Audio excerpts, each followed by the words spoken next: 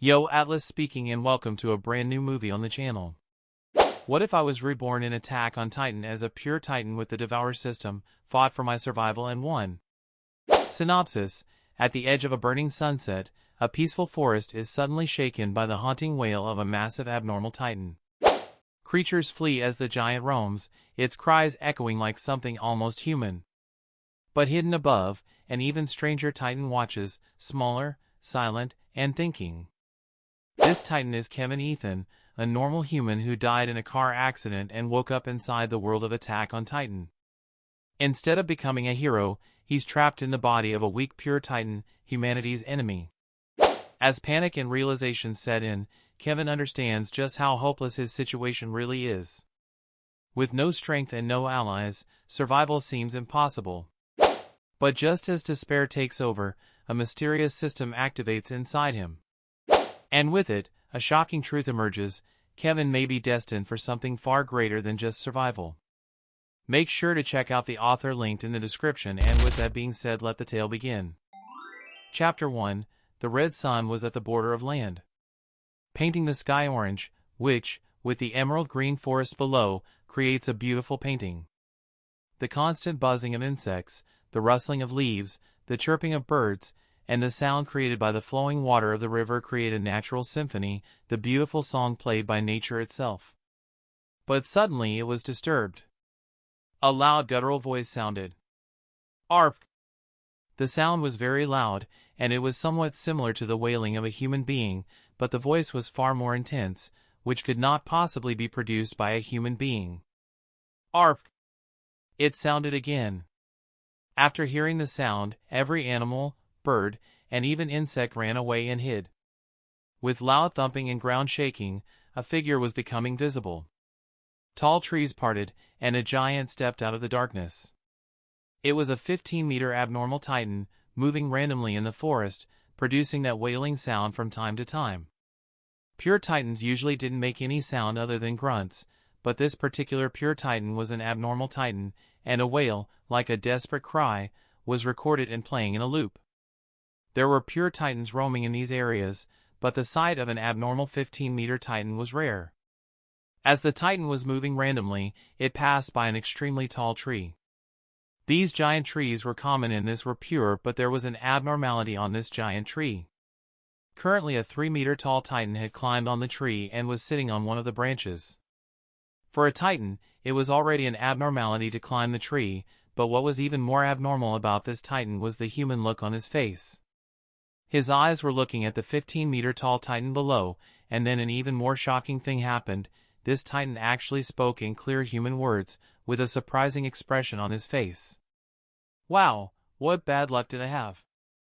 Others reincarnate or transmigrate as main characters, villains, and even supporting characters, but I actually transmigrated as a pure Titan. It was actually Kevin Ethan who had transmigrated as the pure Titan in the world of Attack on Titan. Before transmigrating, as he was dying after a car accident, at the last moments, he suddenly thought of all those novels and animes where the main character dies and then reincarnates or transmigrates into a fantasy world.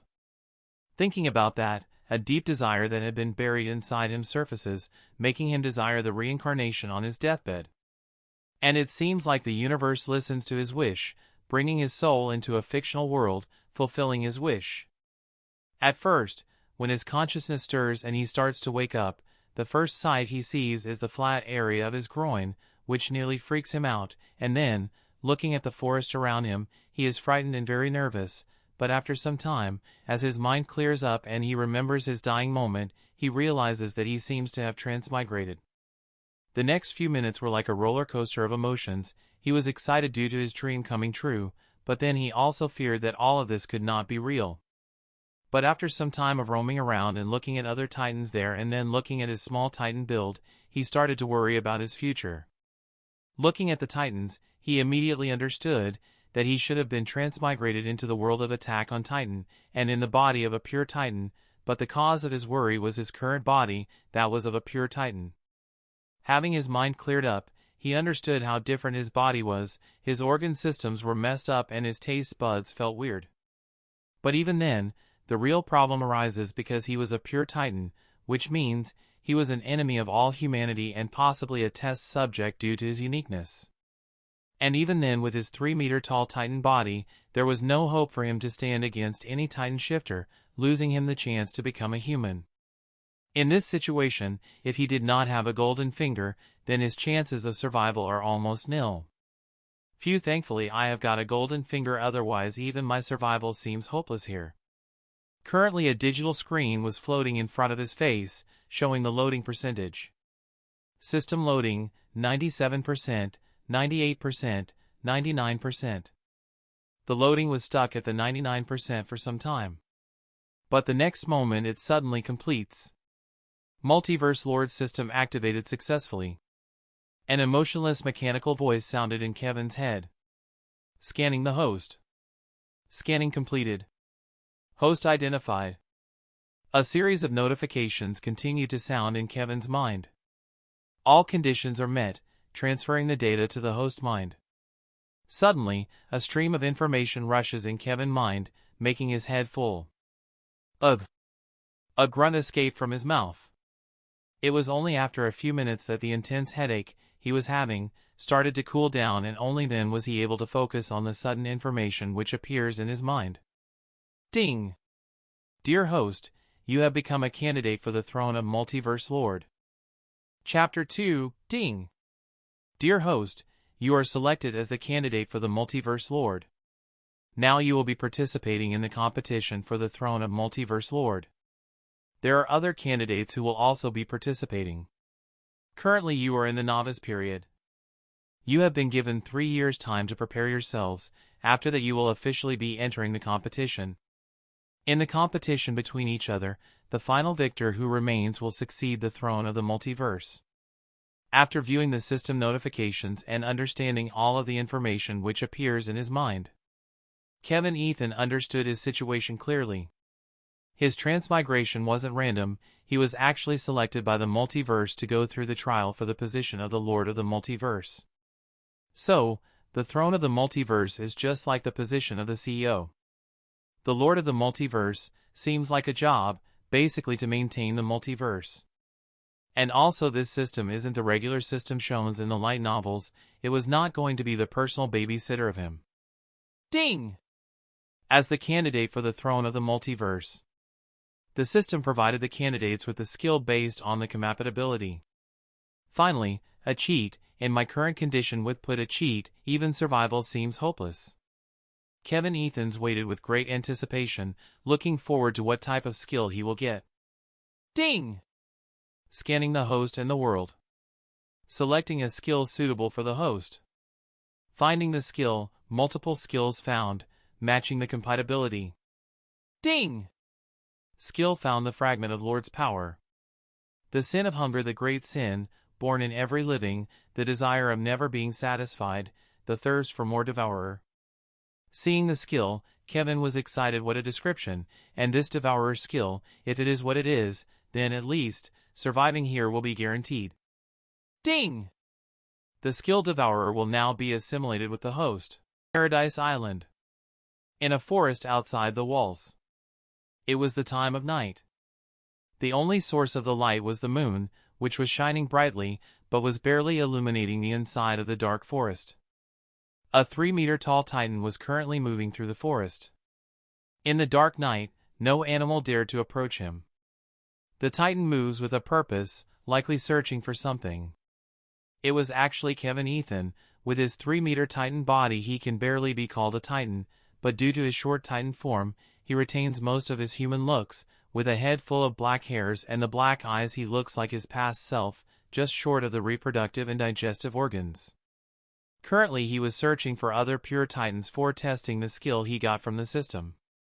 With his Titan physiology he didn't feel any fatigue even after moving for hours, so he continued his search for other Titans. Soon, he reaches under a giant tree, where he finds a Titan bigger in size than him, lying face front on the ground. Finally, I found a small Titan. He approaches the motionless Titan, and even after he comes across him, poking him with his leg, the lying Titan was unresponsive. As pure Titans, most of them usually stop functioning at night,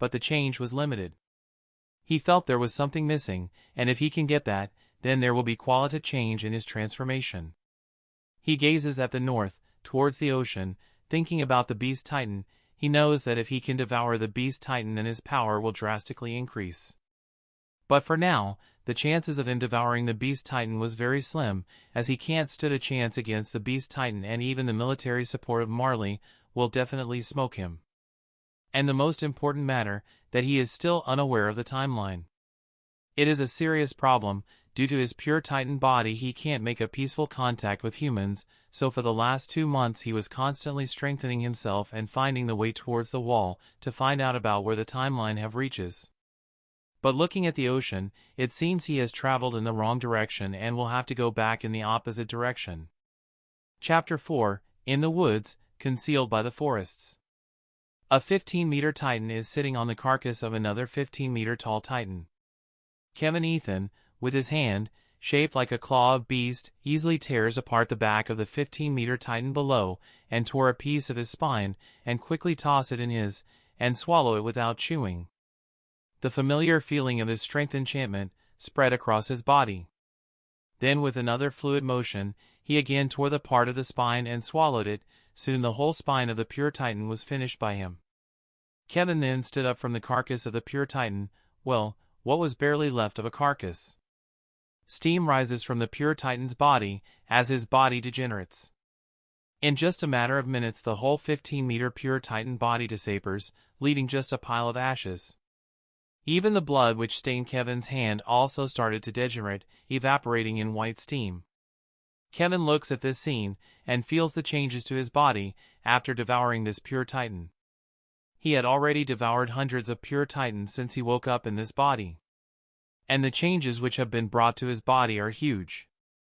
From the entitled 3-meter tall Titan to a 15-meter behemoth, the increase in his ability are enormous.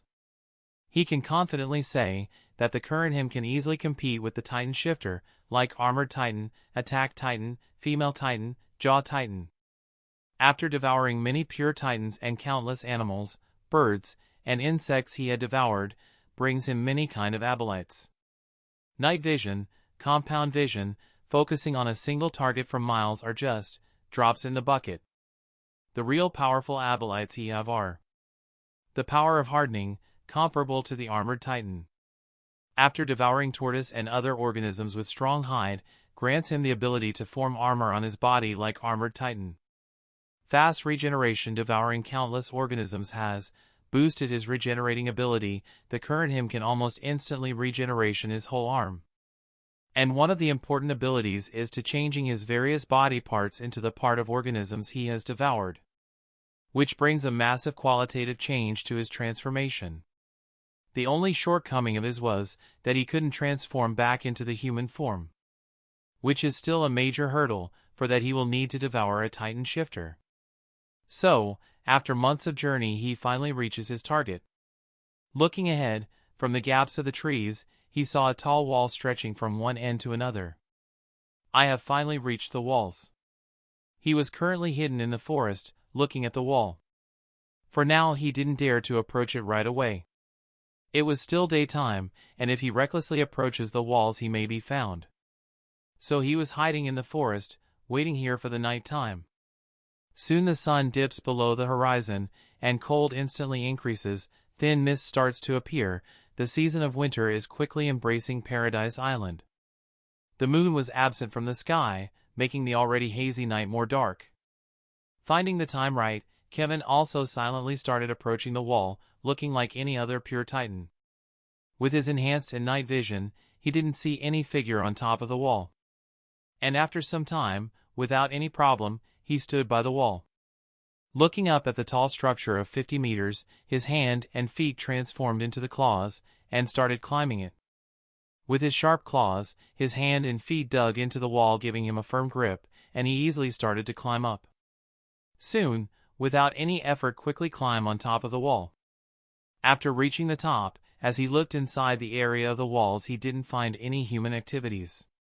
He was currently on top of the wall Maria, which was the outermost layer of the wall, with wall rose the middle wall and wall Sheena the innermost wall,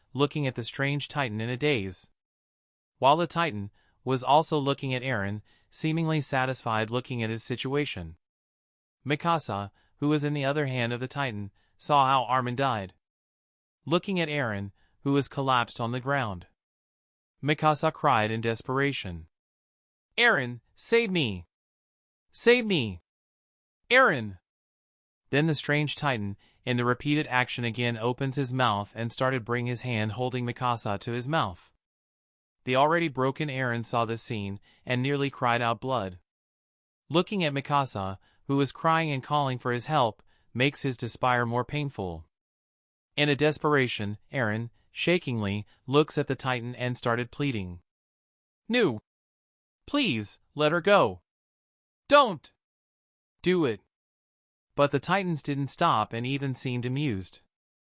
In the next moment, cries of Mikasa were also snuffed out. Crunch!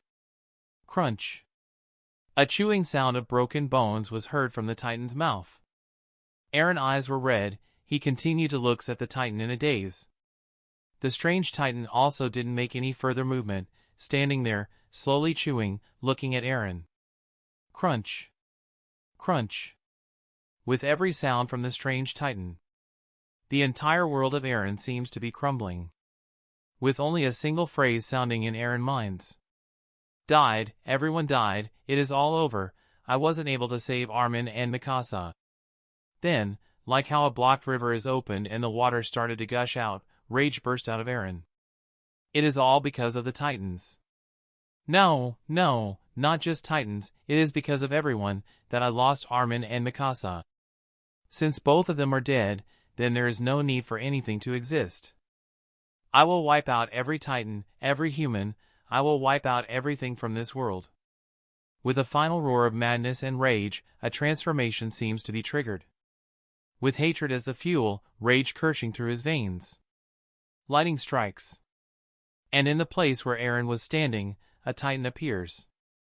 The Titan was 15 meters tall, with a muscular build, his hair were elongated covering his face. Dark red eyes were shining behind his jet black hairs. Ruhar. Looking at the strange Titan, Aron in his attack Titan form, roars madly and then lunges at him. Like a wild beast, Aron moves towards the strange Titan, throwing a direct fist. A powerful momentum gathers, with rage fueled, air distorted as the punches to ends. But, with a smooth side step, the strange Titan easily dodges the punch. Aron throws more strikes with madness in his eyes. A side punch dodged. A left hook dodged. Seeing all of his strikes being dodged by the strange Titan, fury clouded Aron's mind, and with a mad dash, he tried to tackle the strange Titan, bringing him to ground. As Aron steps closer to the strange Titan and throws himself on the strange Titan, expecting to overpower the strange Titan to the ground. The expected didn't happen, and the strange Titan didn't even budge from his place, and then with an excited smile on his face, the strange Titan suddenly hugs Aron, and then with a powerful force he picks Aron up from the ground and overthrows Aron with a suplex.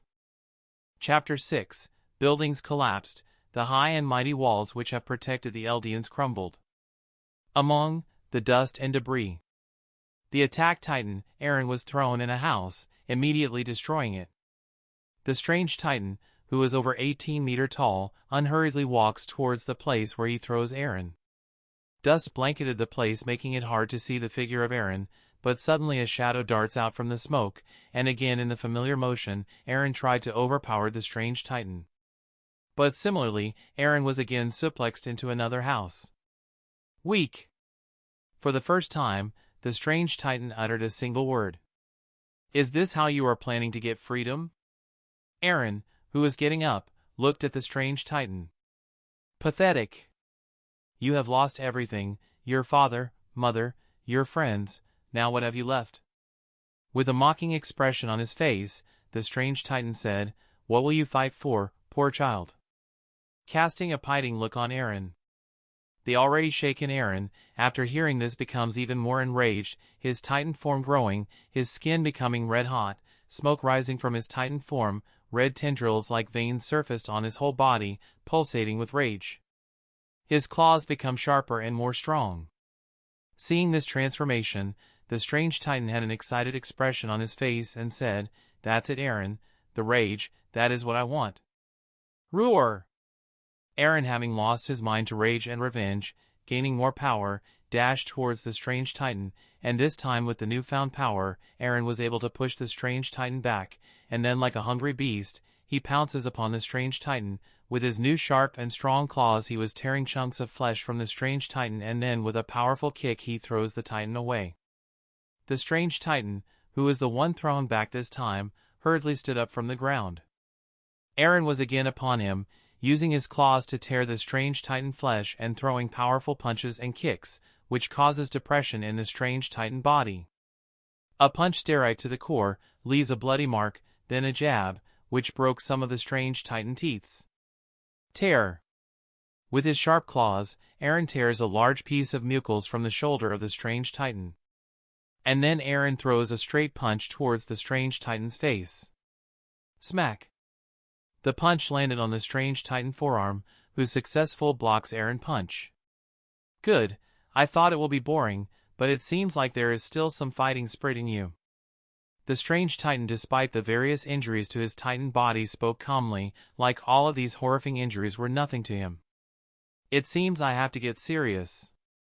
Saying this, the missing piece of flesh from his body started to rapidly regenerate, the blood marks disappear and his titan form becomes fresh, without any injury, but it did not stop there. Flesh mounds started growing on all over his body, forming a hard shell-like armor, which looks like the shell of tortoise. His whole body got covered in the shell-like armor, without hindering his movements and reflex, and then his hand also turns into sharp claws like beasts. The whole transformation did not take more than seconds. After the armor appears on his body, the strange titan who had blocked Aron's fist instantly catches his hand and throws his own punch for the first time, and even the enhanced attack titan was unable to react in time. The punch landed straight at his nose, breaking it apart and craving his face. The strange titan didn't stop there and continues to throw heavy strike one after another, each delivering more damage than the last one. In just a few moments Aron was completely overwhelmed. His titan body was battered, broken hands, face caved in, even a section of his ribs and abdomen was missing. He was not even able to resist some moves. It was complete suppression of strength. Aron was barely standing on his feet, his body swaying with no strength. Then, the beast-like claw clamps around Aron's neck, strangling him and lifting him up from the ground. The grip felt like death had clamped on his neck and there was no other way left. Aron was in despair, having lost his family and friends. He felt there was nothing left for him in this world. There was only endless rage left inside him, feeling angry at the world, at Titans, and most angry at this strange Titan, standing in front of him, who had taken his friends from him. But looking at the strange Titan, there was no emotion in eyes, like the destruction and death didn't affect him. It is same. The strange Titan looked calmly at the struggling Aron in his grip, like a chicken. There was no emotion in his voice, like he was just stating some common facts. It is all about freedom and strength. The only difference is that the freedom and strength will be mine, while you will lose everything. Saying this, the strange Titan snaps Aron's neck, breaking it. After that, with his other hand, the strange Titan holds the broken head of Attack Titan and slowly twists it and then rips it apart. Rip! The Attack Titan head flew in the air. Thud! Then dropped in a side alley. The now headless body of Attack Titan reveals the gorgy Aron inside, who was looking unconscious. His face was very pale and likely drained of blood. Looking at Aron inside the neck of the Attack Titan, the strange Titan digs his finger inside the flesh and brings out Aron from within, and without wasting any time, he started bringing Aron towards his mouth, full of fangs. Aron, who was almost unconscious, stirs awake. Looking inside the mouth of the strange Titan, Aron was unwilling about what was going to happen, but he didn't even have the strength to struggle, so feeling helpless, he was soon thrown inside the strange Titan mouth. Nuu! With an unwilling roar, Aron was instantly pierced by various sharp teeth. Chapter 7, Arg. With a terrified scream, Aron wakes up drenched in sweat. The cold outside didn't hinder the fire of terror inside Aron. Aron! Armen, who was sleeping near him, immediately wakes up hearing the scream. What happened? Reiner and Berthold also woke up from their bed and approached Aron. Arg, damn it. Jean wakes up with a frustrating groan. While rubbing his temple, he looks at Aron with an irritated gaze, and in a tired voice, he says to Aron, "Hey loudspeaker, can't you at least sleep peacefully?" Hearing Jean, Aron looks at everyone present there in a daze. Sleep? Armen looks at the dazed expression of Aron and worriedly asks him, "Are you alright, Aron?" Huff. Huff. Aron, looking at everyone, took deep breaths to calm his racing heart. It was a dream. Looking at Armen, Aron has a sigh of relief. Knowing it was just a bad dream, his mind started to relax. Dream? Armen, hearing Aron speak of having a dream, has an understanding look on his face. Aron, did you have a nightmare? A dream? Oh, come on, you are that scarred because you have a dream.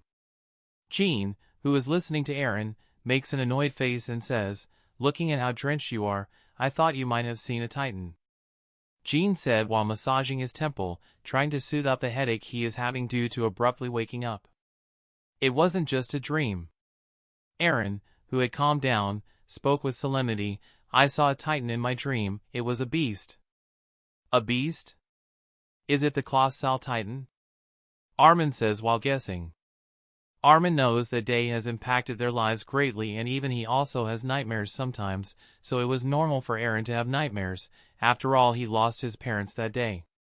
No, it wasn't colossal titan. Aron quickly denies while shaking his head, still somewhat in daze. Then, what do you dream of? Reiner asks puzzledly. I saw a titan almost 20 meters tall, but what was strange about the titan was that he looks like an animal. A hint of fear sounded from Aron's voice. I saw the walls collapsing. It wasn't like how the colossal titan breaks the gate. No, I saw the entirety of walls being broken. There was tension in Aron's voice, like he was reciting a real story, and the emotions pouring out of his mouth were real. Titans were rushing in, hundreds of titan. It was destruction, just like that day. Everyone was rushing, screaming. Armen quietly places his hand behind Aron's back, trying to soothe his emotions. And then, that strange titan appears. Aron's voice cracked in fear. It wasn't just psychological fear, it was a fear he was feeling from deep inside. The dormant powers of founding titan was pulsating, warning him of the inevitable future. The titan was an anomaly, just like the colossal titan. It looks like a walking animal, a giant beast the size of a titan. With trepidation in his voice, Aron clearly detailed the appearance of the strange titan. As Aron continues to describe the details about the strange titan, Reiner and Berthold, who were initially listening to everything with a worried facade, but as Aron started to describe the features of the strange titan, a storm was surging in their heart. The way Aron tells about the strange titan, a name quickly emerges in their heart. The image of the beast titan flashes through their minds simultaneously, and both of them secretly look at each other and find the same feeling of shock in their eyes. Quickly masking their emotions, they continue to listen to Aron with rapt attention. The titan was huge, even bigger than the 15-meter-tall titans. While telling this, Aron thought about how the strange titan has devoured both Armen and Mikasa, after which he himself had transformed into a titan.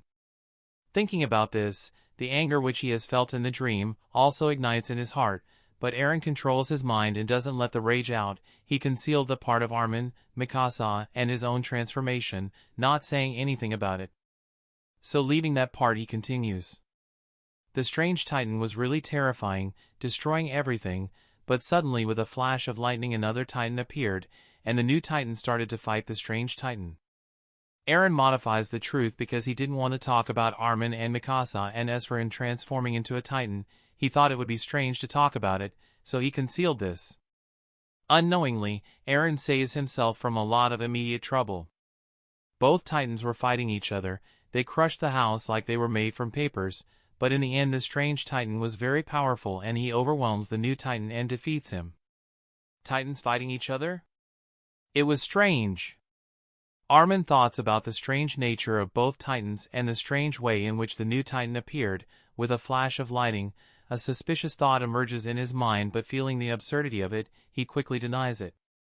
Fighting each other, it wasn't even the most shocking thing about them. Aron, hearing Armen, thought of the strange titan, and said, the most shocking thing was that the strange titan was able to speak. Huh! The strange titan was speaking. Armen looked more shocked and instantly started to think of the previous thought that had emerged in his mind, but this time the thought was not able to lead his mind.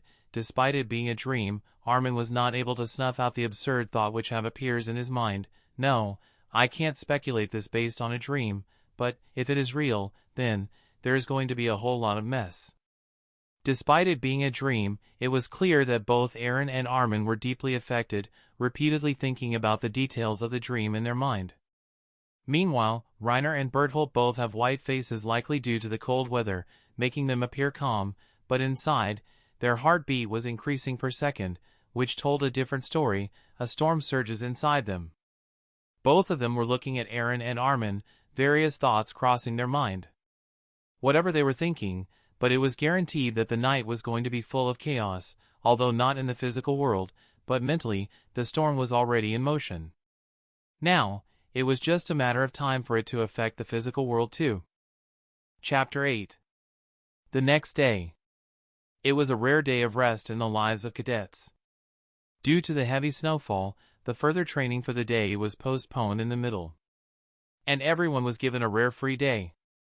Aron, Mikasa, and Armen, the trio, sat by the side of the campfire.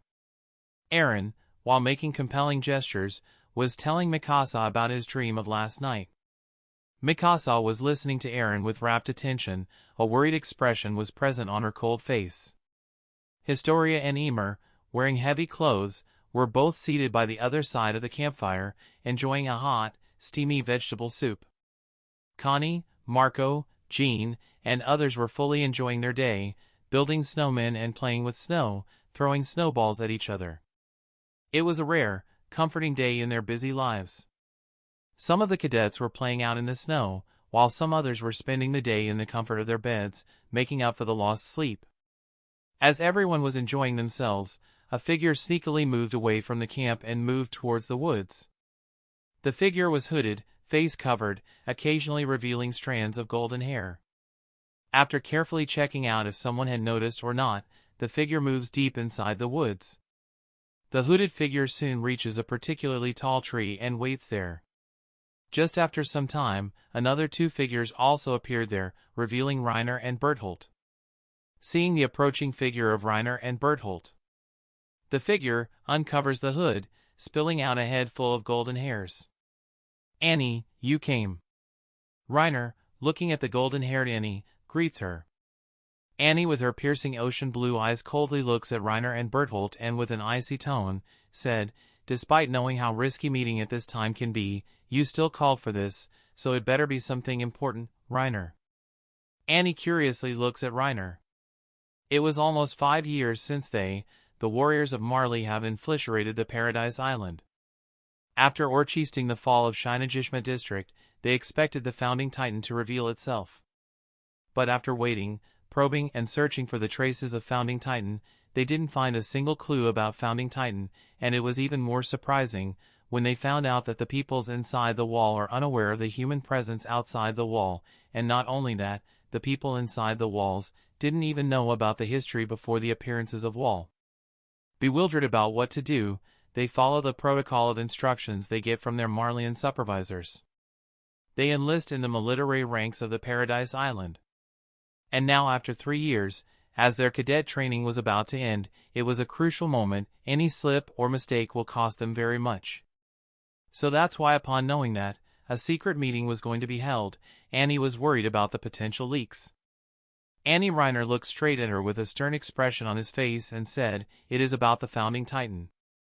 The next moment Annie's eyes contracted, and an equally if not more serious expression than Reiner and Berthold appears on her face, her eyes becoming more dark. Annie carefully looks at Reiner and Berthold and then says in a chilly voice, "What about founding titan? What have you found?" It is actually related to Aron. This time Berthold speaks, although the introverted nature of his makes him less conspicuous, and rarely did he interject in the conversation, but now, with his own people, he initiate the conversation on his own. "Aron?" Annie questioned. Yeah, Aron, the actual situation is that Aron had a dream last night. Berthold speaks with an under edge in his tone. A dream? Annie had a puzzled expression on her face, thinking how the dream can be related to the founding titan. A dream? No, it should be a revelation. Berthold speaks with conviction and continues, in the middle of last night Aron wakes with a terrified scream, and when we rush to his side and asks him when it happened, he said he had a nightmare in his dream. He saw the walls crumbling, destruction everywhere, and in the midst of chaos, a strange titan appears. Then? Annie asks imperatively. Well, till then, it was just a normal nightmare as Aron said, but, when he describes the strange titan, who looks like an animal, and the sudden appearance of another titan with a flash of lightning, the nightmare changes at least for us. What? It was startlingly shocking for Annie.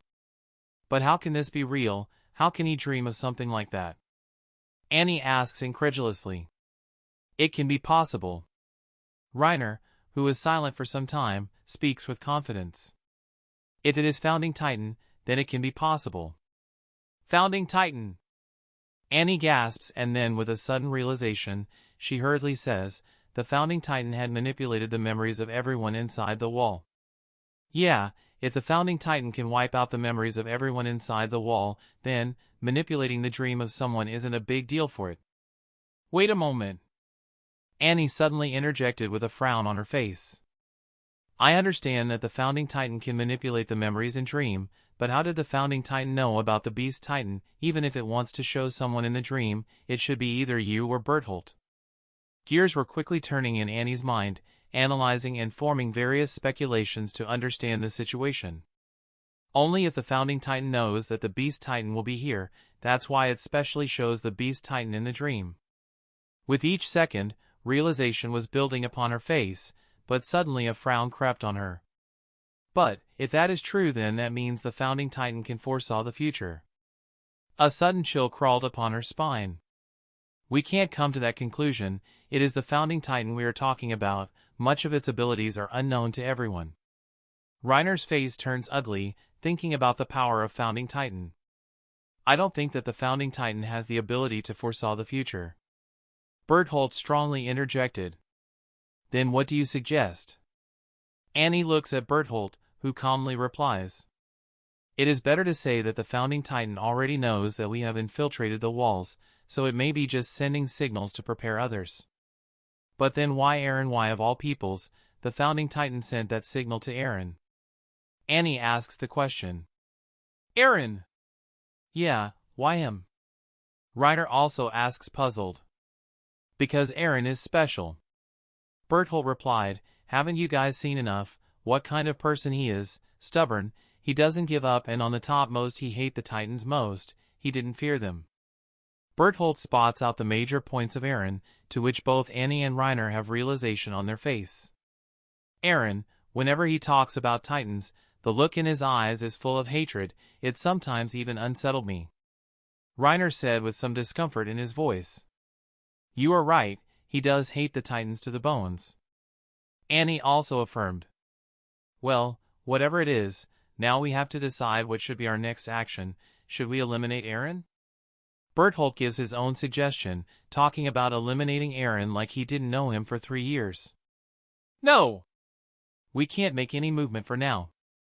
Hearing Berthold talking about eliminating Aron, Annie instantly rejects the idea. Just some more time and we will be admitted into the militiary, then we will be able to search for the founding titan.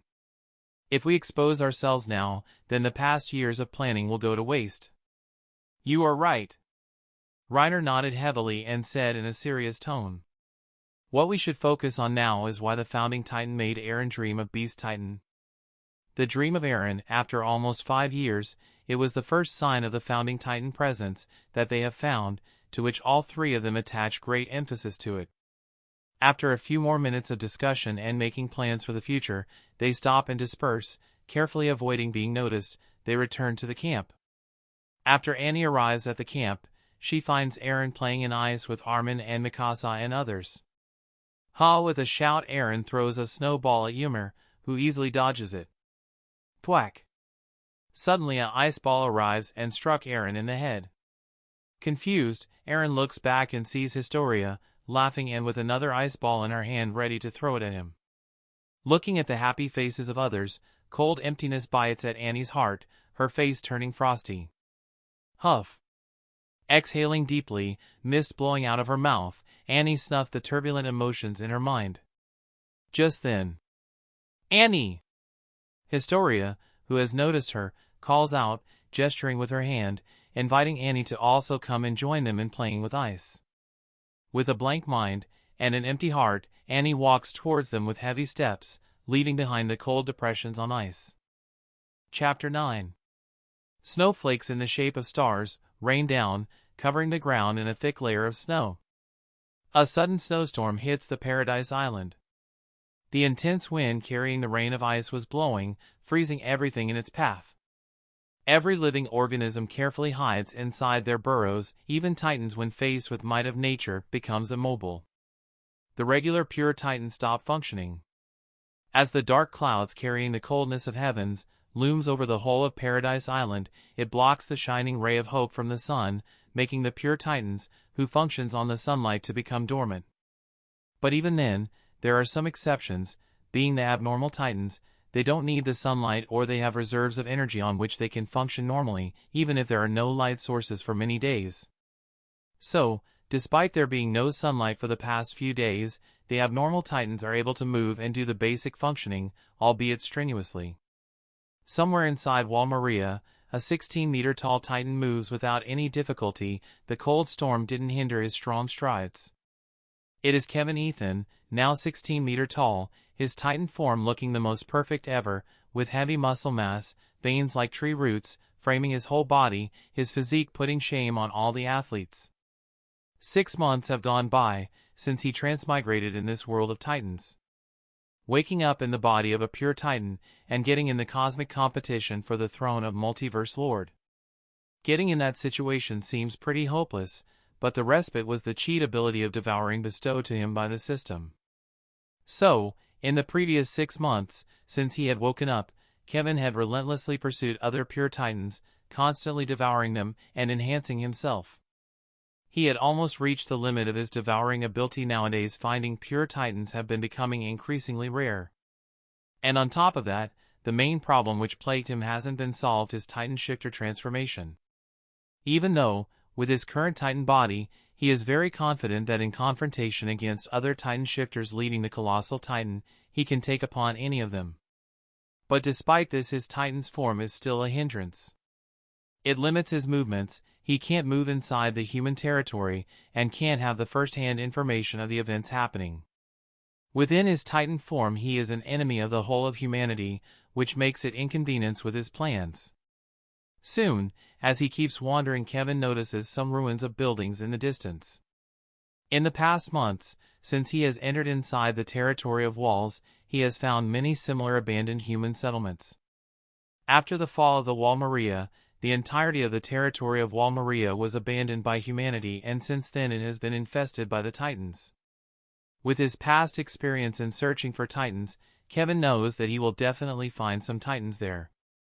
So, he started to move in the direction of the village. Murky haze was present everywhere, but it didn't hinder the entranced and mutated gaze of Kevin, which instantly pierced all the obstruction and landed on the group of figures inside the village. Finding his prey. With the joy of leap in his steps, Kevin started jogging, which turns into a full sprint. The cold icy wind, which can even freeze the lungs of the best racers, didn't even get registered by him. Enjoying his run, Kevin focused on the number of Titans present inside the village. Mentally counting 6, 7, 8, 9, wow! I am in luck this time. It was after many days that he found this many Titans together. Otherwise, in the past days, finding 2 or 3 Titans together has become rare. With him running without any restraint, he soon reaches inside the village. Upon entering the abandoned village, the current inhabitants, the pure Titans, leaving welcoming, they did not even react to his visit. The pure Titans didn't react to anything beside the presence of human beings. That is the reason Kevin was able to freely hunt other pure Titans, and develop this quickly. The size of the village wasn't overly large, but still, there should be hundreds of houses there. Kevin moves inside the village, looking at the depleted houses, covered in snow, with various half-eaten human corpses frozen solid. The past, leaving permanent scars of horror. The desolation and despair can be felt through every part of the village. It is a scene he had already grown numb to. Kevin has witnessed several of these scenes. He had felt the despair and anguish of the non-living ones. But that didn't affect him. His psyche was already mutated beyond humanity. So, ignoring everything, Kevin focused on the moving figures of Titans. There are 9 Titans in total here, with 3 Titans having reached the 15-meter-tall threshold. Delighted by this, Kevin moves towards the closest Titan to him, intending to finish it quickly. Looking at the 9-meter-tall Titan in front of him, Kevin transforms his hand into sharp claws. And just as he was about to take action, his gaze briefly passed on the 15-meter-tall Titan in the distance, whose back was faced in his direction. Although the Titan is 15 meter tall, it has a disproportionate build, its trunk far wider with shorter limbs. Most Titans are usually disfigured. Kevin dismissed this, and focused his gaze on the Titan in front of him. The 9-meter-tall Titan barely reached his abdomen. Kevin, with his sharp claws, holds the 9-meter-tall Titan head. Like he had done this many times, there was not much to look forward to this small Titan. The amount of boost it can provide is already minuscule, so while holding its head, Kevin again gazed back at the 15-meter-tall Titan in the distance. Just then, that Titan takes a turn and starts turning backward, making Kevin stunned. A grin, a familiar creepy grin, was etched on the Titan's face. And watching this, causes a similar creepy grin to emerge on Kevin's face. Found you! Chapter 10. Looking at the grinning Titan, Kevin felt happy. Dina Fritz, the first canon character, which Kevin has now met. Dina Fritz was an Eldian citizen of the Marleyan Empire. The first wife of Grisha Jaeger, the mother of Zeke Jaeger and the Tragic Women. Betrayed by their son, Dina and Grisha were both punished by the Marleyan Empire for the treason. Then they were sent to Paradise Island, to be turned into a mindless pure Titan. Where the attacked Titan shifter Aron saves Grisha, but sadly Dina was sacrificed for the fate, turning into a pure Titan, wandering mindlessly. After that, when the Marleyan warriors infiltrate the Paradise Island and during the event of the fall of Shiganshina district, where Dina, now the mindless Titan, devours the second wife of Grisha. And finally, after all of this, she was then killed by Aron, devoured by other pure Titans. It is a clear fact that Dina Fritz lives a tragic life, both as a human and a Titan, caught in the web of puppets. Her life was a controlled tragedy. And now, tragically, she met Kevin. Kevin becomes excited upon seeing her, and the reason for his excitement is the most crucial aspect of Dina, and that is the royal bloodline, capable of truly inheriting the founding Titan powers. Dina is special because of her royal bloodline. And for Kevin, she is even more important. With his ability of devouring, Kevin should be able to enhance his abilities more. Then, not paying any more attention to the 9-meter-tall Titan in his grasp, Kevin instantly moves towards the Dina Titan. When Kevin reaches near her, an instinctual desire arises from his ability of devouring. It is the first time that his ability actively responds and urges him to devour, and uses this ability. The call from the devouring ability gives a feeling that upon devouring the Dina Titan, essential and qualitative changes will occur within him. So without any delay, with a hint of impatience in his actions, Kevin without any pause directly reaches near the Dina Titan, and with razor-sharp claws hold the neck and head of the Titan from behind. And with his sharp teeth, without any hesitation, dug his teeth deep inside the neck and then tore a big chunk of flesh with spinal cord, swallow it straight inside the stomach. The next instant the devouring ability starts functioning. The stomach of Kevin functions as a mystical machine. A mysterious force manifested inside the stomach and started breaking down the piece of flesh and spinal cord into pieces. The process looks like a magical alchemy reaction. After the mysterious force extracted everything from the flesh and spinal cord, the extracted pieces started to seamlessly merge with tissues and cells of Kevin's body. Then a rapid transformation started happening. The transformation spread through his blood and starting from the abdomen to the limbs and head. The transformation feels like when the lactic acid bacteria is introduced inside the milk to transform it into the curd. The same thing happened here. The piece of flesh and spine from Dina's Titan body act as the bacteria, triggering the transformation in Kevin's body, same like how the milk collectively converted into the curd. The whole body of Kevin is also being transformed at the same time. Feeling the mystical force coursing through his veins, Kevin feels like a thirsty person, wandering the dry desert barefoot in the peak hour of noon, who suddenly gets the cold water to satiate his thirst. Soon, the piece of flesh and spine was completely digested, but the intense urge of thirst still didn't get quenched. Looking at the futile struggles of Titan, Kevin didn't hesitate, and again with the familiar motion bites at the neck and completely severing the head of Titan from her body, which sets another jolt of strengthening through his body. Kevin, without stopping, with his sharp claws tears open the back of the now headless Titan and started devouring the spine. Throughout the previous use of his ability of devouring, Kevin knows that only the spine part of other Titans is enough for the enchanting effect to take on his Titan body. But this time is different. After devouring the complete spine of the Titan, the devouring ability urges him to quickly devour the remaining flesh and bones of the Titan body. Although it was the first time that the devouring ability urges Kevin to devour something, Kevin didn't hesitate and instantly takes the action. Tearing a hand from the headless Titan body, Kevin stuffs it in his mouth.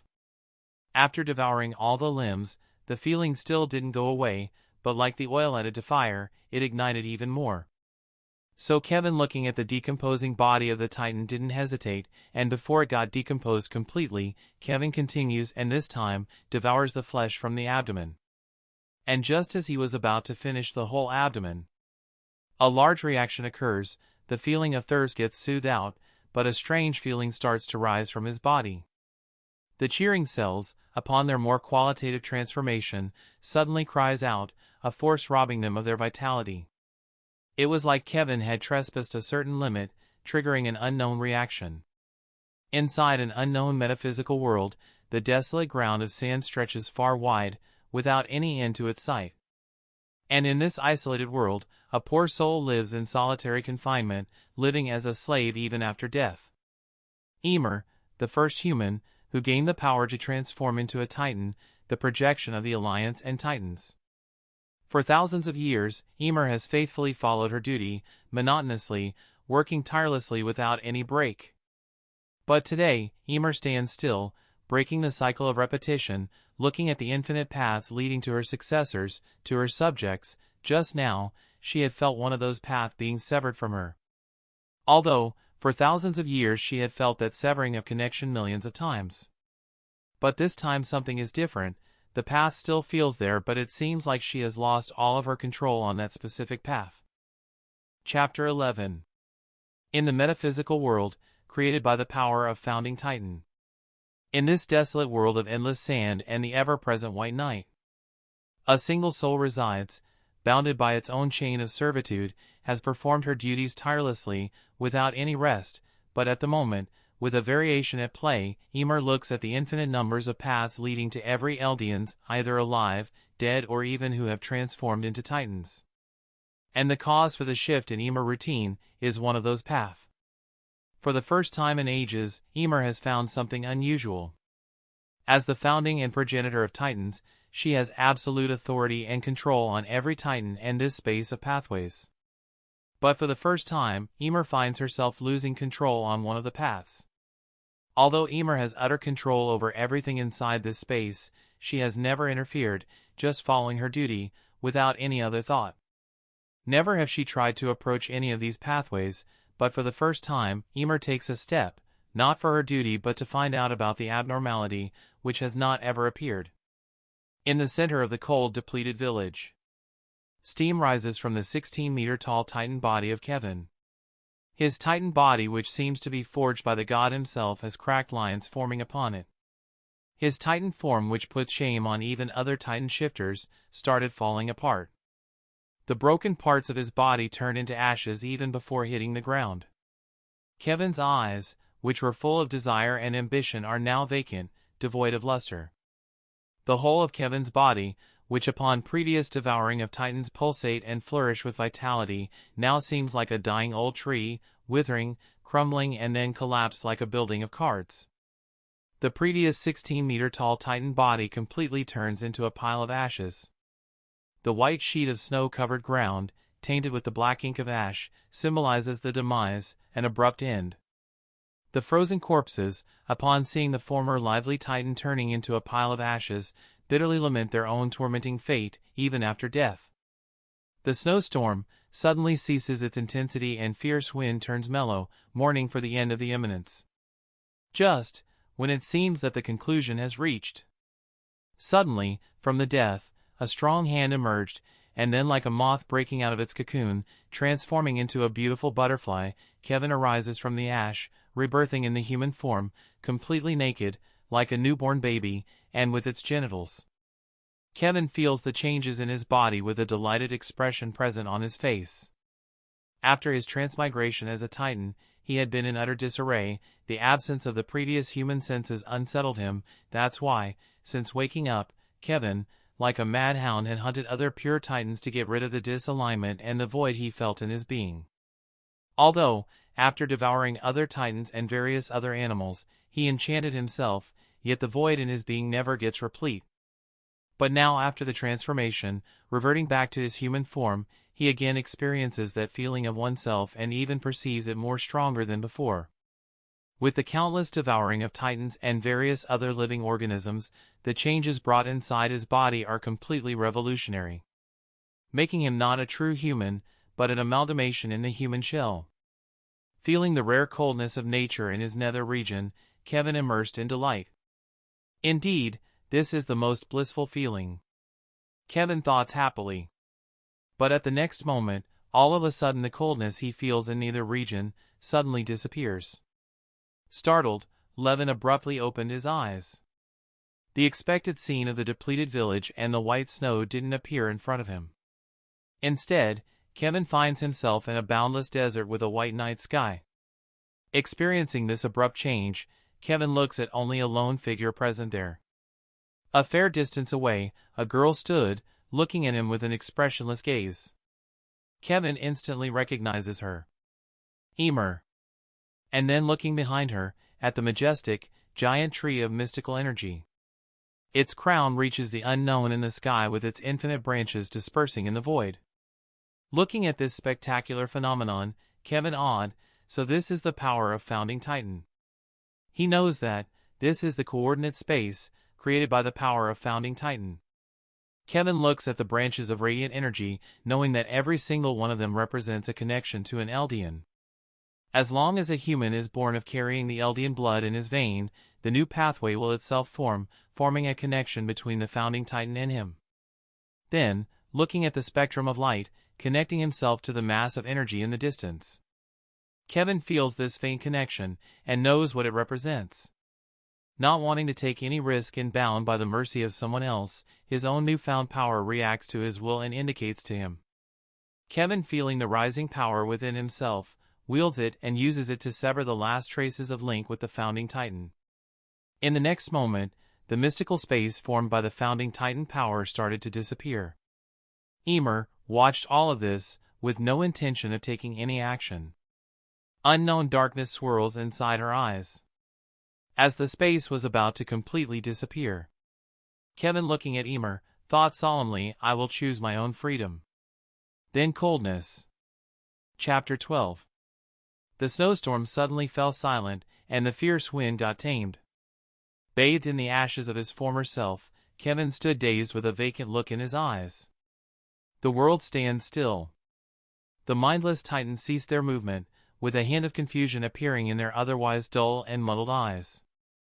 Then, likely having sniffed something in the air, they shifted in their position and looked in the direction of Kevin. Finding a human standing there, the confusion turns into a fierce hunger. The next moment, all of them madly rushed towards Kevin. Every Titan present there, who looked mindless moments ago, quickly turns into crazy hounds. The deep desire imprinted in their being, craving for the human flesh, flashes violently.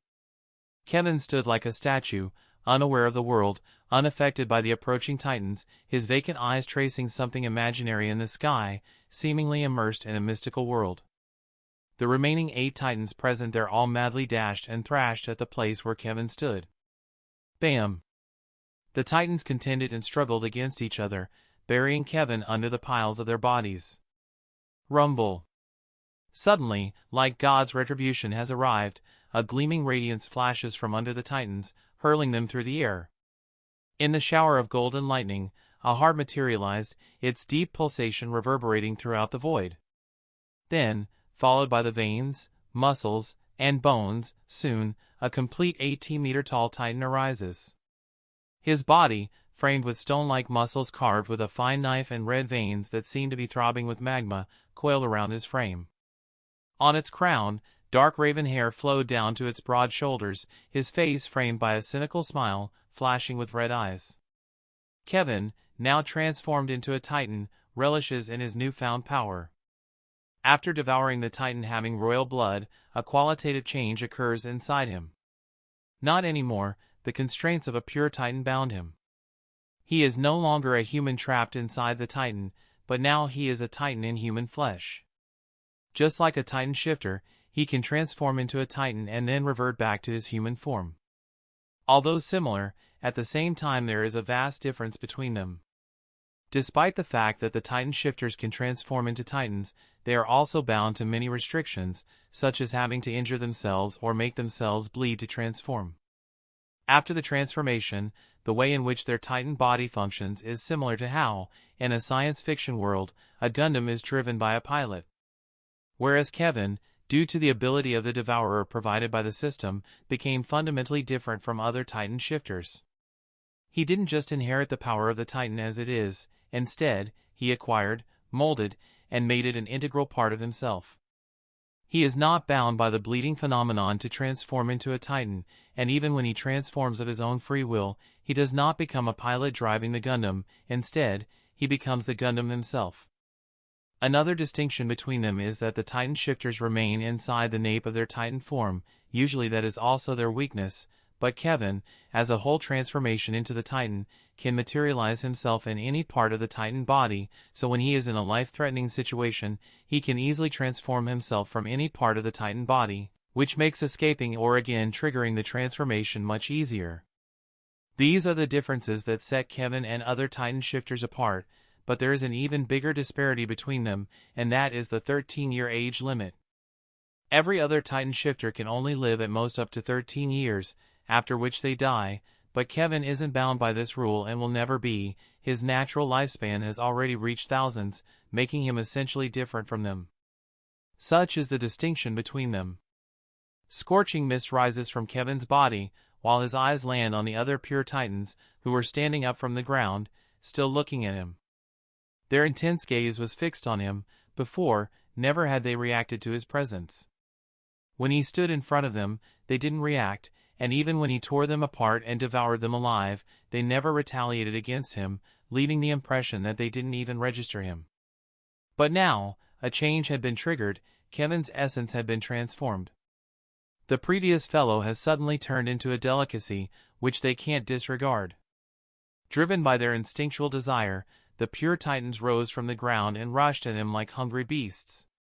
Kevin, having fixed his gaze on them, tenses his body, and as the first Titan, a 12-meter-tall Titan, approaches him and lunges at him, Kevin flexes the muscles in his forearm and then, with the punch whistling in the air, lands smoothly on the Titan's head. Burst! A gooey matter splashed on Kevin's face. The headless body of the Titan drops down to the ground, like a stringless puppet.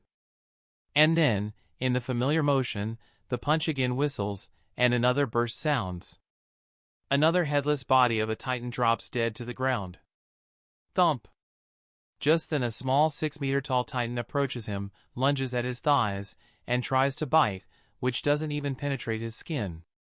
Kevin, noticing the Titan, clamped his hand around the Titan's neck and then effortlessly picked him up from the ground and then, like a pitcher, threw the Titan at another 15-meter Titan approaching him. Then Kevin flexed his body, sensing the amount of strength in his body. Kevin let loose, like an arrow shot out from the bow. Kevin flew at another Titan in the distance. One got his head crushed, the second got himself torn up from the middle, and another got sliced. It was a massacre. The Titans, a horror to the whole of humanity, didn't amount to anything to Kevin. The 18-meter-tall Titan stood in its place, surrounded by the broken and crushed parts of the other pure Titan's body. From the head of the Titan, Kevin emerged, looking the same as his Titan body but just smaller in size and with its genitals. Taking a deep breath, Kevin jumps down from the head and lands smoothly on the ground. The 18-meter fall, fatal to any human being, seems like a regular jump for him.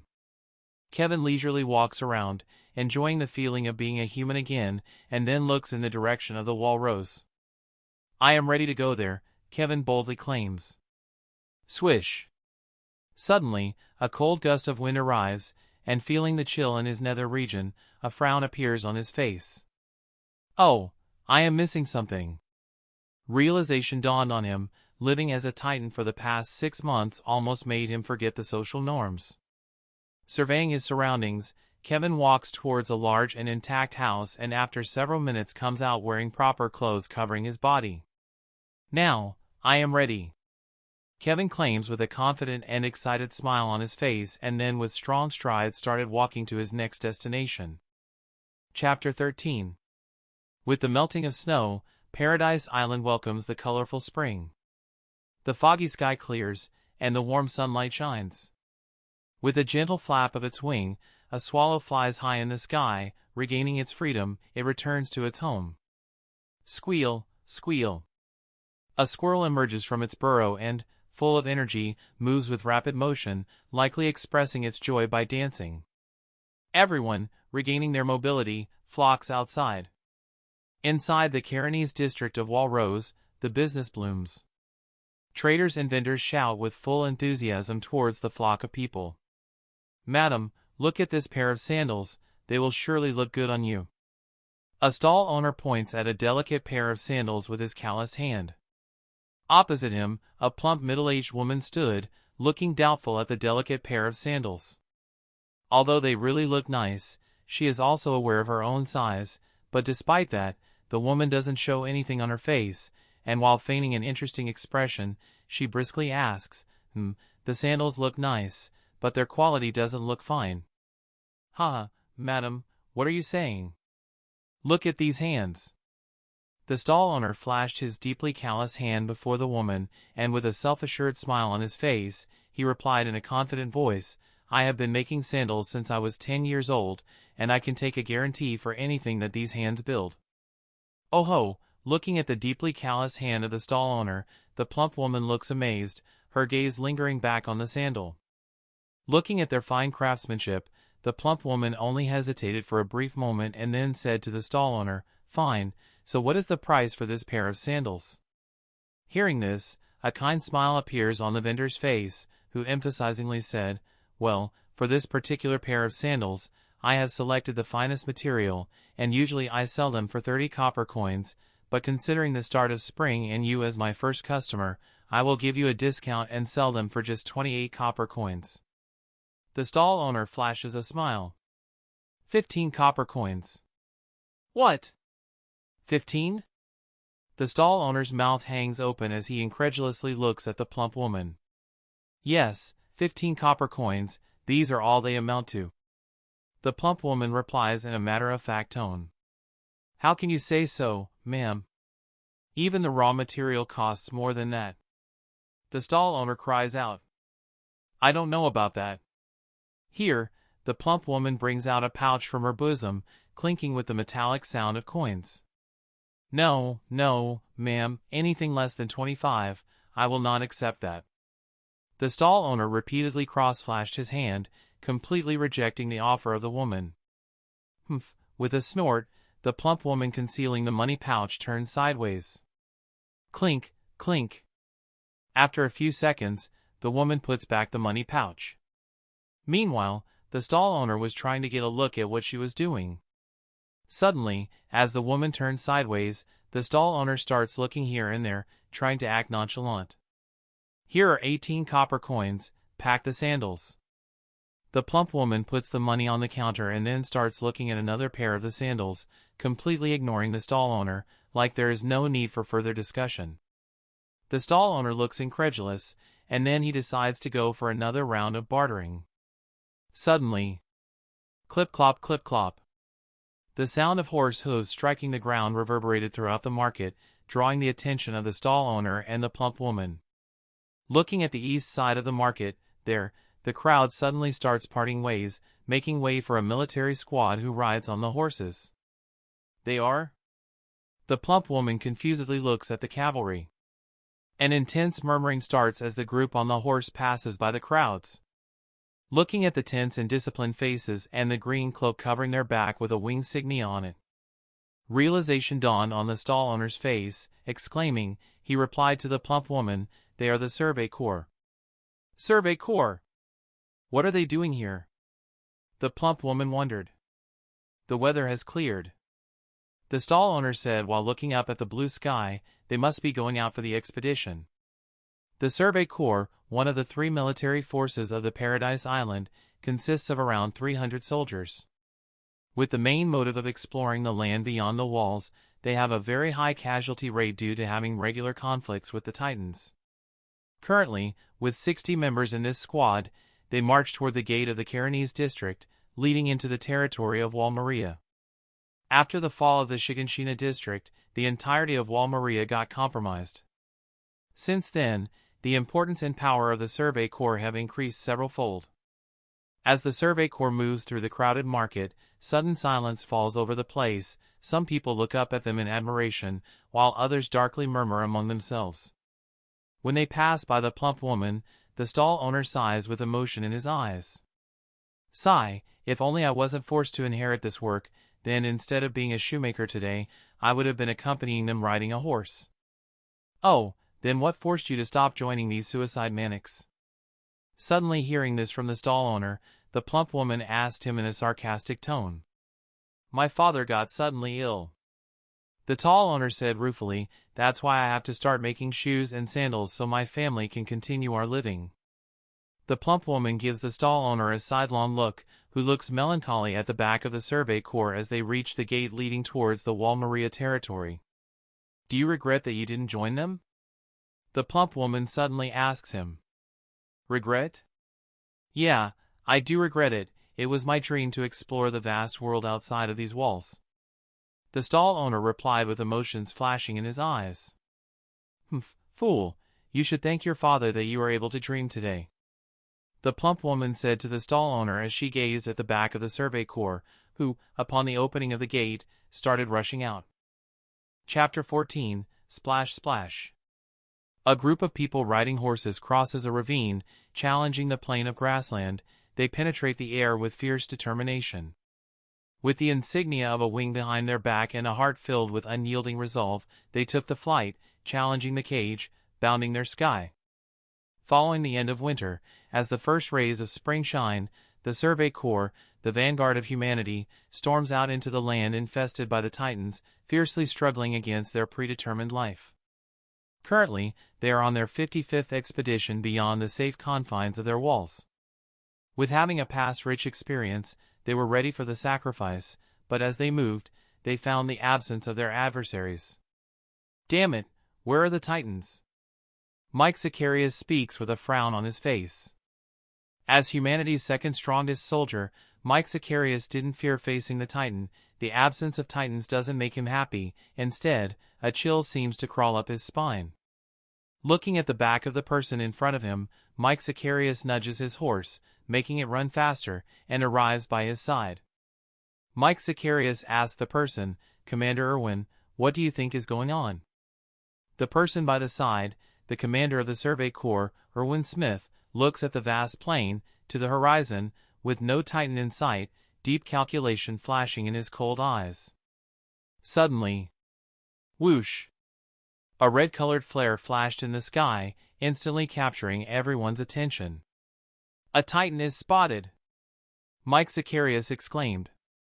In the past, the sight of a red flare always came bringing trouble, but this time a hint of relief appeared in everyone's eyes.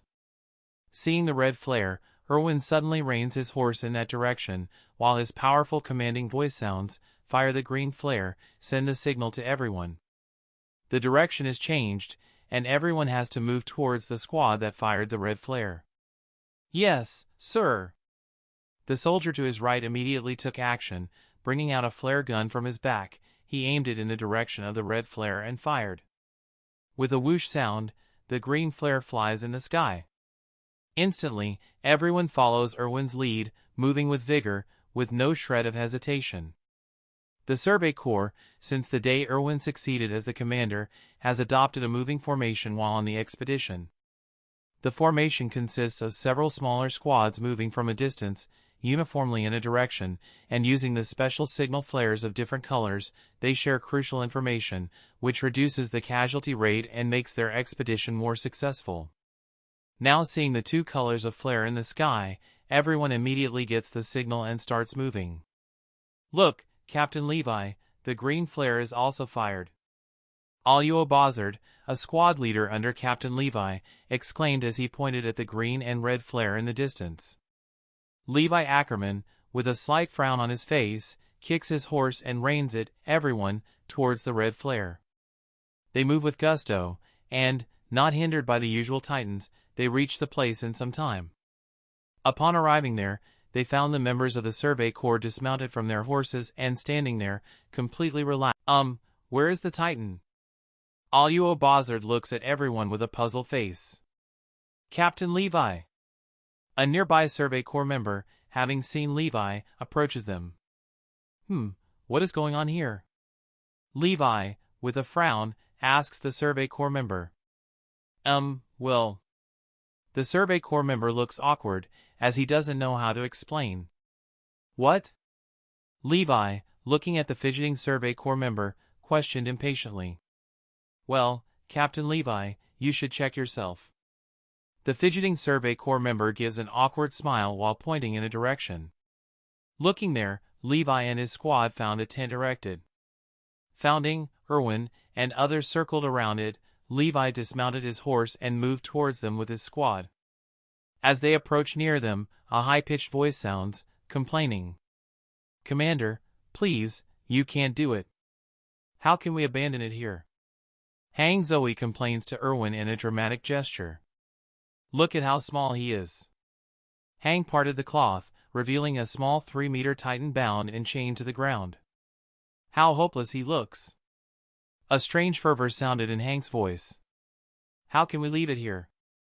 Hang, the flat voice of Erwin sounded, we can't take it back with us, you should know how much trouble it will bring us. Arg, Hang whines. Oh! Levi, but suddenly, spotting Levi approaching them, Hang, likely having met someone who understood her, moves towards him while complaining, Levi, you have to help me.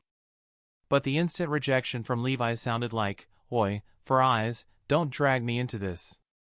Looking at the ongoing drama, Levin instantly understood. Knowing the quirks of Hang, Levi ignores her and moves toward Erwin. What is going on? Levi asks Erwin, who, signaling with his eyes, moves away from there, with Levi following him. Reaching some distance away from everyone, Erwin said to Levi, you should have noticed the abnormality. Yeah, it isn't hard to not notice the absence of Titans. Levi said while looking at the members of the Survey Corps, all gathered with tense faces, discussing with each other. Do you think that the Colossal Titan or the Armored Titan is behind all of this? Erwin suddenly asks Levi, bringing out the Titans who caused the fall of Wall Maria. Maybe, that is also possible, but for the past years, we have been tirelessly searching for them, but we haven't even found their shadow, and now, Levi replied. Yeah, that complicates things. Erwin nods heavily. So, what will be our next action? Levi questioned. Well, it doesn't matter what the cause is behind the sudden disappearance of the Titans. Erwin's voice suddenly turns heavy, but the one thing which is sure is that something big is definitely going to happen. Erwin and Levi both look up at the sky, seemingly perceiving the invisible clouds of turbulence in the clear sky. We have to hurry back and prepare for the arrival of the storm. Erwin and Levi both had very aberrant childhoods, which have shaped them into who they are today, one who was suppressed by the society due to his initial curiosity and questioning the laws established by them, and the other who has risen from the lawless bottom and most cruel aspect of its crazy warfare, where only the most crazed and insane survive. Commander Erwin? Hang Zoe, scratching her cheeks, arrives. Erwin, looking at the stubborn Hang, sighs with resignation. Hang, I have already said to you that we can't take a Titan back with us. Erwin said to Hang. But, Commander, it is just a 3-meter Titan, it isn't going to. Hang, as I have said, we can't take a Titan back with us. Erwin repeated himself in a firm voice. Arg, dejected and frustrated, Hang turns on her heels, ready to go back and lament the loss of this golden opportunity. As Hang turned and started to return, suddenly Erwin's voice stopped her. Hang. Hang turned back, looking questioningly at Erwin. We can't take a Titan back with us, Erwin emphasizingly said. You will take care of it till then.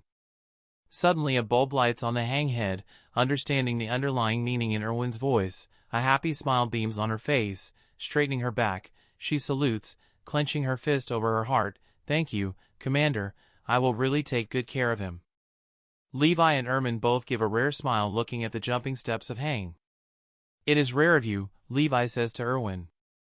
Yeah, it is. After all, times are changing, and so we have to. Chapter 15, A full blue moon blooms in the dark sky outside of a dimly lit office room. Its glimmering moonlight filtering through the windows lands on a groaning mahogany desk under the weight of countless stacks of papers and files. Seated behind the desk is an old man with a gray receding hairline. Wearing the glasses over his tired and deep-sunken eyes, he reads a sheet of paper, while a hot steaming cup of tea rests in his right hand. Slurp. After taking a sip from the cup, the wrinkles caused by age on his face soothe and comfort. Besides the old man, a map of Paradise Island hangs on a board. The map consists of 3 massive walls, encircling each other, with the innermost layer of the wall labeled as Wall Sheena, the middle circle of the wall labeled as Wall Rose, and the outermost circle of the wall labeled as Wall Maria, with a red mark crossed on it. On the wall behind the old man, 3 flags hung there with distinct symbols printed on them. One having a shield with 2 roses on it, the other one having a pair of crossed, light blue wings, and the last one having a shield with a noble unicorn on it. Knock knock. Suddenly, someone knocks on the door. Come in, the old man's deep voice laden with authority sounded. Click. The door was carefully opened, and a disciplined-looking person wearing a military uniform entered. The man arrives in front of the desk and gives a salute to the old man. Sir Premier, sorry to disturb you so late at night. The old man, Dallas Zachary, the commander-in-chief of all 3 military forces of Paradise Island, looks up from the file he was reading and gives a nod to the military officer and then curiously asks him, What brings you so late, officer? The officer eases his stance and brings out a file from his side, offering it to the Premier, Zachary, with both hands. Sir. Looking curiously at the file, Premier Zachary takes it and sees the symbol of the Survey Corps on it, a pair of crossed, light blue wings. A frown instantly appeared on his face. Erwin, has he returned? Yes, sir, he just returned in a hurry, and the moment he arrived, he ordered this file to be instantly sent to you. The officer replied, and he also requested a meeting with you tomorrow morning. Anything else? Opening the first page of the file, the Premier, Zachary, starts reading. Nothing, sir. The officer replies. Well, you can leave and inform me if anything of importance happens. Yes, sir, saluting, the officer leaves the room. With the gentle closing sound of the doors, Premier Zachary got immersed in the file. With every turning of a page, the frown on his face deepened. With the last swap of the page, Premier Zachary closed the file. Removing his glasses and rubbing his sore eyes, he felt the rising headache. What a mess. The file contains the recent expedition of the Survey Corps, detailing their findings, the absence of Titans, the numerous speculations about the possible reappearance of the colossal Titan, and the need to take immediate countermeasures. The days are going to be busier. Dalius Zachary tiredly looks at the shadow of the moon on the window. The next day, as the first rays of the sun shine on the high and mighty walls, the Royal Assembly Court immediately sprang into action. In the confines of the grand walls of the Royal Court, a heated discussion starts. In this particular meeting, many figures of authority and power attended, attaching great importance to it. Currently, everyone is sitting on their chair, intently reading the copy of the file, which the commander of the Survey Corps, Erwin Smith, sent to the Premier Zachary last night. Erwin Smith, calmly seated in his seat, looks carefully at everyone's facial expression as they read the carefully crafted report by him. Everyone's face turned tense as they continued to read it. Absurd. Suddenly, a disbelieving voice sounded. Auriel, one of the noble origin members of the assembly, looks incredulous while looking at a particular part of the file. "Oh, I totally agree with you, Chancellor Auriel." The empathetic voice of the Premier Zachary sounded. The sudden absence of Titans indeed seems absurd. What? That is not what I mean. Chancellor Auriel stammers in annoyance. Oh ho! Then, what do you mean? The Premier, Zachary, looks astonished. Is there anything more of importance written in the file that I have missed? The Premier, Zachary, curiously opens the file and starts going through it again to see if he had missed anything. Why you? Auriel looks frustratingly at the Premier. Knowing the sly old man for many years, Auriel knows that the old man is teasing him. Auriel stops himself from overreacting and brings his composure back. Just then, the Premier, Zachary, secretly signals to Commander Erwin, who, upon getting the cue, stands up from his seat, instantly gaining everyone's attention. Erwin Smith begins, "Everyone," his powerful voice reverberated throughout the courtroom. "I think after reading the report, you should all understand the gravity of the situation." Erwin directly chases to the point. "We don't know when the colossal titan may appear again, and we again lost a part of our territory, so, to prevent that, immediate and powerful actions must be taken, otherwise, the consequences will be something that the people inside the walls may not be able to bear." Silence fell upon the hall, everyone remembering the day when the wall Maria falls. "Commander Erwin, we all share the same sentiments as you." A calm voice sounded. One of the members of the Royal Assembly, Deltoff, a person of noble origin, said to Erwin, "We all understand the need for taking the precautions, but what you have suggested doesn't seem to be very appropriate." "I don't think I have proposed anything that is not in the best interest of humanity." Erwin questioned back. "I am not questioning your proposal, but there are some inappropriate plans that you have suggested." Deltoff replies. "Oh, and what might the inappropriate actions be, Counselor Deltoff?" This time, Pixis, the commander of the garrison unit, interjects and asks, "Deltoff." To which Auriel, who was previously silenced, immediately speaks up evidently, "The suggestion of letting the people of the outer 4 districts evacuate inside the wall rose is absurd. If it isn't inappropriate, then what is it?" "Yeah, Counselor Auriel is speaking right. If we suddenly let the people of the outer district leave the place and enter inside Walshina, then it will cause unrest, and chaos will readily spread." Deltoff speaks in favor of Auriel, while some others point out their opinion over it. "Yeah, how can we let them leave the districts? That will surely raise questions about our authority." Looking at various people rejecting the notion of letting the people of the districts leave the place, Commander Erwin and others secretly noted them down. Having achieved some of their goals, Premier Zachary suddenly interjects, "I think we can discuss further on this matter, but we should hasten other actions."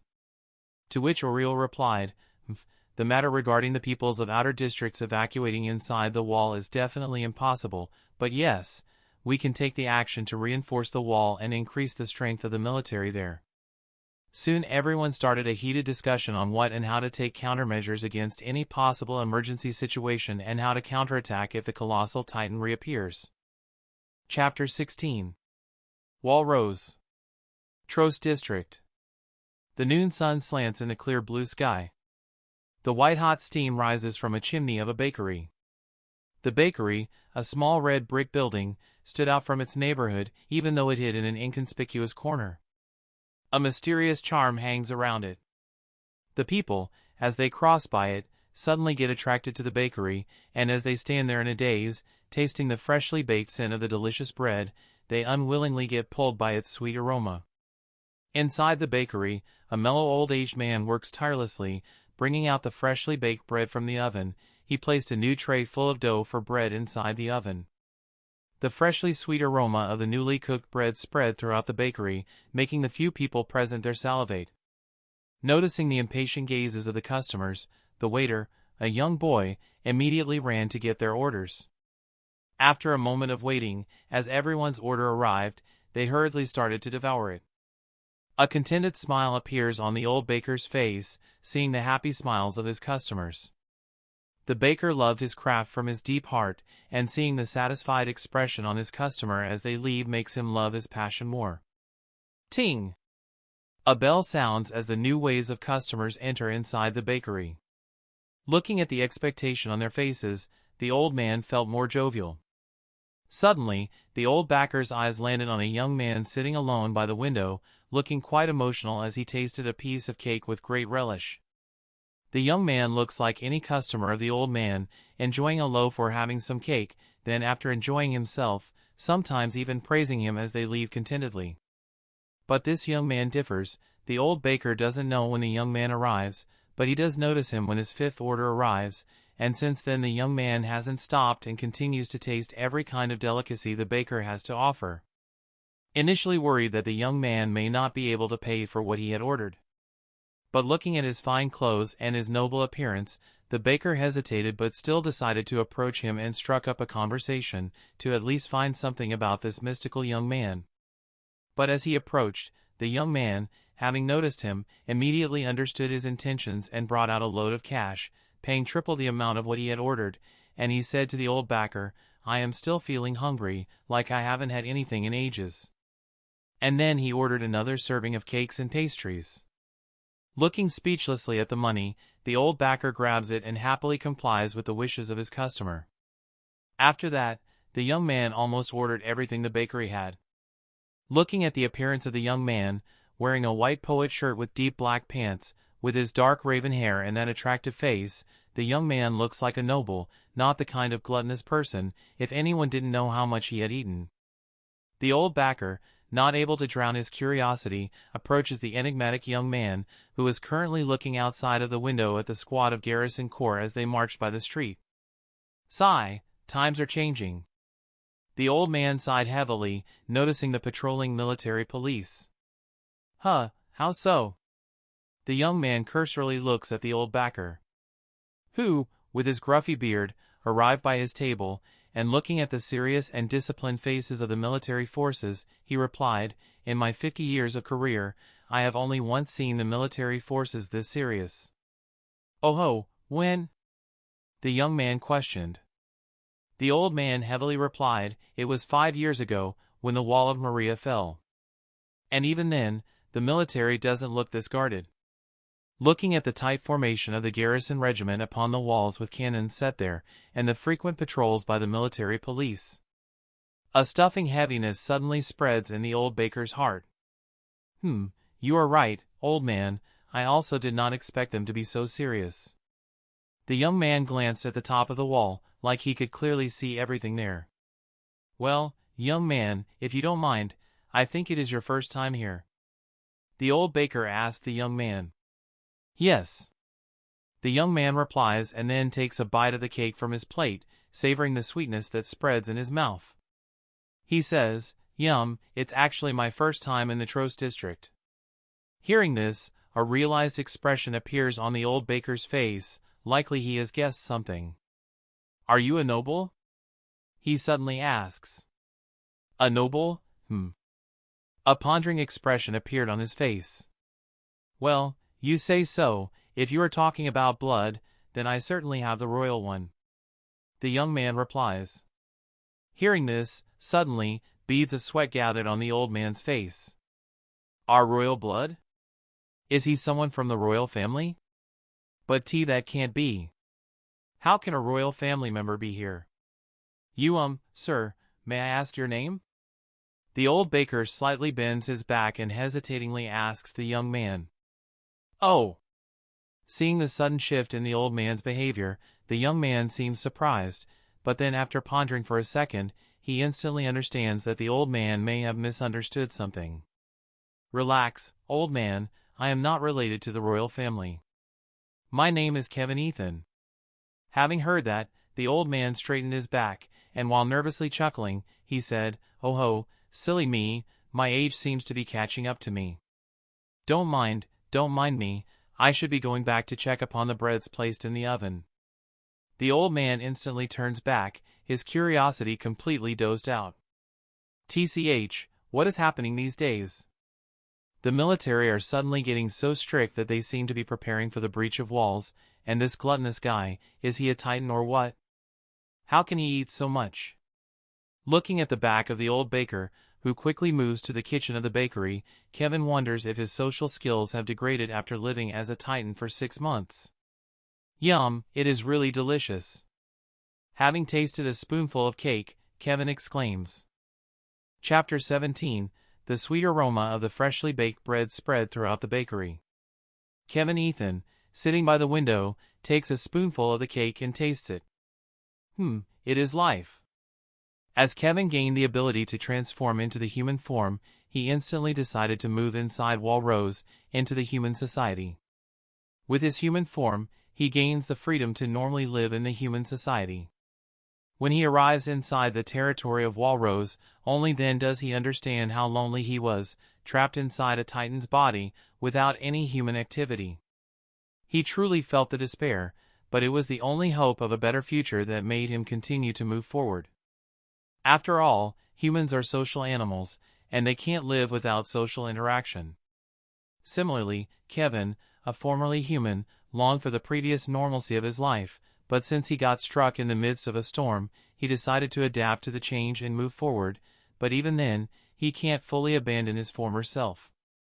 So, the first thing he did after getting inside the human society. He rushed to get the most essential requirements to live inside the human society, money and clothes. Easily finding a kind person, Kevin borrowed some from him and decided to repay the favor back in the future. Now that he got the money and clothes, Kevin's next action was to go on a devouring spree. So without hesitation, he storms every place where he can see the food getting sold, from the small stall to the best-looking restaurant. He didn't leave anything. He tastes every kind of food he can get, from the bland rice and bitter gourd to the best delicacy. He eats everything.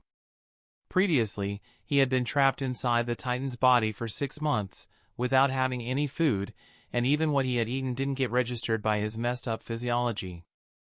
But now as a human, and having his taste buds back and enhanced, he couldn't stop and continued to taste everything. For the past few days, he has felt like he is living in heaven, and no matter how much he eats and tastes various delicacies, his need for them doesn't seem to diminish. Even now, after getting into this bakery, he had already eaten the amount that a regular family can eat together, but even then he didn't feel like stopping. Clink! Looking at the empty plate, Kevin looks towards the waiter to call him, but the waiter, a young boy, himself arrives at his table, already bringing out his small diary and pen. The young boy wore a numb look, like he was already used to his weird customer, who has a bottomless pit, as no matter how much he eats, it just isn't enough to fill him up. Taking the order, the young waiter quickly moves to bring yet another plate of cake and a cup of coffee. While waiting for his order, Kevin looks outside of the window, his gaze landing far on a card hung by the pulley from the top of the wall. Looking at the cannon placed on the cart and the garrison soldiers pulling it from above, the sight makes him surprised. In the past few days, other than eating, he had noticed how the military forces of Paradise Island behaved totally opposite to what he had thought. Having watched the anime, he didn't think that the military forces inside the wall would be disciplined and well guarded, but then, taking account of his own existence, he thought, it may be the butterfly effect because of him, and that also comes true. While roaming the place, he suddenly overhears a military group discussing among themselves how, after the Survey Corps returned from their expedition, a high-level meeting was called, following which strict orders were passed down. Hearing this, Kevin confirmed that the disciplined state of the military force of Paradise Island is due to him. After all, he had almost devoured every Titan present inside the Wall Maria. Just then, a sweet voice attracts Kevin's attention. "Come on, Ymir, come with me. I heard that this is where the most delicious desserts are sold." Ting! With the chime of the doorbell, a blonde girl with an excited smile on her face enters the bakery while dragging a reluctant girl who has short black hair and freckles on her face. Kevin, upon seeing the familiar faces, instantly recognized them as Historia and Ymir. Seeing them present in the Tros district, an interested expression appeared on his face. The old backer, upon hearing the sound of the door chime, notices both girls, and looking at their military uniforms, he signals to the young waiter to attend them. The young waiter, getting the cue, approaches both Historia and Ymir respectfully, ready to take them to have a seat, but suddenly he notices that there is no empty seat. The young waiter grumbles inwardly, blaming the old baker for not increasing the space of the bakery. Just then, the young waiter looks at the window seat, which is occupied by the lone figure of Kevin. Not finding any other seat, the young waiter reluctantly took both of the girls towards that window-side table. As both Historia and Ymir sit down, the young waiter leaves, providing them with a menu. Historia expectantly opens the menu and then dazedly looks at the variety of labeled items, confused about what to order. Apple cheesecake. Huh? Historia confusedly looks up, finding a young noble-looking boy seated there in front of her. I said, try the apple cheesecake, it is the best they have to offer. Kevin, while looking interestedly at Historia, said to her. Historia, looking at the handsome boy, had a light blush creep on her face. Thank you. Suddenly Ymir, seated by the side of Historia, noticing her expression, instantly gives a hard look to Kevin and in a cold voice says to him, Oi, mind your own damn business. Hearing this, a mischievous smile appears in Kevin's red eyes. Oh! With a feigned apologetic expression, Kevin says to Historia, I am sorry, it seems like I have made your boyfriend uncomfortable. Ack! Ymir suddenly looked dazed but then instantly turned angry. You! She pointed a finger at Kevin. Historia let out a small laugh and then said to Kevin, She is my friend Ymir. Pointing at Ymir, and she is a girl. Historia replies. A sudden realization seems to have dawned on Kevin's face, who said with clear astonishment in his voice, Oh. So that is how it is, she is actually into girls. Hearing this, the already irritated Ymir immediately stood up in frustration and looked just inches away from throwing punches at Kevin, who is currently feigning a scared expression while flailing his arms in front of his face. Come on, I am just jesting, can't you see that? Historia stood up from her seat too and started persuading Ymir to calm down. Noticing the commotion, the old baker starts sweating buckets. Standing behind the counter, he looks at the commotion caused by Kevin and Ymir. Arg! Youngsters nowadays get hot-headed in just a few minutes. Feeling troubled, the old baker looked at the noble-looking young man suspected to be from the royal family and then at the girls, both of them wearing the military uniform. No matter which one, they have a higher authority than the old baker, that's why he felt troubled.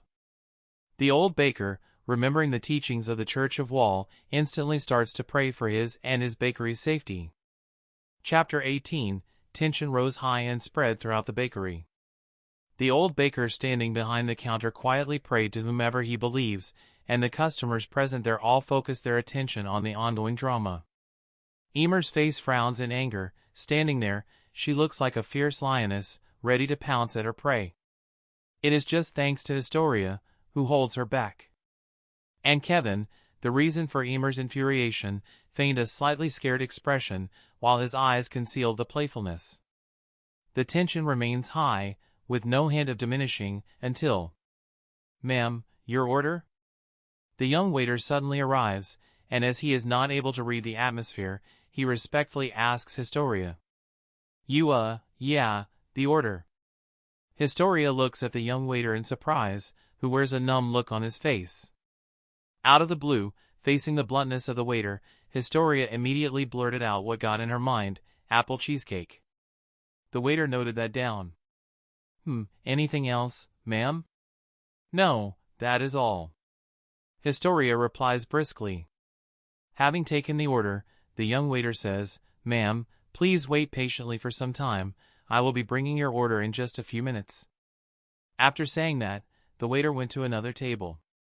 Suddenly, the other customers also revert their gaze, and the tense atmosphere, which previously didn't seem to budge, shatters like a mirror. After the waiter leaves, Historia calmly nudges at Ymir, whose anger now seems to diminish.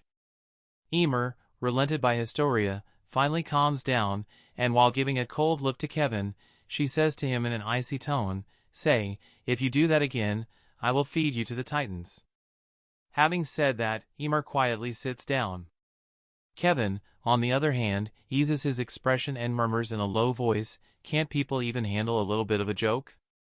Historia, seeing the situation resolved, glanced at Kevin. Looking at his handsome appearance, she felt pity that his personality seemed to be a bit crooked. While having a tired sigh, she suddenly, "I am sorry for the behavior of my friend." She surprisingly apologized to Kevin. "Christia, what are you?" Ymir, astonished, looks at her friend and tries to stop her, but one sidelong look from Historia stops her halfway. Glancing back at Kevin, she continues, "And Mr. Kevin, I am Kevin Ethan." Kevin interrupts her midway with a small smile on his face. "Yeah, Kevin, you should also apologize to my friend. I don't think it was appropriate for you to say that about her," Historia said in an assertive voice. Hearing this, a surprised expression appeared on Kevin's face. "You are right. I am sorry." Kevin looks at Ymir and apologizes to her. "It is actually my fault. I didn't consider that the people here may react differently to that joke." "React differently?" Historia chuckles. "I don't think anyone will like someone saying that about them." "Oh, not at all." Thinking about the numbers of genders in his past world, Kevin enthusiastically replies to Historia, "You may not believe me, but in the place from where I am, people didn't get offended by what I said to your friend. It may even be possible that I may be praised by them." "What? I don't believe it. How can people even praise you for saying that?" Historia exclaims and gets curious about the place that Kevin talks about, so she asks him, "Where are you from?" Suddenly hearing that, a hint of sadness appears on his face. Remembering his past world, he misses it, but as he has already embarked on the new journey, he doesn't dwell upon it. Kevin replies to Historia, with his previous enthusiasm lacking in it. Well, that place is no more." Noticing his sadness and the sudden low shift in his tone, Historia thought about how 5 years ago Wall Maria fell, and connecting the dots, Historia thought that Kevin may be from somewhere within Wall Maria. Historia suddenly feels sympathetic for him and also feels somewhat guilty for making him remember that painful past. "Oh, I am sorry, I shouldn't have brought that up," she apologizes to him. "Oh, no, you don't have to feel sorry." Kevin quickly stops Historia and then says, "There is no need to spoil this atmosphere, and forget about other things. Why don't you introduce yourself?" "Yeah, you are right." Historia consents and then introduces herself. "Well, I am Krista Lenz, and as for my friend, you should already be aware of her." "Yeah, I already have a strong impression of her." Kevin gives a low chuckle while looking at Ymir, who has a small frown on her face as she looks at him. Suddenly, with light steps, the young waiter arrives, his hand full of trays. He places a plate of cake in front of Historia and another in front of Kevin. Looking at the cake placed in front of her, Historia asks Kevin, "So this apple cheesecake is the best they have?" "Yeah, I have almost tried every dessert they have, and this is the one I find to be the best," Kevin replies while picking up a spoon and diving it into his plate. Ymir, who has been silent since her earlier outburst, looks at the spoon dangling in front of her. "Ymir," Historia looks at her, waving a spoon in front of her face, "what are you spacing about? Come on, cheer up now, and let's finish this cake, I can't wait anymore." Taking the spoon from Historia, both of them taste the cake, feeling the soft, fluffy, creamy cake melting inside their mouths and how the fruity sweetness spreads throughout their mouths. They instantly get captured by its deliciousness. After taking the first bite, Historia immediately follows with the second, third, fourth, and fifth. "It is so delicious." Historia squeals in delight. "See, haven't I said that this is the best dessert they have?" Kevin said to Historia, looking at her smile. You are absolutely right." Historia agrees with a nod and immediately takes another spoonful of the cake. Historia suddenly notices the slow speed of Ymir, warning her, "Hey Ymir, don't eat slowly, otherwise I will finish it alone." Historia continues eating the cake, spoon after spoon. Chapter 19, Clink. The spoon clinked on the empty plate. Historia sits there, feeling a bit overwhelmed, having eaten the whole cake full of sweetness, in which Ymir didn't contribute much. Having overeaten, she feels the sweet pain in her teeth. Kevin, noticing the look on Historia's face, calls her with a small chuckle, "Oh, it seems you like this cake very much, maybe you should have one more." Having said that, Kevin intends to call the waiter. No, I am full, I can't eat anymore." Historia, feeling slightly nauseous, hurriedly stops Kevin. Although she really liked this apple cheesecake, she had already overeaten it, and now, even the thought of another serving makes her feel nauseous. "Can't eat anymore?" Kevin looks at their military uniforms and says, "I thought being in the military, your appetite should be strong." But then, looking at Historia, he continues, "Yet, considering your size, it is still impressive that you have eaten that much." Kevin says in amazement, "Hey, are you for calling me short?" Perplexed, Historia looks at Kevin, baffled at his conversation level. "What? Why did you guys get offended so easily?" Looking at the baffled face of Historia, Kevin helplessly sighs. "Hey, it's your fault, you really don't know what you should say to others." Historia replied to Kevin, folding her hands before her chest. "Well, you are right, my conversation skills seems to have gone downhill, but it is because I don't have anyone to talk with." Kevin helplessly says. Serves you right." Suddenly Ymir gives a snarky comment. "Ymir," Historia says, looking at her with a complaining frown. "What?" He admits it himself. "Even then, you shouldn't say that, otherwise, what will be the difference between you and him?" Historia reprimands Ymir, feeling how similar both of them are in the conversation department. Suddenly the young waiter arrives, and while picking up the empty plates, he asks them, Anything else, sir?" To which both Historia and Ymir refuse and ask for the bill. Soon the young waiter, having removed the empty plates, returns with their bills. Sir." The waiter first addresses Kevin, who pays the amount. Then the waiter moves to Historia and Ymir, telling them about their bill. As Historia moves to pay, Kevin stops her midway, saying, "Hey, let me pay your bill as an apology for what I have said to both of you." Kevin brings out his wallet, ready to pay for their bill too. But Historia firmly rejects his idea and says, "No, you didn't have to do that, we will pay for ourselves." Kevin feels that he should pay for them, but he reluctantly sits down, not able to forcefully pay, otherwise, his action may have further annoyed them. After paying for having their fill, all of them stood up and moved out from there. Arriving outside the bakery, knowing that they will now be going separate ways, Kevin says to Historia and Ymir, "Well, forgive me, guys, for the trouble I have caused you." Kevin again apologizes to them. To which Historia replies to him, "No problem, we don't mind," then giving a small chuckle, she says, "But you should really work on your conversational skills." "Yeah, you are right, I will pay more attention to it." Having said that, they all stood in silence. A hesitant expression appeared on Kevin's face, as there seemed to be something on his mind. Seeing the struggling expression of Kevin, Historia jokingly asks him, "Hey, are you again going to say something rude?" No, it isn't like that, I just want to ask you something, but I don't know if I should or not." Kevin replies with an unsure expression on his face. You can ask the question, but it shouldn't be anything improper," she says while giving a small laugh. "Well, if you say so," making up his mind, Kevin asks her, "You guys are from the military training corps, right?" "Yes, we are." Historia replies. "Wait." Suddenly Ymir interjects, a frown appearing on her face, "Why are you asking about that?" "It is nothing serious," Kevin replies. "I just want to ask about one of my friends, he is also in the military training corps." "Oh, a friend of yours is also in the military training corps. Tell me, who's he?" Historia curiously asks Kevin.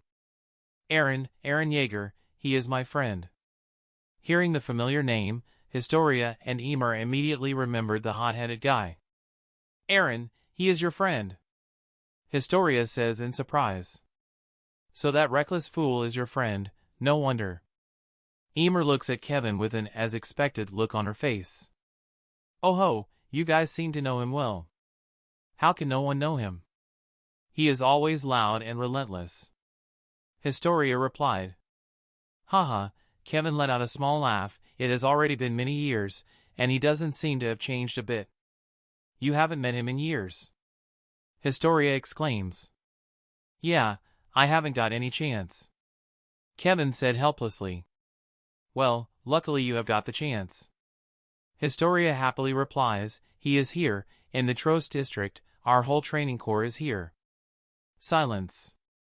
The expected response did not come. Historia and Ymir, both in surprise, look at Kevin, who stood in silence, his face devoid of any expression. Looking at his silent and cold red eyes, Ymir and Historia started feeling uneasy. Suddenly, on instinct an unknown feeling of terror welled up inside Ymir's heart. She instantly moves in front of Historia, shielding her. The atmosphere instantly changes, the previous shiny sun dims and the air turns cold as the figure of Kevin seems to be transformed into a beast. What?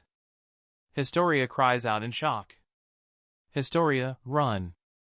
Ymir roars out while pulling her hand to her mouth. I am sorry, but I can't let you go. The cold voice of Kevin sounded, who immediately took a step forward. Whoosh! Before Ymir can even bring her hand to her mouth, Kevin blitzes in front of her. Looking at the figure of Kevin standing in front of her, fear appears in Ymir's eyes. Grgh. Kevin's hand clamped around Ymir's neck, blocking her arterial blood supply. Ymir, without any resistance, instantly falls unconscious. Looking at the limp body of Ymir in Kevin's hand, Historia looks dazed. What is happening? The people in the surroundings all look shocked at what was happening. Someone steps forward intending to help them, but suddenly smoke gushes out from Kevin's body, instantly flooding the whole area in obscureness. After a while, as the smoke dispersed and cleared away, the figure of Kevin, Historia, and Ymir vanishes. Chapter 20. The sun stood at the zenith, the day at its peak. The circle of normalcy moves in the repetition, following its usual trend, but suddenly a pebble of obstruction arrives in its smooth path, thwarting it into the chaos. In the clear sky of the Trost district, the murky smoke rises. Stationed atop the wall, the garrison regiment soldiers look at the abrupt rising of the smoke, which startlingly captures their attention. Some of them instantly dive down using their ODM gear. They zip towards the area from where the smoke rises, intending to find out about this anomaly. On top of the mighty wall, a tall garrison soldier barks orders at others. Matabi Jarnak, a squadron leader of the garrison regiment, with the duty to protect the walls and the civilians inside the wall, looks at the East Division of the Trost district. A worried frown appears on his face, thinking about how recently the higher-ups of the military have issued new protocols and guidelines, increasing the concentration of the military forces on top of the wall and how strictly they have given the orders to perform their duties seriously, with no hint of slacking. When the orders arrived, Matabi thought that they seemed to be preparing for the war, and now, looking at the sudden appearance of the smoke, Matabi feels it not to be normal and instantly took serious actions. Squad 1. His commanding voice reverberated upon the walls, making the soldiers tense. Immediately rushes to the area and assesses the situation. Hearing his order, a group of soldiers immediately dives down. Using their ODM gear, they hurriedly move towards the smoke. As for the others, you are all on standby. Only if any signal or order arrives can you move from here. Yes, SIR, the soldiers shout in unison. Having given the orders, Matabi also immediately fires the gas from his ODM gear, and diving in the air, he also moves towards the smoke. With the help of the ODM gear, traversing through the tall walls of the 80-meter, dense, and crowded market becomes as easy as breathing. With the frequent use of the ODM gear, it becomes their instinct to easily move through the dense area full of houses and buildings. Whoosh! Whoosh! Arriving at the scene, Matabi landed on top of a house. Looking at the scene from where the smoke rises, a frown appeared on his face.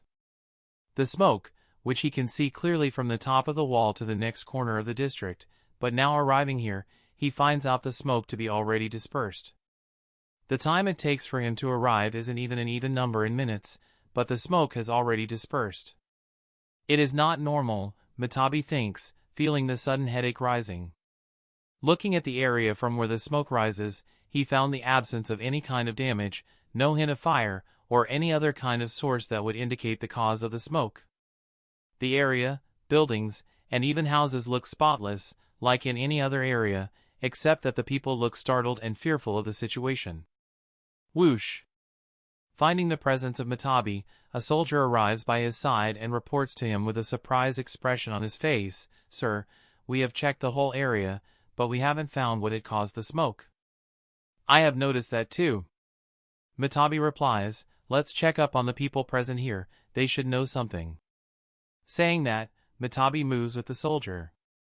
Soon, noticing the commotion, other garrison squads and the squads from other military regiments also arrive. Landing on the ground, Matabi instantly takes control of the situation.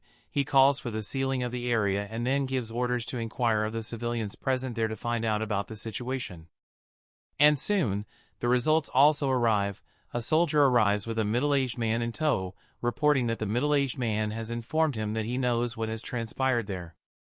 Looking at the resolute face of the middle-aged man, Matabi asks the man, "Sir, were you present here when the smoke appeared?" "Yes, sir." The middle-aged man replies, "I wasn't just present here, I had witnessed all as to how the smoke appeared." Hearing that, Matabi asks the man to talk in detail about what he knows. The middle-aged man then tells them how he was returning home from his work. Everything was as usual. He crossed by the bakery from where he usually took the dessert while returning home, and today too, he intended to go there, but as he passed by there, he noticed two girls, a blonde-haired one and another with brown hair. Both of them were in the military uniform, suggesting their background. While standing there, they were talking with a noble-looking handsome boy. The situation seemed normal. The handsome boy was smiling during the conversation, but suddenly... Then? Matabi asks the middle-aged man, who, remembering the details, continues in a shocked tone. "Then? What happened that I didn't expect?" The boy who was previously talking with the girls with a smile on his face suddenly, bam, the next moment, he attacks them. I don't know what transpired between them, but the situation changes immediately. The boy was fast, he didn't give the girls any chance to react. Just in a moment of time, he was upon the brown-haired girl, his hand clamping around her neck. He strangled her with such force that I even felt that he might break her neck. The middle-aged man takes a deep breath. Inhaling. Exhaling. No one disturbs him, as they feel the tension in his voice. Seeing that sudden situation, I was shocked. Looking at the already unconscious brown-haired girl held in his hand, I felt anger rising in me. The girls looked the same age as my daughter. So, I took the action. Similarly, the other people present there, some shouted at the boy, while someone took the step and moved towards the boy. On instinct, I also took a step and ran. At that moment, I was already ready to have a brawl with the boy, but suddenly... The middle-aged man pauses. What happened then? Matabi curiously asks the middle-aged man, who replies, "The smoke appears." Hearing this, a question mark appears on Matabi's face. How? How did the smoke appear? The middle-aged man spoke with great tension in his voice. The smoke, it appears from within the boy. Hearing this, an even more incredulous expression appeared on Matabi's and others' faces. Looking at their faces, the middle-aged man said in a confident voice, "I can attest to what I have said, believe it or not. You can even ask others who were present there." The moment the smoke spread from the boy, it instantly filled everywhere, even seeing my own hand became difficult. The smoke was really thick, but as fast as the smoke arrived, it also dispersed that fast. When the smoke cleared away, I looked at the position where the boy had stood, but he wasn't there anymore. The girls and the boy vanished as the smoke disappeared. The middle-aged man finishes, his voice tinged with heaviness. Although no one said anything, they all felt that what the man had described as the smoke arose from the boy himself. No matter how they tried to think about that, it did sound absurd. Don't worry, sir, if what you have said is indeed true, then it will be very helpful for us, but you have to stay here till we find something. Matabi says to the middle-aged man, thinking no matter what had transpired here, he will surely find out about it. Chapter 21, Military personnel got kidnapped in broad daylight. This statement, or the news of Historia and Ymir getting abducted in the open and light, spread in all of the Trost district like a wildfire.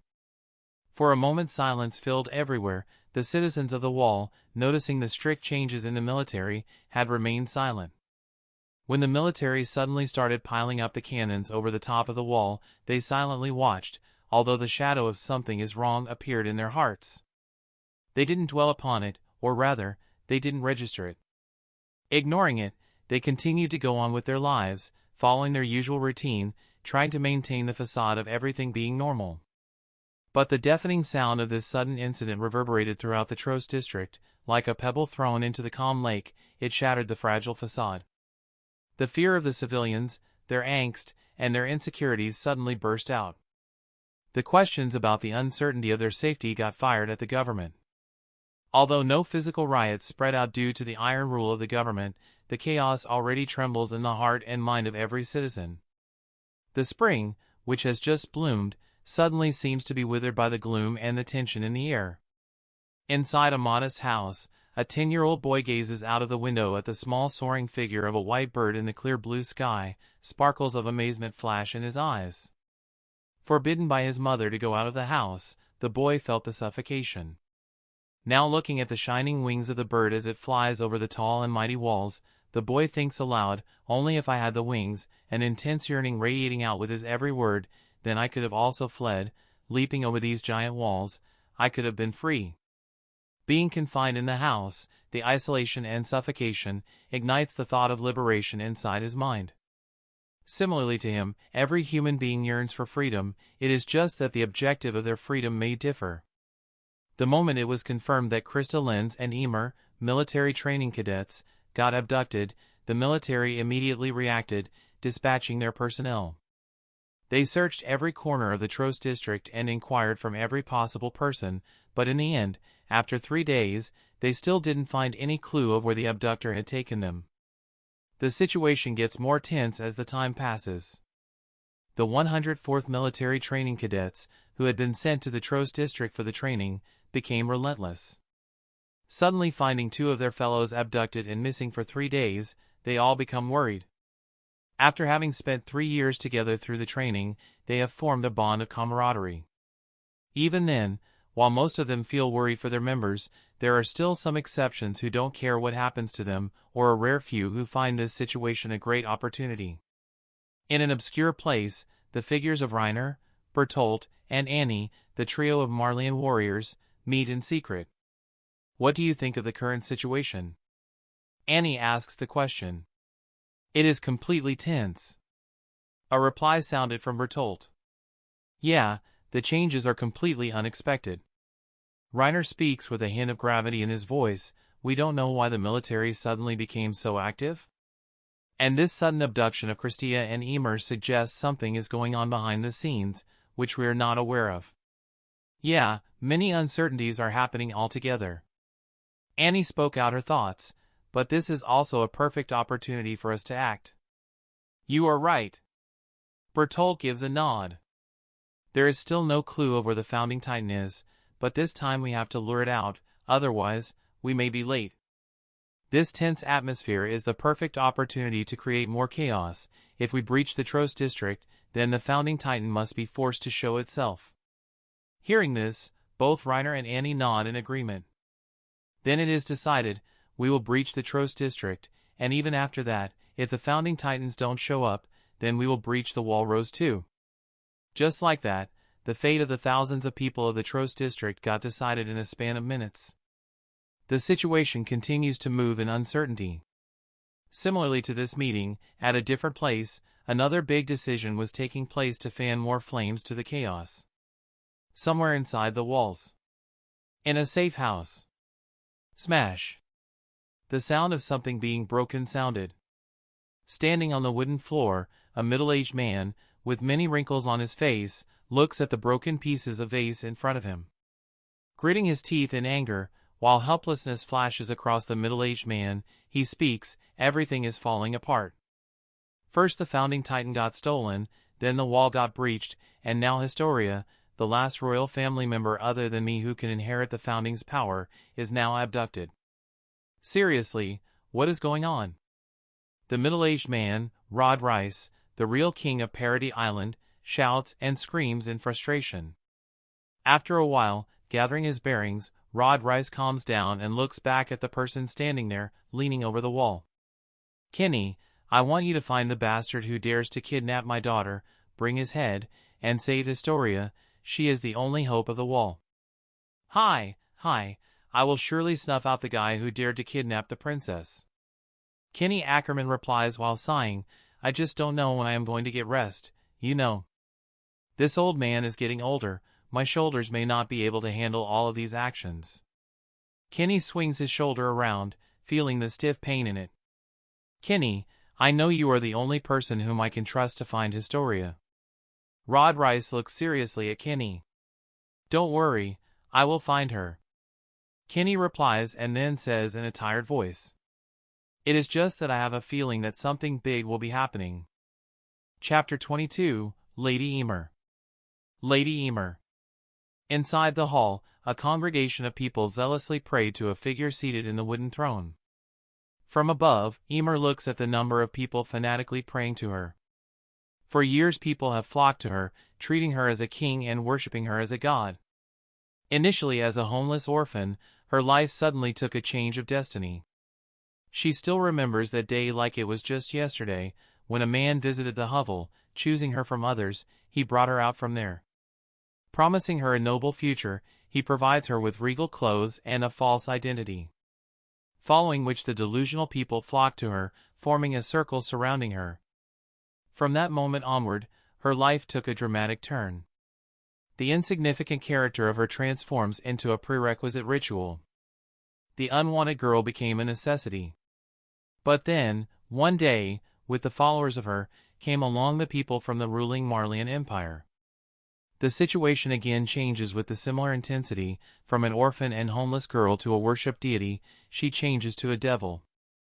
Punished for the treason, she was damned to the Devil's Island, where she and the other people, her worshippers, all got turned into pure titans. After which, confined and shackled into a mindless body, she wanders aimlessly. When the change again arrives, an unfortunate warrior of the Marleyan Empire, she devours the unprepared Titan shifter, gaining back her freedom. Waking up from the nightmarish Titan body, she was liberated. W hashtag hashtag hashtag E hashtag PY hashtag hashtag R. Y hashtag IR hashtag AQ hashtag. What? Where am I? Ymir suddenly feels like she woke up from a long dream. She drowsily opens her eyes, but the bright sunlight causes her to squint her eyes in discomfort. Ymir. Is that Historia? Hearing the familiar faint voice, Ymir immediately recognizes it. Ymir! Wake up! This time the shout from Historia sounded loud and clear to Ymir, who immediately perceived the urgency and terror in her voice. Knowing that something seems to be wrong, Ymir tries to wake up, but the intense headache makes her groan in pain. Flailing her limbs, Ymir crawls and tries to push her body to stand up. With great difficulty, she holds out against the headache, opening her hazy eyes. Ymir looks in the direction from where Historia's voice sounded. The blurry figure of Historia enters her vision, who seems to be bound, restricted in her movement. Sigh, can't you shut down for a bit? Suddenly an annoyed voice sounded, which immediately captured Ymir's attention. Looking at that familiar face, her drowsiness instantly vanished, and the intense headache she was feeling was immediately replaced by the memories of a visit to a bakery and then meeting that enigmatic person. She also clearly remembered what transpired after that. Recalling those cold eyes, Ymir shudders. And now being looked at by those same cold red eyes, Ymir feels that she had been stuck in a cold storm. Oh, it looks like our queen has woken up. The cold voice of Kevin sounded, looking at the slowly rising figure of Ymir, his eyes flashing red. Ymir! Run away, he is a monster. Ymir, save your life and run away. Historia, seeing that Ymir has woken, immediately shouts, telling Ymir to run away from there. Ymir looks at Historia, who has tears running down her face, feeling the despair in her voice. Her heart throbs in pain. "Arg, you are really loud for someone so short." Kevin gives Historia an annoyed look. "And can't you understand? You are held captive by me, so how can your friend run away, leaving you all alone in the evil clutches of mine?" Kevin exasperatedly looks at Historia. "What do you want?" Historia shouted at Kevin, looking at him with anguish-filled eyes. She questioned him, "Why are you doing this to us? We haven't done anything wrong to you, so why?" Tears of aggravation fall from her eyes. Hearing her question, Kevin replies, "Why? Because of survival." The plain words come out of his mouth. Historia gives him a disbelieving look. "Believe it or not, it is just that simple. It is all because of survival that I am doing all of this." Kevin speaks in a matter-of-fact tone. "If the situation could be different than it is, I am sure that I would have been your own compadre, but it is what it is." Saying that, Kevin looks back at Ymir, who has now regained full consciousness. Ymir stood up from the ground, her eyes wandering to the surroundings, noticing the simple shed at some distance where Historia stood shackled, then looking at the fence surrounding this open field. Ymir immediately understood that they are on a farm. "Who are you?" Looking at Kevin, Ymir questions him. "I don't think that is important." Kevin replies in a cold tone, "Instead you should be focused on saving yourselves."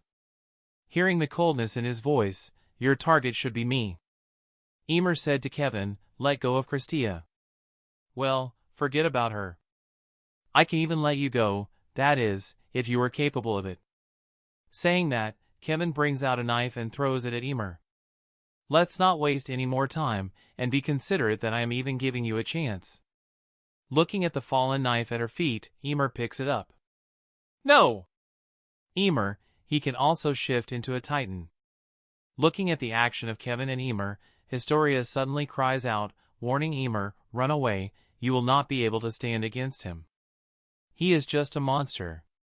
Hearing the words of Historia, Ymir confirms the suspicion she has about Kevin, looking at him, standing there with no hint of urgency or any kind of alertness in him, like he doesn't consider her a threat. Seeing this scene, anger rises in her heart. "I don't understand how you know about me." Ymir said in a resolute voice, "Why are you doing all of this? But since it has come to this, I will not back down." Suddenly, she takes a step towards Kevin. "Ymir, please listen to me, and run away from here," Historia pleadingly cries. But Ymir's step didn't hinder, they continued to move in their direction. "Historia." Ymir calls out to her, looking at her delicate expression. Sorrow flashes in her eyes.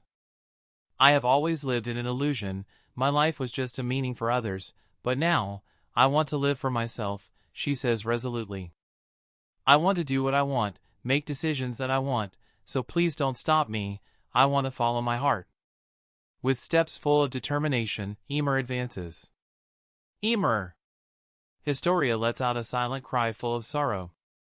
With her small steps transitioning into a full sprint, when Ymir arrives at some distance from Kevin, suddenly, with a cry of defiance, she swings the knife at her own arm. The red droplets of blood gush out of her hand, shining in the golden brilliance. A lightning strike, and Ymir turns into the Jaw Titan. Dashing at Kevin, she points her claws at him, ready to slice him into many pieces. Chapter 23, Roar. Amidst the thunder of golden lightning, a bestial roar sounded full of defiance. Showered in the golden radiance, Ymir in her Jaw Titan form pounds at Kevin, her claws, sharp enough to cut through the sturdiest metal, slice at Kevin. Historia looks in amazement at Ymir, hope flashing in her gaze, but the next moment, despair overshadows her eyes. Kevin, who was meters away from the fierce figure of the Ymir's Jaw Titan, stood with no urgency, like there was no threat whatsoever. Suddenly, his eyes start shining golden, flashes of thunder fall out from his body, and then in a flash of a moment, a Titan body starts to form out from him, the muscles, bones, and veins all appear, and in the time it takes to blink an eye, a complete Titan body emerges from where Kevin stood. The 20 meters of Kevin's Titan form completely overshadowed the 5-meter body of Ymir's Jaw Titan. The previous hope, which appeared to be within the reach of Ymir, suddenly transforms into despair. Ymir stands still, looking at the 20-meter-tall Titan in front of her. She seems to have lost her will to fight.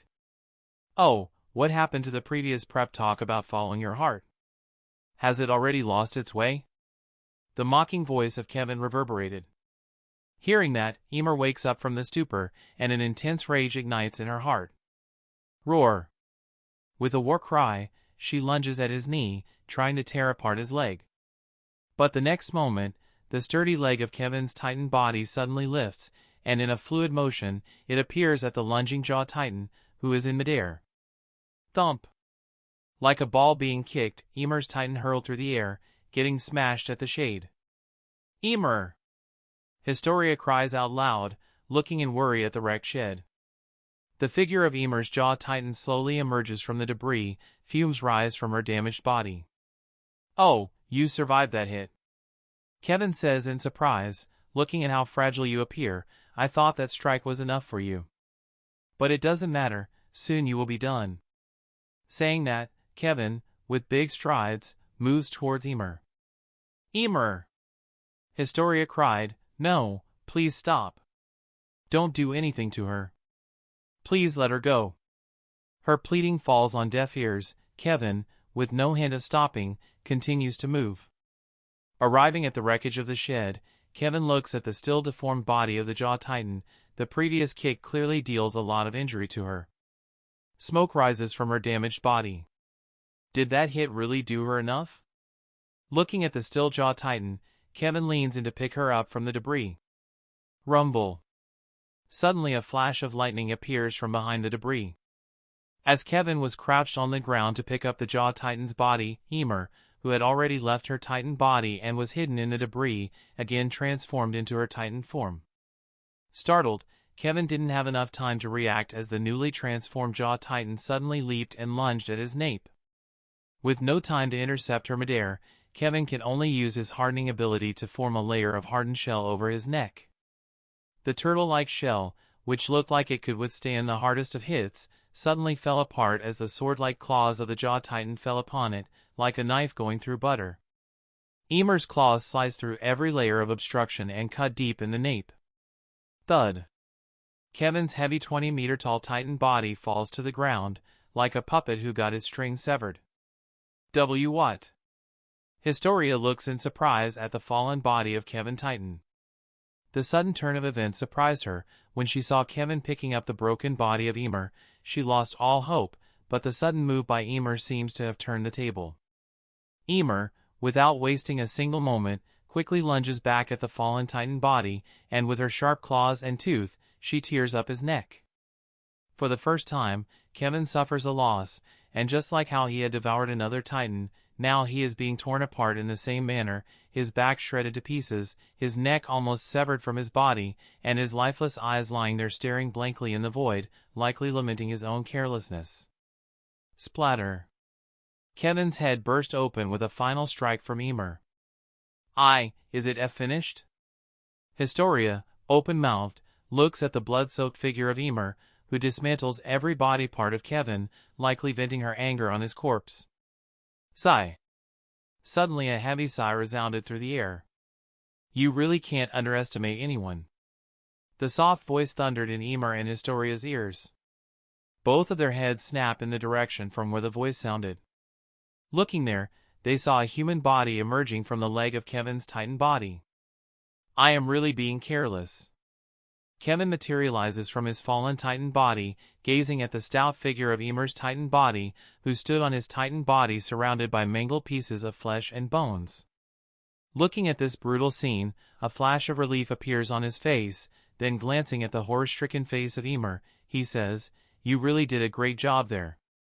His voice sounded calm. If I were not different from a Titan shifter, then that would have been my game over, but luckily for me, I am not a Titan shifter.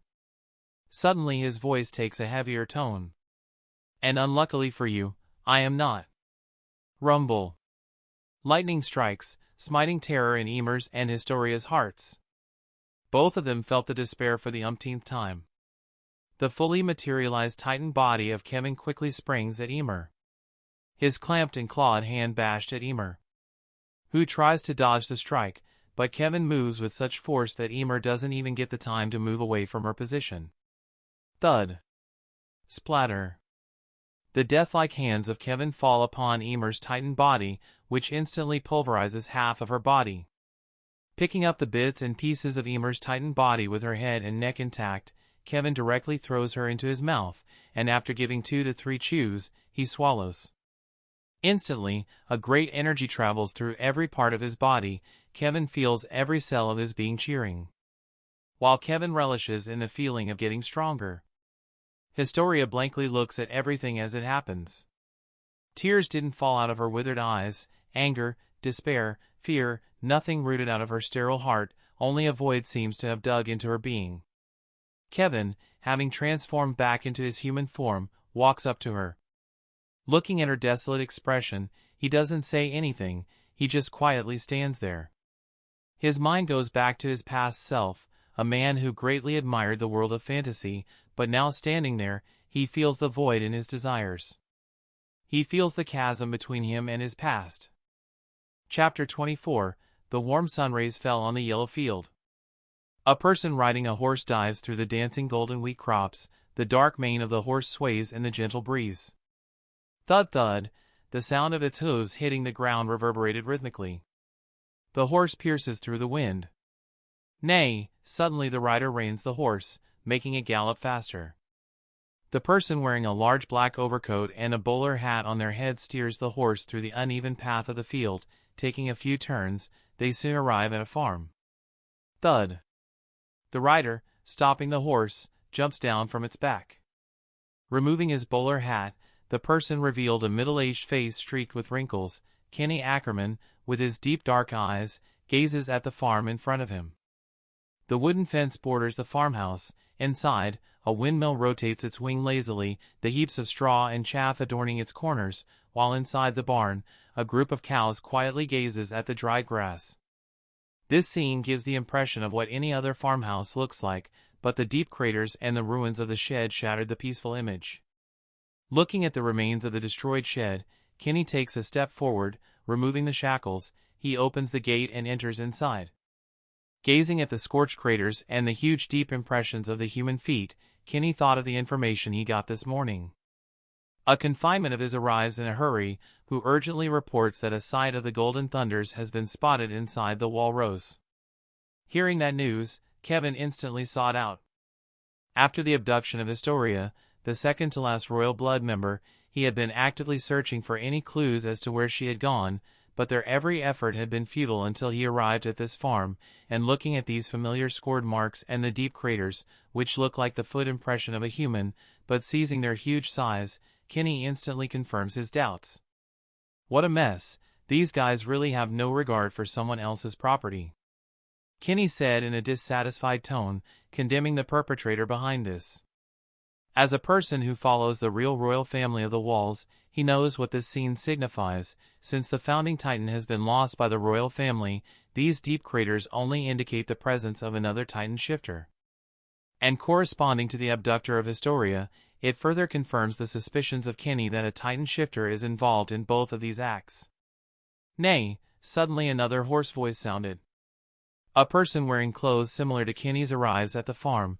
The person dismounting his horse hurriedly enters the field, and arriving near Kenny, he quickly says, "Captain, urgent news, 2 more members of the military regiment have been abducted." "Huh, another case," said Kenny in surprise. "When and where has this happened?" "In the Trost district, the informant says that from last night 2 members of the military regiment are missing," replied the newcomer. "Oh, Trost district, it seems like that place has become the center of the storm." A sharp glint flashes in Kenny's eyes. "Well, then we have to dive in this storm." "That was a risky move." Reiner's voice sounded full of underedge in it. "Yeah, we almost got exposed," said Berthold, tension evident on his face. "Humph, it was due to your carelessness, which let that Survey Corps member escape." A cold snort sounded from Annie, who glares at Reiner and Berthold. "But, What can we do in that situation? Berthold said helplessly. That guy was really cautious. The moment he sensed something wrong, he instantly ran away from there. Are you sure he didn't identify you? Asked Annie, worried about their possible identity leak. I am sure of that, otherwise, we would not be meeting here now, replied Berthold with confidence. Arg, I said that beforehand. That plan was too risky, Reiner said in a complaining tone with a worried frown etched on his face. Then what do you suggest? Do you alone want to attack the Trost district? Looking at Reiner, Annie questioned him. That I know, but how can the numbers of the Titan decrease so much? Reiner said in bewilderment. As their training for the military regiment was coming to an end, they got sent to the Trost district for the training. And just as they arrived in the Trost district, suddenly news spread about the sparse numbers of the Titans roaming outside the wall. At first they didn't believe the news, but when the strict changes started happening to the military structure, they understood the gravity of the situation. Getting a roll call every few hours and submitting their ODM gear after the shift, this sudden strictness in the protocols makes it very inconvenient for them. That's why, due to the sudden change, they were unable to have discussions on what their action should be. Being stuck for many days, one day they finally decided on a meeting in which they decided to take down the Trost district. But the next problem arises, that is the few numbers of pure Titans outside the wall, so even if they breach the wall of the Trost district, the strength of the pure Titans will be pitiable, which will not have much impact on the situation. That's why, to combat the problem, they decided that Annie will travel outside the wall. Using the ODM gear, she will gather the pure Titans in a short period of time, after which Berthold, the colossal Titan, will break the gate, and the horde of Titans gathered by the female Titan will then be directed towards the inside of the Trost district. But, as their ODM gears get submitted after the end of their shift, they will not be able to move outside the wall. Just then, another opportunity arises. The abduction of Historia and Ymir gives them a chance to elicit the situation, causing further unrest inside the walls, and get the spare ODM gear, which can solve their problems. But last night when Reiner and Berthold planned to abduct the unguarded military personnel, after getting successful on their 2 attempts, when they approached their third target, that guy, finding something wrong, immediately ran away from there. Nothing matters now, we have got the ODM gears, and that is enough. Tomorrow morning we are going to implement our plans, Annie said in a decisive tone. If we delay any further, then the situation may go beyond our control. Chapter 25. The stratum of the cloud blanketed the blue sky. The hazy figure of the sun stubbornly peeks from behind the dullness, persisting to overcast the cold and bleakness, which permeates the atmosphere. Feeling the chill, a pair of birds sitting on a tree branch moves closer to each other, sharing the warmth to dispel the cold. Inside the Trost district, its streets reek of desolation. The hustle and bustle diminish to the occasional spotting of someone hurriedly rushing to their work or the frequent patrolling of the military. Due to the recent events, the frequent case of the kidnapping of the military personnel, it creates a heavy atmosphere, like the Trost district has been hit by a disease. The previous active market became lifeless. The vibrant and vigorous shouts of the hawkers and the vendors got shushed by the confining silence. Seated behind the counter, an old man with receding gray hair and a frown formed by the concerned lines of wrinkles looks at the dust gathered on top of the shelves. The old man sighs with resignation, gazing outside. The high walls, the sky, the weather, mirror the inside of him bleak. Clop! Clop! Suddenly in the silence, the sound of someone's footsteps striking against the cobblestone road sounded, which immediately grabs the old man's attention. Looking at the approaching figure of a boy with blonde hair in the military uniform, the old man's mind clears up. Reiner walks in solitude, his military boots clanking on the stony pathway. Having completed his morning shift, he moves towards the military headquarters, with familiarity in his steps due to the frequent patrolling missions he had done. Suddenly, looking at a shop ahead, he moves towards it with purposeful strides. Arriving at the shop, Reiner looks at the slender figure of the old man inside and calmly asks him, "Sir, do you have a matchstick?" Hearing this, the old man immediately replies, "Oh, yes." The old man brings out a box of matchsticks from under the counter and quickly hands it to Reiner. "Here." Thanks, sir. How much for it? Taking the matchbox, Reiner asks for the price, bringing out his wallet. Oh ho, there is no need for it, sir, it isn't much. The old man shook his head, denying the payment. But, before Reiner tries to say something, the old man interjects, Come on, sir, that small amount of money isn't going to make me a loss, and can't I do that little in exchange for how much you do for us? I just hope you continue to maintain the peace. Hearing the earnestness in the old man's words, Reinier can't refuse and calmly accepts the kind gesture of the old man. Thank you, old man, and you don't have to worry, soon everything will be over. Saying that, Reiner bids farewell to the old man and continues to move towards his destination. As he moves away, the old man gazes at his back and deeply sighs, I just hope it all gets over as soon as possible. With steadfast steps and resolution in his eyes, Reiner continues and moves towards the Trost district headquarters. Looking at the grand building in the distance, with the frequent figures of the military personnel getting in and out of it, the Trost HQ. Every military person stationed inside the Trost district has to report here, and all of the military supplies also get stored inside the HQ. After the previous few days and the repeated action of the military personnel getting kidnapped, the strictness inside the workings of their structure increases. That's why now for every joining and relieving form, the duty has to be done from the HQ. Suddenly, the steadfast steps of Reiner, which were moving towards the building of HQ, surprisingly diverted from the path, and with a sharp turn, the figure of Reiner entered inside an alley. Inside the dark alley, the figure of Reiner crouches on the ground, rummaging through the wooden boxes placed there. Sizzle. With the sound of the ignition, a little amount of spark illuminates the dark alley. The light shines on Reiner's face, whose dark eyes burn with resolution. Soon, Reiner rushes out of the alley and swiftly moves in the opposite direction of the HQ, running back on the same path from where he arrived. He moves rapidly, and soon his figure rushes past the shop from where he got the matchstick.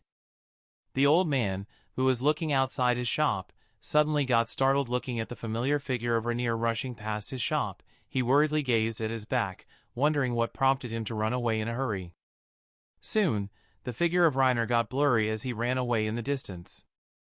Puzzled, the old man then gazed at the direction from which Reiner rushed back, looking at the HQ building in the distance with no such visible action, which explains the reason behind the run of Reiner. Instead of the expected chaos, the familiar silence permeates the air. Seeing this, old man have a sigh of relief. Huff, the age is really catching up to me.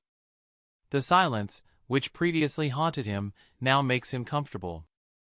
Just let the situation continue but not make it worse. The old man silently prays. Boom! Suddenly, a bell rings in the old man's ears, and in the next instant, chaos tramples him. A loud, deafening sound reverberated throughout the Trost district, shattering the silence. Reiner stops running and looks back at the rising black smoke. Resolution flashing in his eyes, he then continues to advance, his every step carrying a powerful intent. With the sudden explosion in the middle of the Trost district, chaos spread everywhere. The already tense military suddenly sprang into action, orders getting fired at everyone. Swiss! Swiss! Using the ODM gears, the military personnel soar above the buildings, flocking towards the site where the explosion occurs. Some of them immediately move to calm the panicked civilians, while most of them spread in formation and surround the area from where the explosion occurred. Looking at the destroyed area that is just near the HQ building, their back gets drenched in sweat. Horror flashes on their faces, panic sweeps in their bones, and feeling the terror of the residual explosion, they gulp nervously. Many buildings and houses collapse in heaps, fire and smoke rising from them, the broken pieces of the bodies lying around, some burning silently inside the debris of the buildings, while some are flung around. The shop, from where Reiner buys the matchstick, crumbled, and inside, the figure of the old man lay under the debris, covered in the dust. His vacant eyes stared dead in the void, with a bleak expression ever present on his cold face. Chapter 26, Boom. The sudden sound of destruction tramples upon everyone's heart. Children, adults, civilians, military, male or female, it doesn't differentiate between age, gender, or profession. The beat of terror struck alike regardless of any status. For a moment, everyone stood paralyzed, fear gripping their heart. Having already suffered through the past week full of unpleasant events, the sudden chime of this explosion sounded as the catalyst of the catastrophe. Stationed above the walls, Armen looks at the smoldering black smoke. The anguish-filled wails tormented his ears, almost wobbling him up. What is going on? Confusion clouded his mind. He doesn't understand what is happening and why it is happening. He only knows that, one after another, calamity seems to have struck the Trost district. Since the day of their arrival here, in the Trost district for the last part of the training regiment, to gain the experience, a chain of tragedy seems to have followed them every day. First, the sudden change in the action of the military, after which the abduction of Ymir and Christia, then the case of the abduction of the military personnel, that all looks like a prelude to something bigger. And now, looking at rising black smoke from the center of the Trost district and the cries of pain, it all seems like the Trost district is in angst. The people from the area where the explosion occurs rush out of their houses, running in a frenzy, trying to find a shred of safety to comfort their shaken hearts. Watching this, Armen suddenly remembers that tragic day, causing a chill to rush up his spine. He stood frozen in fear, just like that day. Similar to him, other soldiers also stood rooted in their spot, looking bewildered at the sudden turns of the event. Attention! It was the roaring of a captain, which woke them up from the stupor. On the instant, hearing the command of their captain, the soldiers immediately move in formation, some moving to handle the chaos spreading everywhere, while others become alerted and hold their post, ready to tackle any other rising of the problem. Armen gets the orders to remain stationed in his current position. Looking at the soldiers, who using their ODM gear immediately sprang into action, causes him to have a breather. Now, having his mind somewhat cleared up, Armen's thoughts start churning up, and the question rises up in his mind. What is the cause behind all of these events? Why had they suddenly happened, and specifically why in the Trost district? Who abducts Ymir, Christia, and other military personnel? Why did they do that? His mind flashes with question after question. Who is the one behind this explosion? What is their motive? Is there any organization that is rebelling against the government? Or is it something else? Why are they spreading chaos? Armen has hundreds of questions and doubts, but he didn't get a single answer. Instead, it all caused his mind to spiral.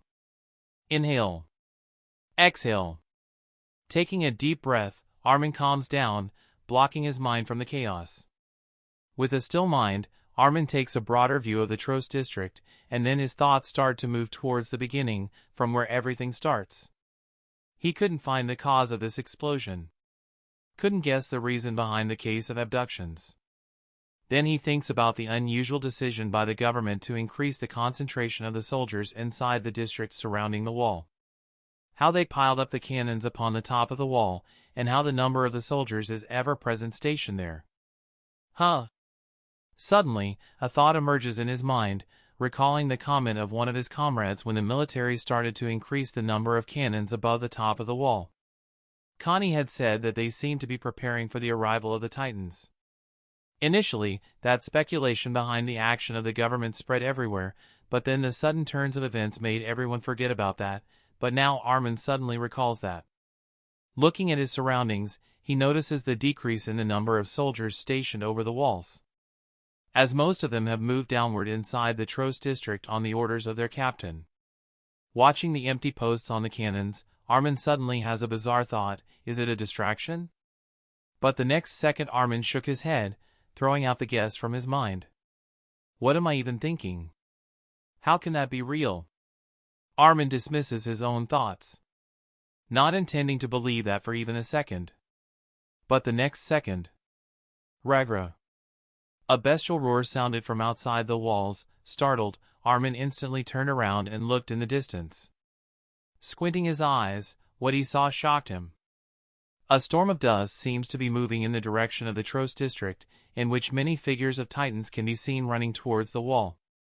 Looking at the horde of the Titans, disbelief gets painted on Armen's face. How?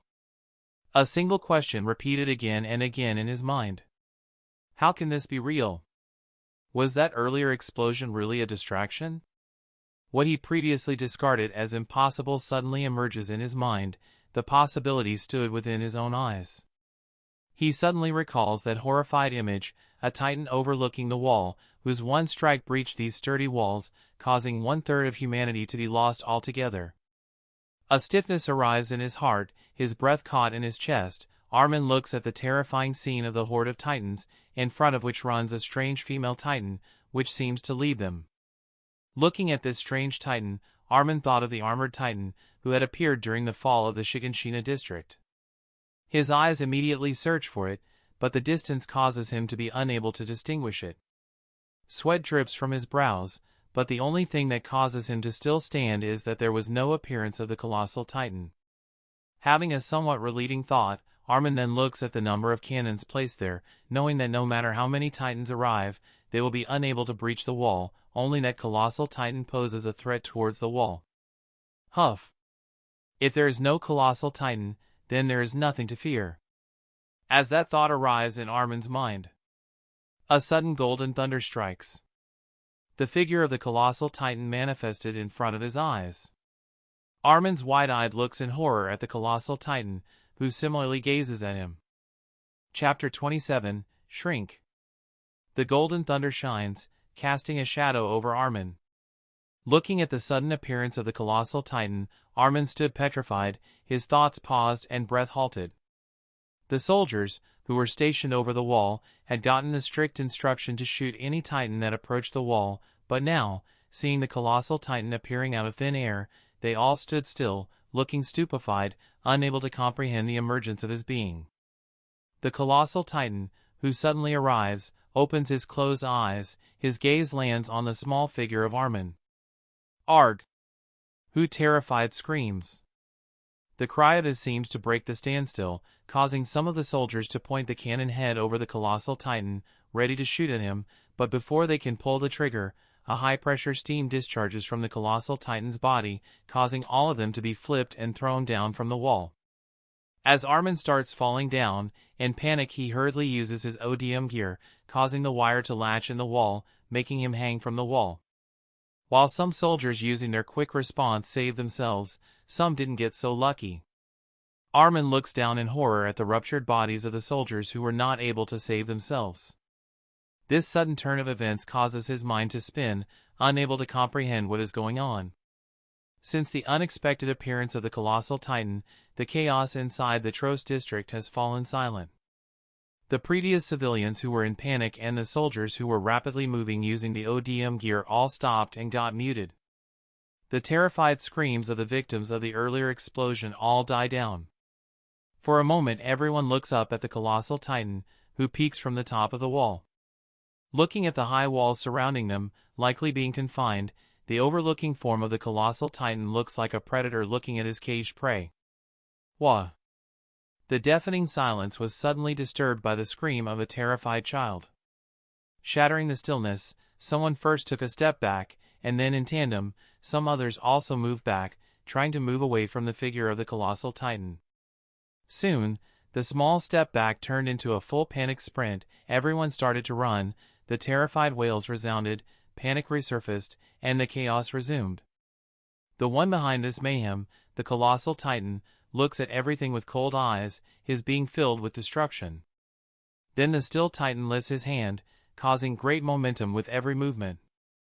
The colossal titan then places his hands over the wall and picks up the cannons from there.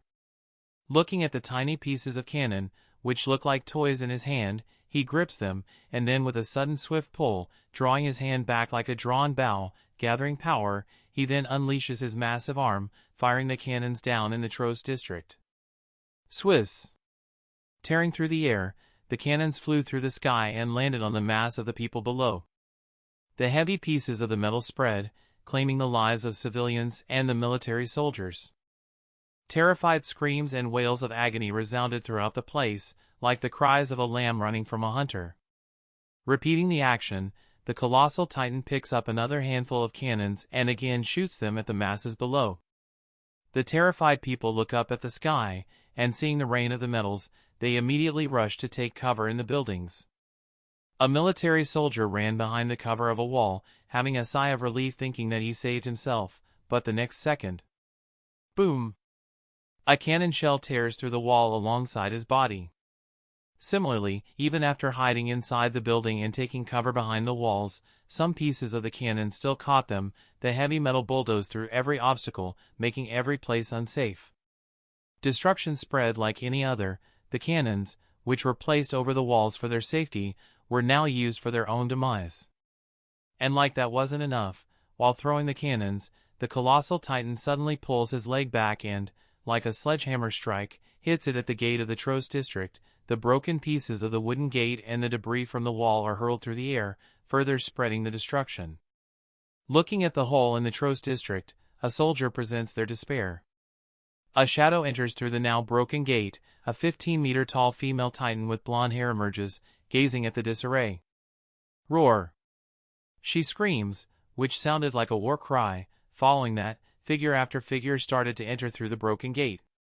Abnormal titans with smiling faces pour inside. Looking at the delicacy of people running everywhere, they seem to squeal in delight. Crunch! The sound of people getting crushed inside the jaws of the pure titan. Arg! The painful wails of a soldier getting broken in half by the flying pieces of the cannons. This symphony of apocalypse falls in the ear of Armen, who shuts his eyes and clamps his hand around his head, covering his ears so he can't hear anything. Why? Why is all of this happening? Armen shrinks in fear. Why? Can't we live in peace? His body trembles slightly. Sniff. Why? Why do the titans attack the wall? A silent sob escapes his lips. Sniff. Sniff. Sniff. I am so pathetic. Sniff. Sniff. I am always crying. Sniff. Why can't I stand up for myself? Every time I got bullied, Aron and Mikasa helped. Sniff. Can I, for once, stand up for myself? Can I at least, for once, face everything without cowering behind others? Armen slowly removes his hand from his head, opening his watery eyes. He looks at the burning scene of the Trost district, the titans rummaging through the houses, people getting eaten, and people getting crushed by the cannon and the debris thrown by the colossal titan. I am truly pathetic. The whole world is burning. Armen looks at a small child who cries sitting at the corpse of his mother. People are dying, and I am still crying. People run desperately as a group of titans chase behind them. Suddenly a child falls down. Seeing this, his older brother, who runs ahead, stops and looks at the crying face of his little brother. He runs back, arriving by his side, and shields him behind his back. Tears run down from the eyes of both brothers, trying to survive desperately, as the looming hand of a smiling titan reaches towards them, impending their doom. Slice. A sudden gust of wind rushes past them, slicing through the hand of the titan. A soldier arrives by their side. Hurry up! Run away from here! The soldier immediately helps the brother get up and urges them to escape from there. Armen watches all of this. The soldier burns with resolve, watching both brothers successfully run away from there. He sighs in relief, then looking at numbers of titans rushing towards him, he tightly grips his ODM blade, and with a breath of determination, he lunges at the titans, rushing through their group, slicing through his fears. He cuts one titan after another. He watches all of this. The scene of a soldier bravely dancing with death. The undefeated spirit of another soldier as he diverts the attention of the titan, luring them away from the crowd of people. Armen watches all of this. I will not cry anymore. He wipes the tears from his eyes. I will never cower behind anyone. Vowing in his heart, he unsheathed the blades. Armen looks above, at the colossal titan, who continues to throw the destruction. A fire of determination burns in his eyes. I will fight. Swiss. Firing his ODM gear, he flew upwards toward the colossal titan. I will fight. With a roar of defiance, Armen runs on the wall and leaps. The non-existent wings take him to the sky.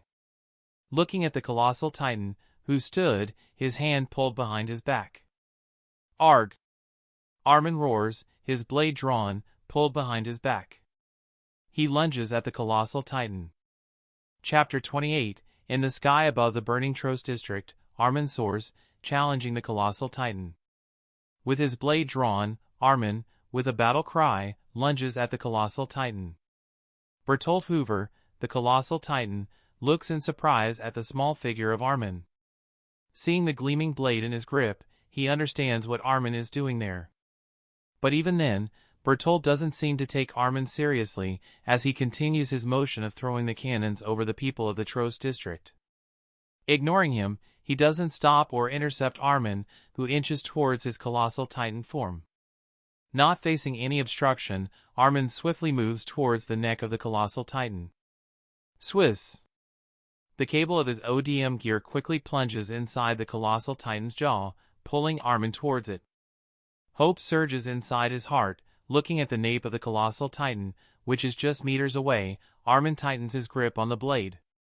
But the next second, all hope shatters. Armen feels a gust of hot wind, the temperature suddenly increases, and the red muscles of the colossal titan seem to glow like magma. Sweat starts to drip from his brows. Armen suddenly has a terrible feeling. The next moment proves him right. Whoosh! Scalding hot mist discharges from the colossal titan's body, instantly swallowing him. When the searing white mist struck him, the skin of his face sizzled, it burned. For a moment his figure struggled, the hooks of the cable still connected him to the colossal titan, but the intense burning pain due to the hot mist caused him to pull the trigger of his ODM gear. Now detached from the colossal titan, the high pressure of the mist instantly swept him away. His battered body flew out from the mist and started to fall down into the Tros district without stopping. And when it seemed that he would strike the ground. Swiss! Armen suddenly fires the ODM gear, the cable latches into the wall, causing him to again be attached to the wall. Having successfully saved himself, Armen cries in pain, smoke rises from his body, and blisters appear on his red skin. Arg! Red blood drips from his hand, as every slight movement causes him great pain. Armen looks up at the colossal titan, who unobstructedly continues his action of throwing the cannons. Despair roots in his heart, knowing that he has no chance of stopping the colossal titan. The wails and the sound of destruction hurt him even more than the pain caused by the blisters. Boom! Another piece of the flying cannon struck at the Trost HQ. The large building seems to be the primary target of the colossal titan. Shit! Everything is going to be finished if this continues. Ian Dietrich, a team leader of the Garrison Alpha Squad, cursed, taking cover behind the window in the HQ building. He looks at the figure of the colossal titan, who, having thrown all of the cannon from a section of the wall, moves sideways to get more. This is madness. In all of his lifetime, Ian has never seen such a scene, a titan that large and intelligent enough to take this kind of action. If this guy isn't stopped here, then the whole of humanity is doomed. Looking at the destruction, the gaping hole in the wall of the Tros district, and how the pure titans pour inside the wall, Ian burns with resolve. Everyone! His loud voice thundered in the chaos. The panic and fearful cries of the soldiers instantly ceased. The terrified soldiers, who hid inside, all looked at him. The wall is breached. We have to stop the titans before the Tros district falls. Silence permeates the air, all soldiers present there look incredulous at him. What are you saying, Captain? A pale-faced soldier with a vacant look in his eyes speaks, everything is lost. That titan is going to destroy everything. The soldier points out of the window at the figure of the colossal titan. How can we even stop that? Despair reeks out of his words. Tell me, Captain, do you want all of us to die? The soldier looks at Ian. Ian stood there, with his head lowered. Yes. The soldier gasps in surprise. I want you guys to die. Ian raised his head, his eyes staring dead at the soldiers. I want you guys to die fighting. I want every one of you to fight, die if you die, but I want you to die fighting. His scream reverberates throughout the HQ. Look outside, the people are dying, titans are rushing in, and the war has already begun. The moment you were born, you are at war with these titans, so how can you now, face to face with these pathetic mindless creatures, buckle? You are a soldier, so die a soldier. The air froze. Everyone stood still, various expressions flashing over their faces. The silence continued until... boom! A cannonball, thrown by the colossal titan, struck at the HQ, causing the building to quiver. I am going after that colossal titan. The steady voice of Ian Dietrich sounded. I am going to fight him. Even if I die, I will die fighting him. I will die fighting for humanity. His gaze landed on every soldier present there. Now tell me who is coming with me to hunt him. Silence falls over the place until it is broken. Captain, I am coming with you. A soldier stood up. Sir, I also want to come with you. Another soldier stepped out.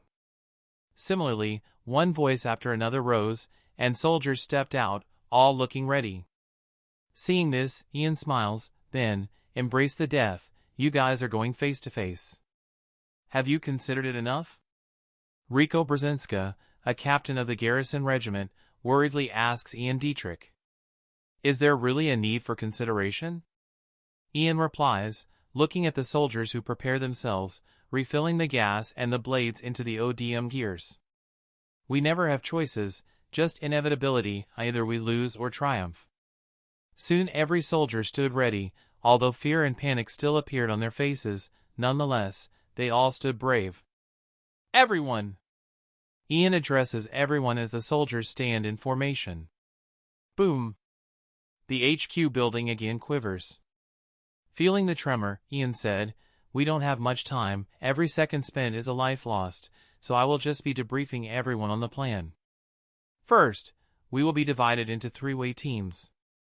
Team 1 will help the civilians evacuate, Team 2 will be eliminating the obstacles, and Team 3 will follow my lead to eliminate the colossal titan. Understood! Boom! Yes, Captain! The soldiers shout in unison, muffling the sound of the cannon striking the HQ building. Then, let's lay down our lives for humanity. For humanity. For humanity. For humanity. The soldiers scream, venting out their fears and terror. Good, then, charge! With a cry from Ian, Team 1 and Team 2 immediately move out from the HQ building, while Team 3 follows Ian Dietrich. Chapter 29, the Trost district stands in ruins, the peaceful place turns into a battlefield, pure titans plow through houses and buildings, hunting humans, while the colossal titan overlooks the wall, hurling pieces of the wall and cannons, targeting the military. Rico, we don't have time. Inside the Trost military HQ, Ian Dietrich stood with Rico Brzezinska, with soldiers of garrison standing behind them in formation, all geared up. You lead Team 1 to evacuate the civilians, and Team 2 will be supporting you. Okay, so, I got the easiest task. Rico said, adjusting the specs she wore. While you are going to hell. Are you complaining?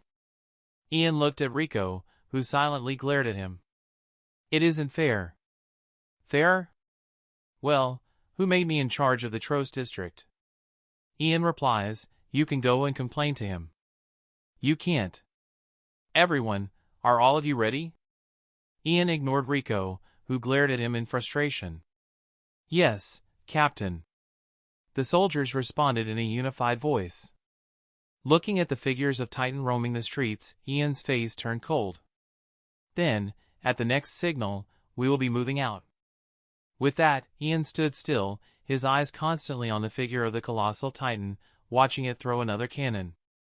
Boom! Charge! Ian screamed as another building collapsed.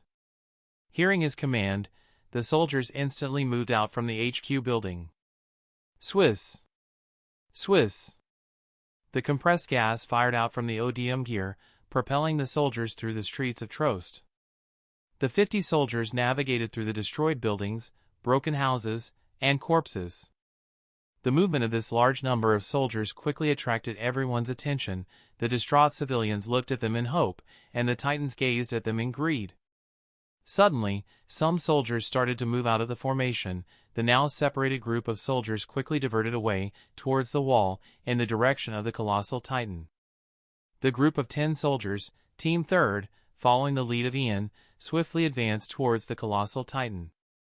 Ian, taking the lead, looked at the colossal titan, whose hand was in mid-swing. "Take cover!"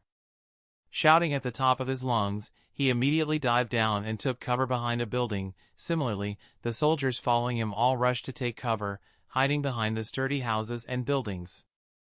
The next moment, boom! Broken pieces of metal and concrete arrived and crashed at the place where they hid. "It is really targeting us." Ian peeked out from behind his cover, looking at the colossal titan, who was moving to grab another cannon. "Move!" Giving the signal, all of them again moved. Rapidly crossing the distance, they inched toward the colossal titan. Using the ODM gear, they easily traversed, quickly closing the distance. But suddenly, arg! A scream sounded, halting their momentum. Looking back, they saw one of the members of their group being held in the mouth of an abnormal titan. The soldier, with a fear-stricken face and tears of pain flowing out of his eyes, pleadingly shouted at them, "Save me!" Crunch! The next second, pieces of his torn body fell down from the titan's face, which looked at them with a blood-stained smile on its face. Seeing this, horror flashed on everyone's face. "Watch out!" The sudden, urgency-filled cry of Ian Dietrich sounded.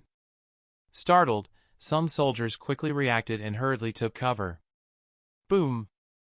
The throw from the colossal titan arrived. Arg! With which another scream reverberated. Ian opened his eyes, causing the scene of the broken body of a member of his team to appear in his vision. Everyone stood frozen in shock. The soldier who didn't react in time but got lucky as they didn't get hit quickly dived down and took cover. They died. A soldier in shock looked at the cold corpse of his comrade.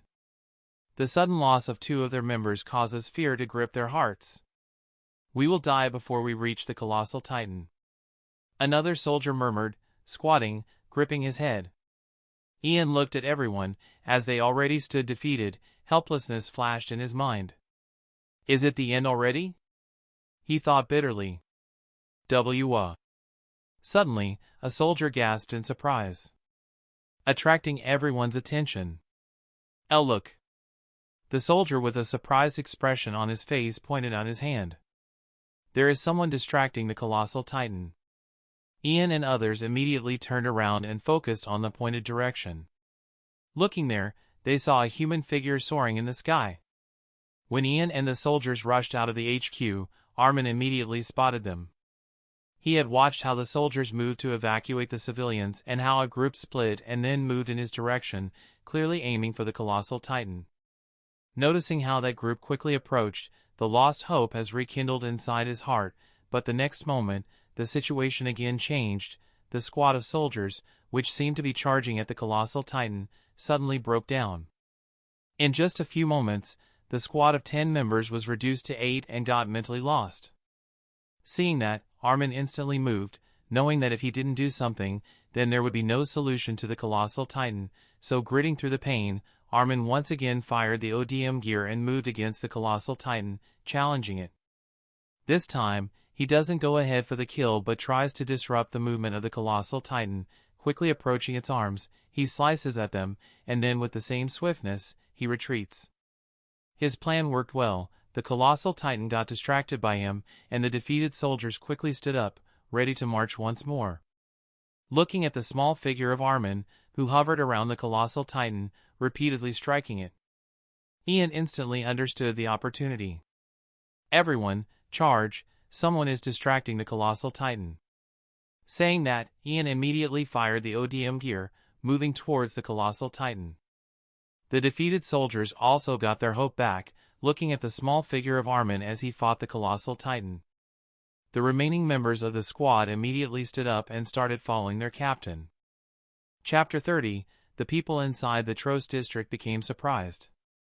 Since the colossal titan appeared, it hasn't stopped bombarding them, making them live every moment in terror, not knowing when they may die. That was already enough for them, but with the wall breached and Titans pouring inside, the situation made them almost hopeless. So when the bombardment suddenly ceased, they all looked in surprise at the direction of the colossal Titan, where a person soared against the colossal Titan. Armen looked at the large hand closing towards him. Even with a distance between them, he could already sense the force behind it. Whoosh! Using the ODM gear, he narrowly escaped the hit. But as the hand passed by his side, the momentum it carried almost swept Armen away. Despite that, he skillfully took control of his balance and immediately fired the ODM gear. But suddenly, "Look out!" a loud voice called out to him, noticing the urgency in it. Armen instantly sensed something wrong, looking at the hand of the colossal Titan, which just rushed past him. Surprisingly, it was moving back at him. Startled, Armen immediately moves away, but still, the hand nearly catches up to him. "Damn it, move!" Armen cursed, looking at the zooming hand the size of the building. Feeling the searing heat, he almost gave up, expecting to be swatted away like a fly, but the next second. Swiss! With swiftness, the figure of Ian Dietrich showed up with great momentum and took him out of the way of the colossal Titan's hand. Whoosh! Whoosh! The garrison soldiers, Team 3rd, led by Ian Dietrich, successfully reached the top of the wall.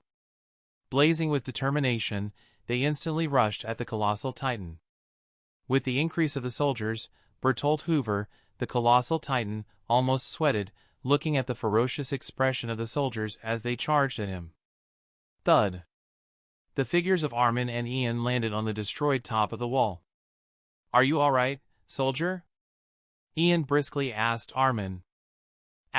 Grimacing, Armen swiftly answered, "Why yes sir, I am fine," looking at his half-burned face and the blood dripping from his hand. "Are you sure?" Ian doubtfully asked him. "Absolutely, sir," Armen replied resolutely. "Okay, then ready yourself, the fight isn't over." Ian looked at the colossal Titan surrounded by his team. "We still have this dude to chop up." Armen also gazed at the colossal Titan, looking at the figure of Ian and other garrison soldiers. Relief appeared in his heart, and then, without even registering the pain, he immediately sprang into action. "Sir, warn everyone, they should approach it cautiously." Armen urgently reported to Ian, "This Titan can release high-pressure hot steam." Noticing his burnt face, Ian instantly understood, and then in a powerful voice, he immediately warned others. After which both Armen and Ian also joined others. With 9 professional soldiers maneuvering the ODM gear, they quickly pressured the colossal Titan, making it completely go on the defense. The situation quickly became difficult for Bertolt. For the first time, the advantage of his large size didn't work in his favor. Due to the high platform of the wall, the soldier got easy access to his neck. On top of that, due to his large build, his movement became slow, which the soldiers all took advantage of. Swiss! Swiss! The garrison soldiers harassed the colossal Titan from every side, slicing at his arm, back, leg, and even at his head. They moved with swiftness. Feeling the pressure increasing every second, Bertolt gritted his teeth, cursing the soldiers in his mind. The soldiers slowly advanced at him, cautiously moving, avoiding the reckless swings of his hand. They adapted to his movement, and then, getting the chance, they lunged at him. A soldier avoided the wild swing of the colossal Titan's hand and looked at the unguarded nape of its neck. He instantly fired the ODM gear and lunged with blade drawn, ready to finish it. But suddenly the muscles of the colossal Titan started turning red. "Fall back!" The urgent voice of Armen sounded, making every one of them instantly move away from the colossal Titan. The next moment, scalding hot steam discharged from the colossal Titan, causing everyone to stay away from it. "I have done enough damage." Inside the nape of the colossal Titan, Bertolt heaved a sigh of relief. "Staying here any longer will be dangerous. I should retreat now." He looked at the figures of the garrison soldiers as they stood away from him, waiting for any chance to strike. Huh! Suddenly Bertolt noticed something strange. Through the haze he looked at the figure of Armen, who stood in the distance waving his hand at him, as if he were throwing something at him. "What is he doing?" Bertolt looked in confusion at him. Thunk! A stone struck the wall near him. Looking at the small piece of stone, Bertolt gave Armen a ridiculous look. Are you really trying to harm me with this? Boom! Suddenly, a cannon shell struck the colossal titan in the head. What? Bertolt cried out in shock. Startled, he turned around and looked on the opposite side of the wall. There he sees Ian and another soldier standing, smoke coming out of the cannon head. Ian coldly looks at the colossal titan, fire, giving the command. Boom! Another cannon shell flew and struck the colossal titan. Continue. His cold voice sounded again, with which. Boom! Boom! Boom! The soldier continues to fire the cannon at the colossal titan, who suddenly moves his hand to protect himself. The steam it was releasing stopped and quickly dissipated. So he is right. Ian looks at Armen. This titan can release steam but only when it stops moving. Armen has noticed this peculiarity of the colossal titan when it first releases the steam at him. Since then an idea has formed in his mind to counter his ability, which he has shared with Ian, who has taken it seriously. Seeing the unguarded colossal titan, Ian screams out, "Charge and finish it." Instantly the soldiers sprang into action, mobilizing their ODM gear. They rushed at the colossal titan. Boom! The cannon continues to fire, slowly breaking its body. And with soldiers harassing it, soon the colossal titan got completely overwhelmed. Swiss! In the corner of its eyes, Armen appears. The gleaming blade shines, and the next second, Armen flies past, plunging the blades into its eyes, making it blind. With sudden blindness, Bertolt, who is inside the nape of his titan form, panics. Shit! Shit! Shit! What the hell is going on? Losing his vision, Bertolt placed one of his titan form's hands over his nape, protecting himself, and with the other hand, he madly swung it, hoping to deter the soldiers. But how can they stop by this? The soldiers continue their relentless assault. Swiss! With a swing of the blade at the armpit, the free hand of the colossal titan immediately went limp.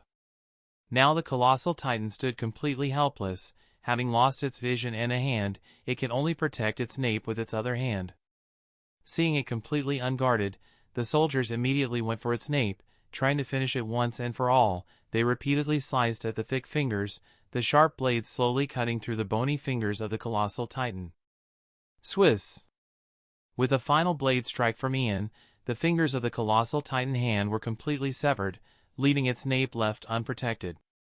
Then, Armen, who arrived next, quickly plunged the blade inside the nape of the colossal titan, cutting a piece of flesh from there. Next moment, the figure of the colossal titan started to fall down, its massive body quickly going limp. Boom! Tremors traveled through the ground, felt by everyone. Chapter 31, like a puppet losing its strings, the colossal titan collapsed on the ground. Feeling the tremors of its demise, Team Third, the garrison soldiers, all roared victoriously. Intense joy radiated from them, with happiness and triumph smiling on their faces.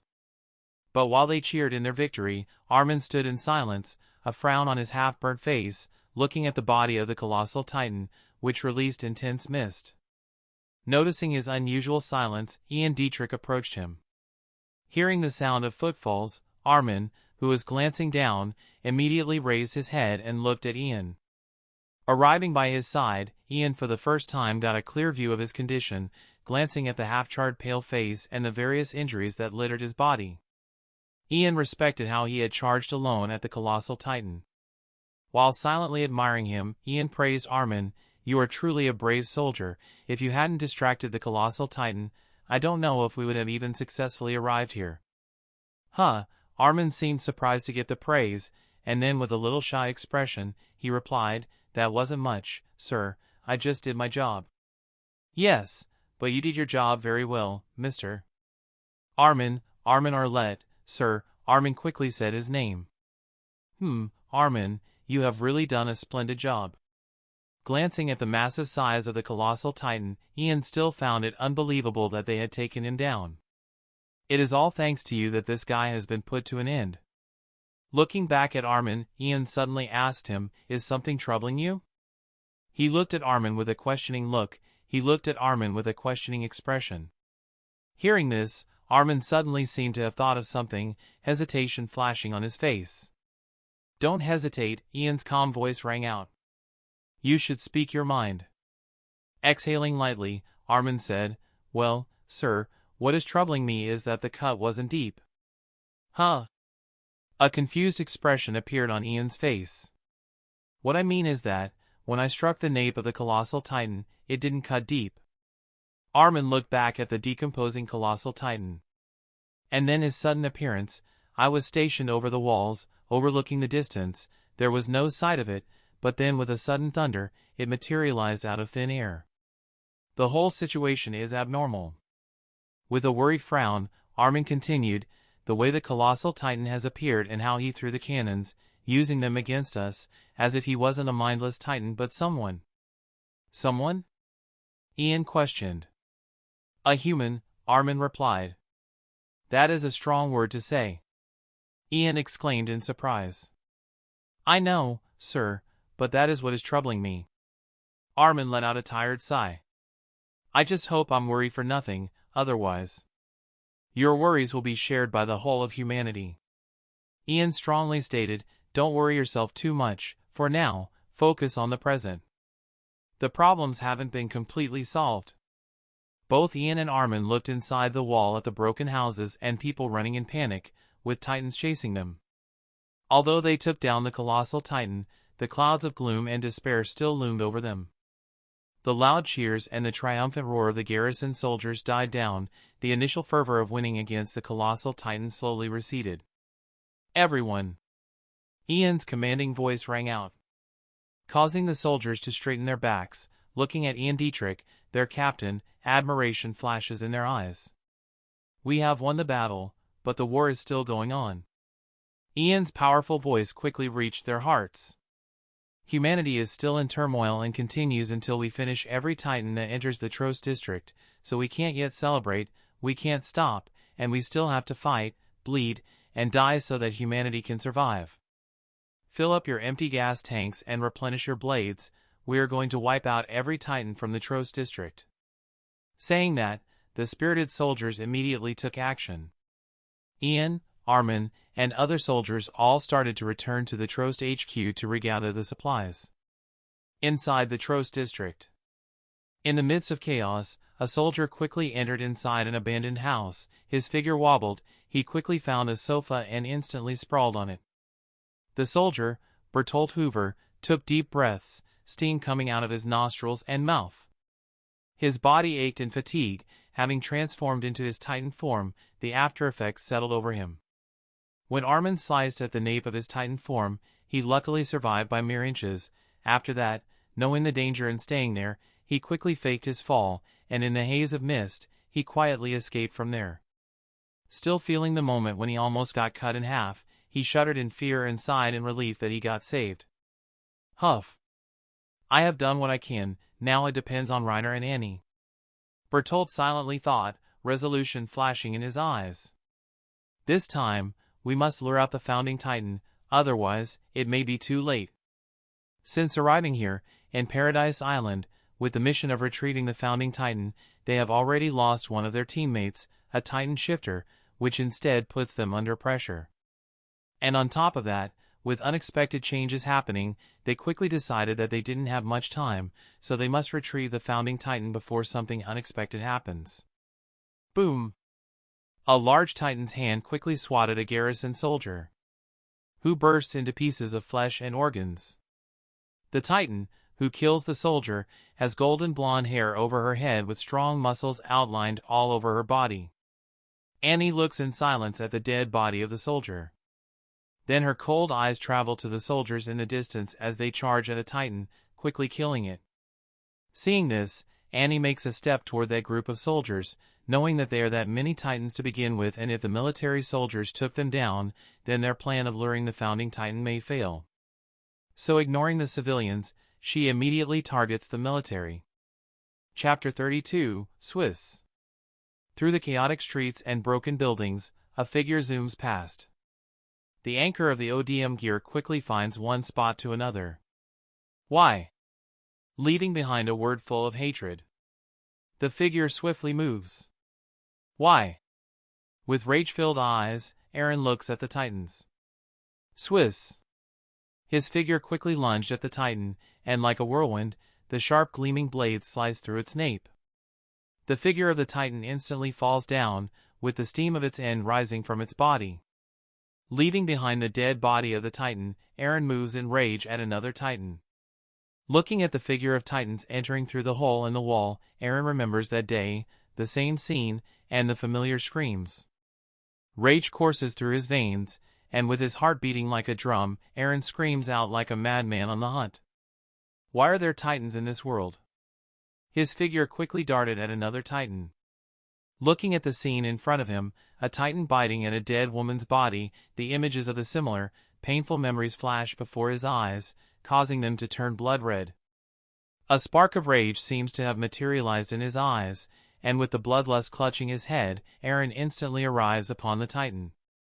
Sensing someone by its side, the Titan, with his small eyes on his disproportionate head, looks at Aron. Seeing a human, the thought of eating it rose in his mind. But the next second, darkness consumes its vision. Thud. The mindless Titan fell down headfirst. Landing on its dead back, Aron's chest goes up and down, taking deep breaths to fight the fatigue. His rage-filled eyes travel to another figure of a Titan. Instantly, without even taking proper rest, he immediately rushed at it. With a single thought consuming his mind, I will wipe out all the Titans. Aron madly dashed. Thud. Another body fell, but Aron didn't stop, his eyes quickly searched for another one. Suddenly, a commotion caught his attention. In the corner of his vision, he saw a group of soldiers rushing at a Titan. The Titan, to be precise a female Titan, looked abnormal, like no other, with a head full of blonde hair. The female Titan didn't move like a mindless one but with precision and calculation in its action. The group of soldiers who just rushed upon her quickly got annihilated. Watching this, Aron instantly moves in her direction. Instead of fear or hesitation, with the same intensity as before, he rushes in her direction. Aron completely ignores other Titans in the midway, like he doesn't care anymore about these Titans. Instead, his attention remains focused on the abnormal female Titan. The distance between them continues to shorten. Firing the ODM gear, his figure moves like an eagle in the storm. Landing on a rooftop with nowhere to fire the anchor, Aron runs on the roof and quickly jumps, but suddenly, a gaping jaw rose from the ground. An abnormal Titan hiding there jumped up at Aron, who was stuck in midair with nowhere to go. The time seems to stretch. Instead of fear or any other emotions, Aron's eyes suddenly turn cold and silent. The sudden turn of events doesn't seem to surprise him. His deathly eyes slowly turn downward, at the jaw of the Titan. Without any hint of action or retaliation, the abnormal Titan engulfs him. Silence falls down for a moment, broken by the wails of the victims of the female Titan. Annie Leonhardt, the female Titan, moves through the force of the soldiers, leaving the broken bodies behind. She continues to target the military of the Trost, thinning them down. Boom! Suddenly a cannon shell fires. Startled, she didn't have enough time to dodge and got hit. Quickly taking cover behind a building, Annie looks at the building in the distance, a watchtower station with cannons and soldiers in it. Boom! Another cannon shell fired, striking near the building behind which she hid. Steam rises from her broken hand, flesh squirming to the area where the cannon shell struck. Boom! The soldiers continue to fire the cannon. Feeling the trouble, Annie started to plan how to take down this watchtower once her hand healed. But suddenly a flash of lightning attracts her attention. A golden radiance shines from a side street, surprise flashes in her eyes. The next moment a 15-meter-tall Titan walks out of the street. The soldiers, watching a Titan walking out of the street, instantly fire the cannon over it. Boom! The cannon shell struck the crossed hand of the Titan. Smoke rises with the impact. The soldiers again readied the cannon to fire at the Titan. But the next moment, a shocked expression appeared on their face. The new Titan stood uninjured. The cannon, which struck at his hand, didn't even put a dent on him, only a black mark appeared on his hand. Reiner Braun, the armored titan, gives Annie a look, nodding at her. He takes a step forward and then sprints toward the watchtower. The soldiers immediately panicked and fired another shot at him. The force behind the cannon did hinder the charge of Reiner, but ultimately, it didn't stop him. Boom! The figure of the armored titan collides with the watchtower, quickly demolishing it. With the joining of the armored titan, both Annie and Reiner demolish all the military personnel. There are other abnormal titans. Armen, having joined the squad of Ian, returns to HQ, where, after receiving emergency treatment, with bandages wrapped around his head and hands, and refilling the supplies, he quickly moves with them to evacuate the civilians. And now he stood on top of a building, with his one eye covered in bandages. He looked at the two abnormal titans in the distance. The armored titan and the female titan, watching how they move with clear intention, targeting the military. Armen thought of the colossal titan, finding both of these titans to be similar to the colossal titan. There is something wrong with them. Ian also gazed at them with a frown on his face, feeling the situation swirl in the unknown direction. That is the armored titan. Armen points to Reiner in the distance. Just like Colossal, this titan had also appeared in the Shiganshina district, destroying the gate. He breached the wall, Maria. And now it has also appeared here, and there is even a new titan with it. Armen looks in worry at the figure of the female titan. Sigh. Letting out a tired sigh, Ian feels the rising pain in his mind. Why does everything start to make less sense? The titans appearing out of thin air and then possessing the intelligence like they are human. Surely the future is going to greatly change. The action of Reiner and Annie quickly attracted everyone's attention. Chapter 33, We Have to Stop Them. Armen, Ian, and the other members of Team Third all look in the distance at the figures of the armored and female titans. We really can't take a break, huh?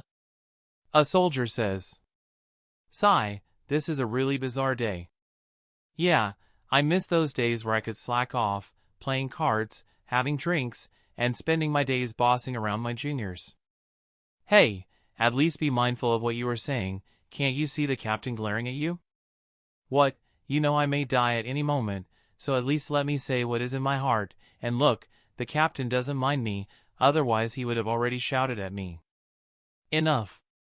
Ian silences the banter of his subordinates. Prepare yourselves, we are going to face these two guys. Pointing at the armored and female titans, Ian continues, they are surely going to be troublesome, so have your full focus on the matter at hand, and don't try to die easily. With that said, everyone prepares themselves, knowing they are directly going to face another situation where they may die at any moment. They steel their hearts. Whoosh! Soon their team moves in the direction of Annie and Armored Titan, who stand together in the distance. Whoosh! Whoosh! Looking at the group of soldiers moving towards them, both Annie and Reiner ready themselves to face them. Armen swiftly crosses the distance and dodges the swing from the Armored Titan. A soldier behind him quickly moves at the unguarded nape, tightly gripping his blade. The soldier swings, followed by a dull sound. The soldier and Armen both look in surprise at the blade, which chips at its edges. The soldier feels like he has struck a stone, making him unable to cut. The Armored Titan, noticing the chance, quickly sent a backhanded strike at the shocked soldier. Thump! The broken body of the soldier flies through the air, smashes inside a building, with no breath left in him. Fear appears in Armen's eyes. The next moment he hurriedly dodges another strike from the Armored Titan and tries to counterattack. Similarly, when he strikes at the arm of the Titan, the blade doesn't even pierce its skin. On the other hand, the sharp edge of Armen's blade becomes dull, like the blade has been repeatedly swung at a metal pole.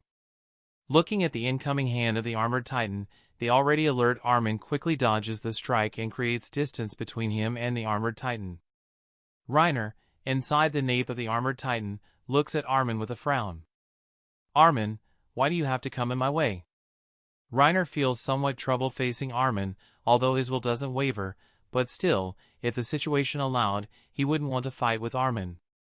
Having spent so many years with them, through training and eating together, he has knowingly formed a comrade bond with them, so when faced with their supposed friends, Reiner still hesitates for a moment. Everyone be alert! Armen's loud voice reaches everyone's ear. These titans also have some special abilities, approach them with caution. His warning quickly puts everyone on alert, following which they do not rashly attack them but continues to harass and gauge them. Armen, standing on a rooftop, looks at the armored titan, carefully studying it. Whoosh! A figure lands by his side. Huff! Huff! Taking deep breaths, Ian looks tiredly at both the female and armored titans. Have you found something?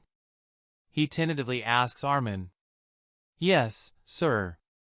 Armen replies confidently, both of these titans have unique abilities. The armored titan, pointing at it, Armen said, this one has a stronger defense, our blades can't cut through its skin, and the female titan seems to have superb agility and much more combat awareness. Saying that, Armen takes a moment and then continues.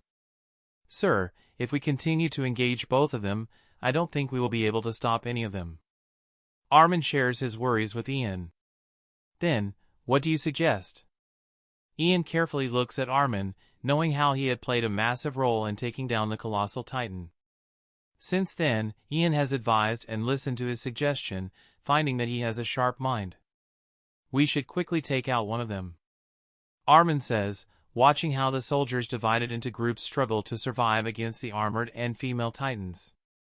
For the armored titan, we don't have an immediate solution, so we should focus on the female titan. Taking her out with lightning speed, we can then deal with a single armored titan. Good, then let's not delay any longer, the team members are barely surviving. With that said, both Armen and Ian join the squad facing the female titan. Ian silently signals to everyone, conveying the plan to others. He takes the lead and intensifies the charge at the female titan.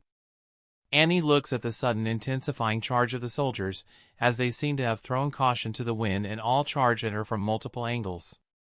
Annie's cold gaze quietly lands on Armen, understanding the reason behind their sudden onslaught.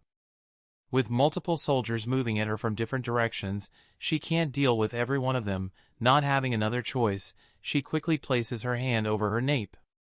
The soldiers, finding the unguarded spot, quickly move and give multiple slashes, almost severing her hand. Seeing the situation turning dangerous, Annie removes her hand from her nape and swats at the soldier, who dodges at the last moment.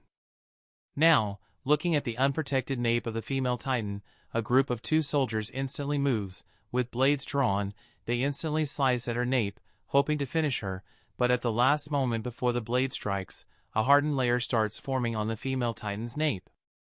So when the blade strikes, their sharp edges instantly chip. Everyone looks in disbelief at this scene. Annie, having baited them, quickly takes advantage of the situation and strikes at the 2 soldiers, who can't escape on time. Sharing the same fate, both of them get hammered, their crushed bodies fall down. Everyone looks in fear at what had happened, heaviness falling on their hearts. With 3 of the soldiers down, the 10-man squad gets reduced to 7, with 4 of their team members engaging the armored titan, and now 2 getting killed by the female titan. Only 4 soldiers remain attacking the female titan.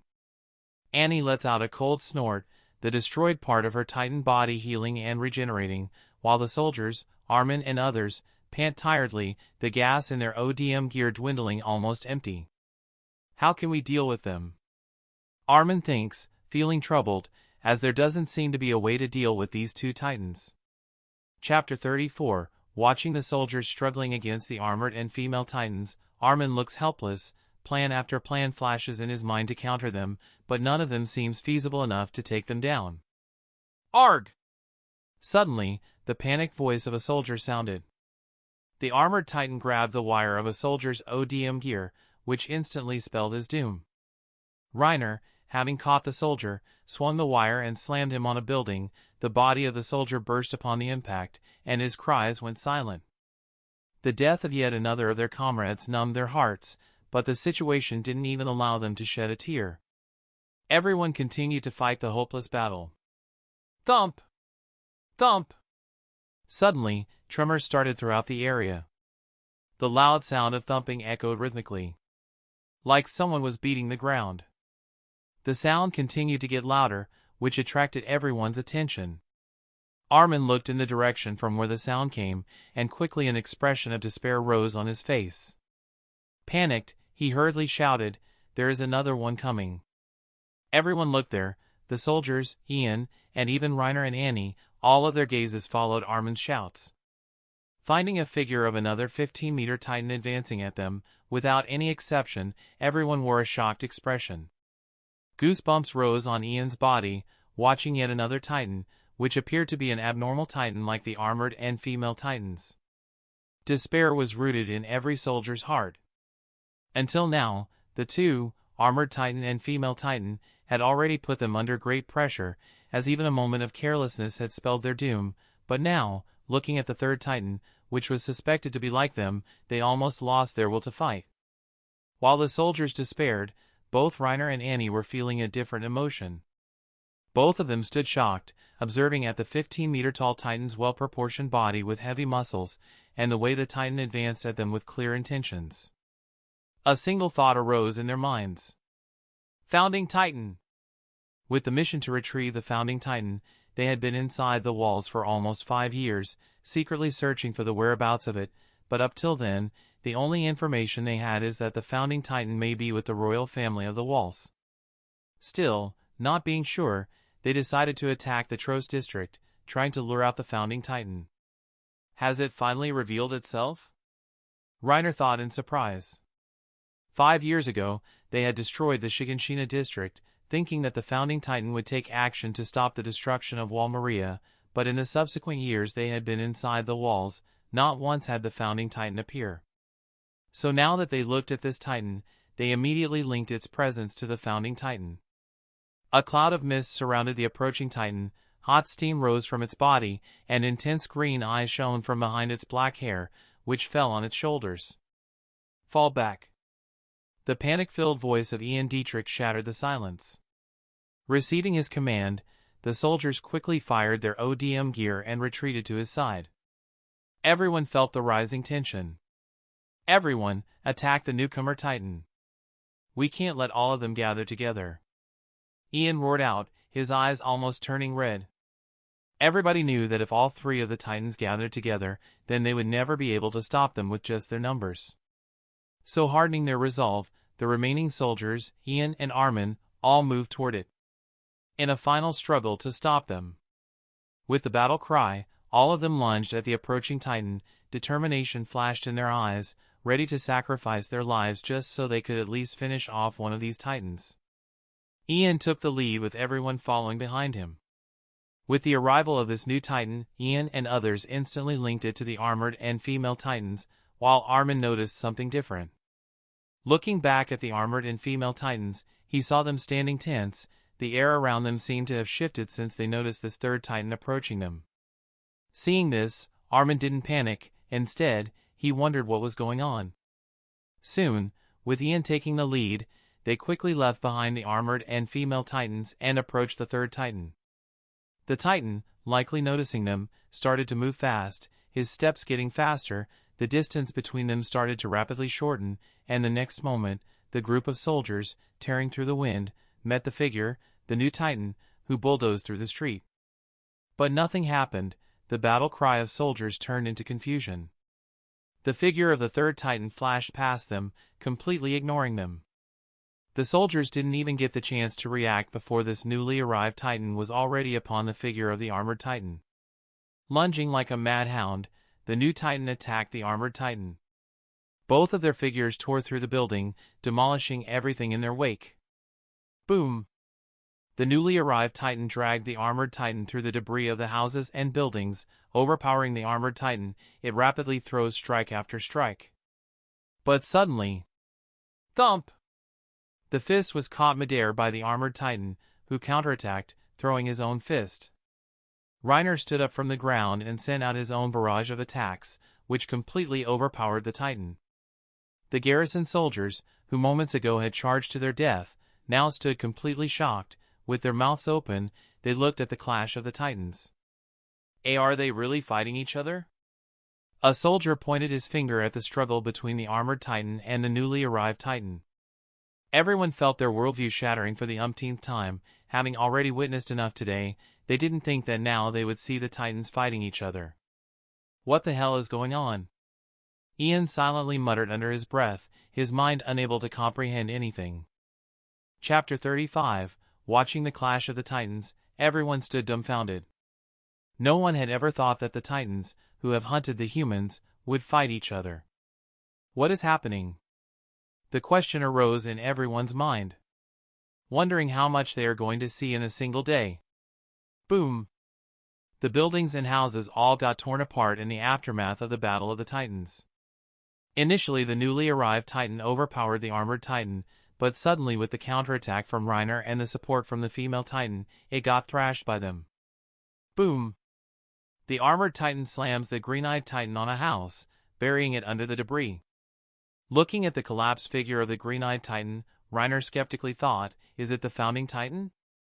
Doubts arise in both Annie's and Reiner's minds.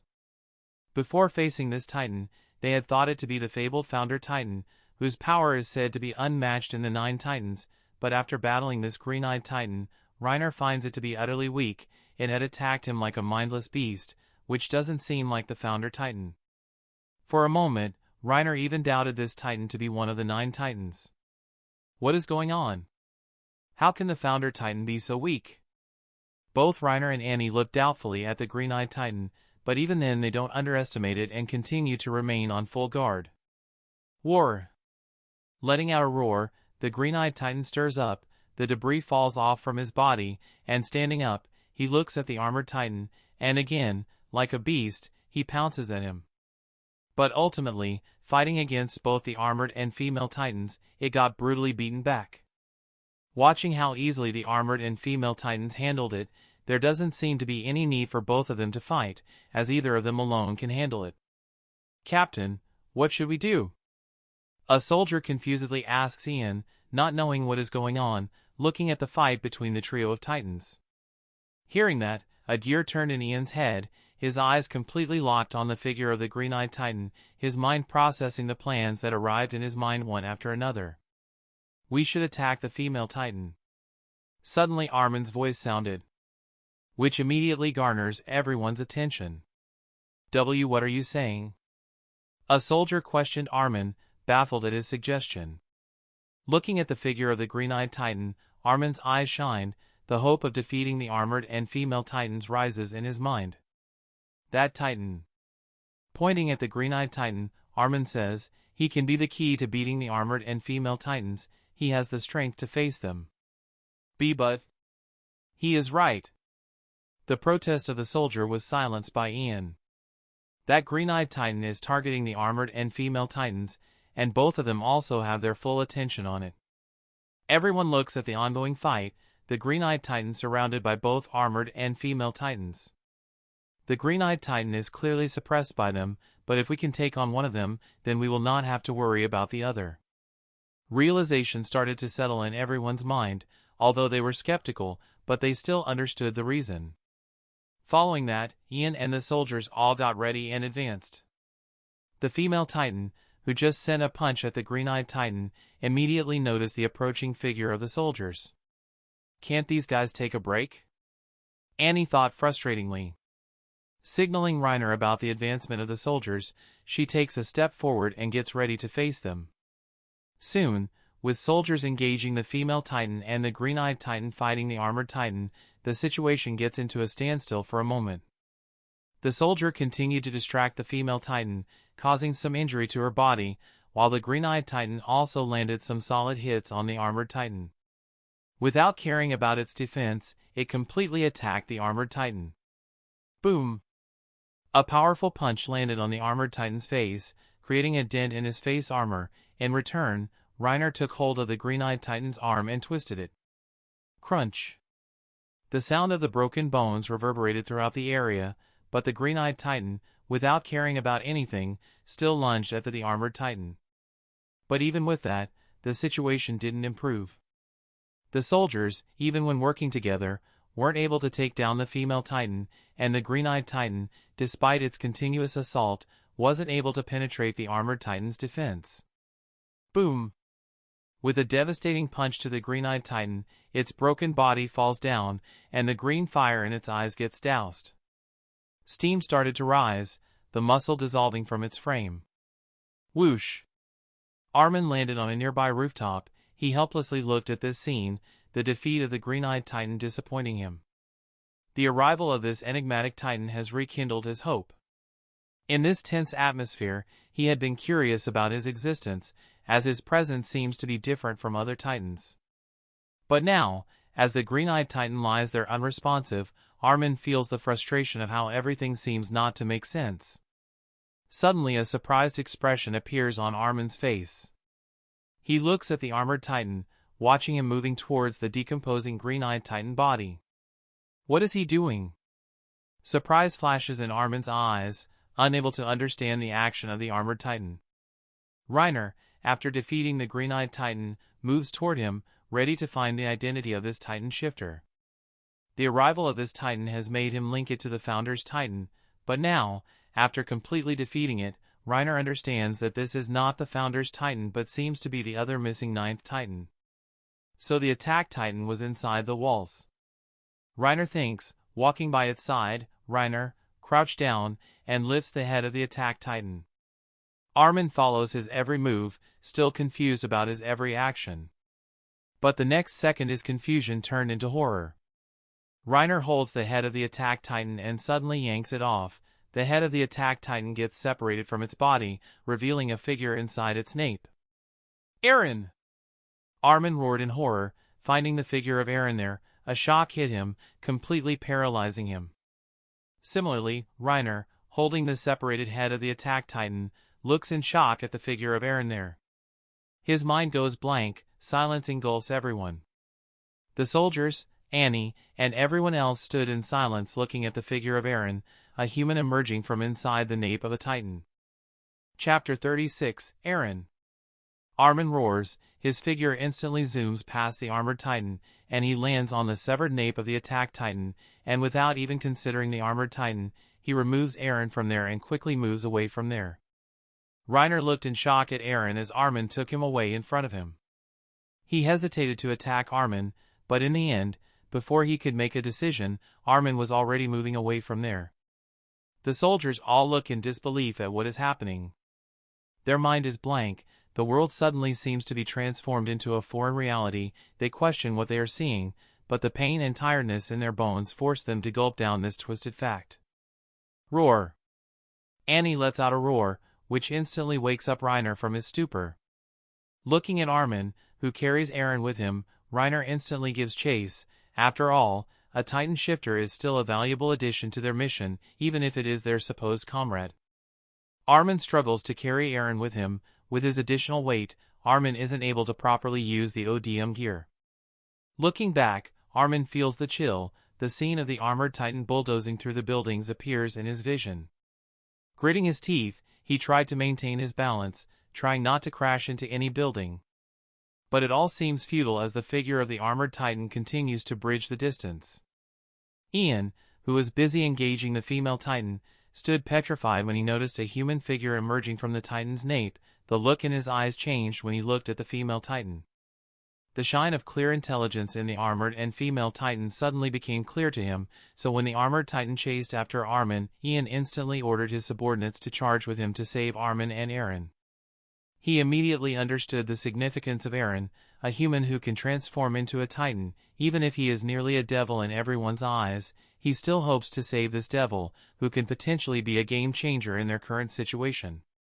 Armen ran away in panic with Aron with him, chased by the armored Titan, Reiner, behind whom the group of soldiers following Ian quickly tried to catch up with the armored Titan, while Annie, the last in the line, started to pick up the pace, quickly outpacing the soldiers. The great commotion of their action quickly attracts everyone's attention. The civilians who ran away in panic and the other soldiers who were helping in evacuation and resisting the Titans all looked in wonder at this game of chase. Arg!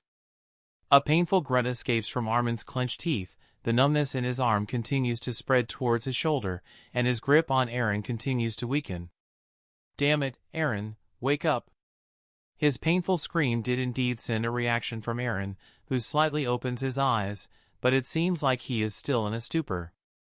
Armen despairs looking at the still unconscious Aron. His previous wounds open up and continue to heavily bleed, but still, he didn't stop and continued to shakily advance with Aron. Reiner, who is chasing behind them, looks at the shortening distance between them. "I am sorry, guys, but I have to do this." Hardening his resolve, he increases his speed, almost catching up to Armen. He stretches his hand to catch them. Rumble. But suddenly, a golden thunder shines ahead. Its brilliance caught everyone off guard. The instant the familiar sound of thunder echoed, Reiner stopped dead in his step, his eyes fixed on the fog. Armen looks at the distance in front of him. A mysterious fog suddenly appears with golden thunder flashing in it, inside of which a shadow seems to rise. Surprised, Armen looked back and saw the figure of the armored titan not chasing after him anymore, and instead it looked petrified, its gaze fixed on the fog. Finding the chance, Armen instantly takes a turn and dives down below the buildings, perfectly hiding himself and Aron. Ian and the soldiers, seeing that Armen has saved himself, stop chasing the armored titan and take a turn, also hiding behind the buildings. They look in shock at the fog, which seems to have mysteriously appeared. Annie, the female titan, didn't stop and arrived by the side of Reiner, watching intently at the fog. Suspense falls on the atmosphere. Everyone feels tense regardless of the soldier and the titans. The next moment, a roar sounded, reverberating throughout the Trost district.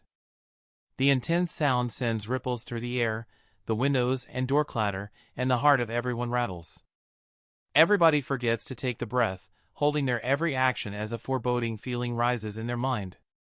Shattering the silence, a figure walks out of the fog. The 20-meter titan, Kevin Ethan, looks at the armored and female titans, and as his blood-red eyes land on them, both of them feel the chill.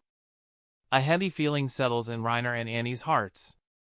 The pressure that Kevin's titan form emits caused them to inadequately take a step back. This has to be the Founder's titan. The single thought repeats inside their head. Looking at Reiner and Annie, Kevin thinks, finally, it is time to end this. Since the colossal titan appeared, he had been searching for his target, Aron, but after searching through the entire Trost district, he finds that Aron seems to have gone missing, as after inquiring from his friend, he found that even they didn't seem to know where he is. So, ignoring the chaos created by the trio of warriors of Marleyan, he continued his search for Aron. But all of his attempts become futile, and when he thought maybe Aron had become aware of his presence and had already run away, he suddenly appeared, transformed into his attack titan form. Kevin finds him fighting the armored titan. Today, in the chaos, he intends to silently devour Aron and gain the founding titan powers, but since Aron got beaten back and almost got caught by Reiner, Kevin becomes forced to show himself. Now transformed into his 20-meter titan form, with infinite power coursing through his veins, he takes a heavy step toward Reiner and Annie, ready to put an end to everything. Chapter 37. Kevin's 20-meter-tall titan has its dark raven hair spilled on his shoulder, its blood-red eyes searching for the figure of Aron. But the obstruction of the buildings caused him to not be able to perceive his location. Today you can't escape, no matter what. Various thoughts flashed through Kevin's mind, his journey till now, how agonizing it was to live as a titan, deprived of his humanity, living in isolation. Only he knows the terrible feeling, how his world suddenly changed, so when he gained his human form back and gained a little spark of his humanity back, he decided he would go to any length to protect his torn self. No matter if he has to face the fiction, the once admired protagonist and antagonist, or if it is the story of anime or manga, he is going to face the creeping insanity and the mind-blowing madness no matter what. Thud. His heavy steps fall down ahead, carrying his powerful intent, which strikes as a drum of fear in others' hearts. It is Founder's Titan. Looking at the perfect Titan's body, which suppresses their own, both Reiner and Annie thought that Kevin is the founding Titan. Knowing that there are only 9 Titans that can be inherited, with 6 Titans in control of the Marley Empire, with the 7th Titan, the Warhammer Titan, in the hand of the Tiber family, there remain 2 Titans, the Attack Titan and the Founder's Titan. With the initial appearance of Aron's Titan form, they confirm it to be the Attack Titan, so when Kevin arrives in his Titan form, they immediately link him to the remaining 9th Titan, the Founder's Titan. It has finally revealed itself. Rainier looked at the figure of Kevin's Titan form, which even suppressed his own Titan form. A faint pressure fell on him, but that didn't waver him. After waiting for so long, now that the purpose of his life stood in front of him, how could he back down? The thought of retreating and losing never even once entered his mind. There was not any choice, only a decision, and that was to advance. Reiner signals Annie, their eyes meet, finding the similar conviction. Without any hesitation, both of them take a step forward. Looking at the approaching armored and female Titans, Kevin only gives them a fleeting glance, as their presence didn't put him in any concern. Only Aron matters to him. If he can devour him and gain the founding Titan power, then nothing in this world will be able to stop him. But the problem is that Armen has hidden away with Aron. He held a cautious approach regarding Aron. Initially, when he arrived inside the walls, he didn't immediately go in search of him, as he didn't know whether Aron knew about his presence due to the attack Titan sharing its memories with his past self. He didn't want to get eliminated because he underestimated anyone. That's why he lay low for some time, trying to understand the situation. He wants to know how much his presence has changed the world. And that decision did help him. Only a few days after he arrived inside the wall, he found the drastic change happening. And the biggest one is about the action of the Colossal Titan, which even puts him under pressure, as he knows the danger that the Colossal Titan poses to him. Although he is confident enough to fight against any Titan shifter, still, he knows the reality. If he faces the Colossal Titan, then the chances are that he may be completely trampled. And leading the Founder's Titan, he doesn't even stand a chance against that type of power. That's why he didn't approach Aron. Who knows if he has access to the Founder's power? He didn't want to take any rash action, so he remained silent, trying to formulate the plans, but suddenly when he met Historia, he immediately took the chance and kidnapped her with Ymir, the Jaw Titan.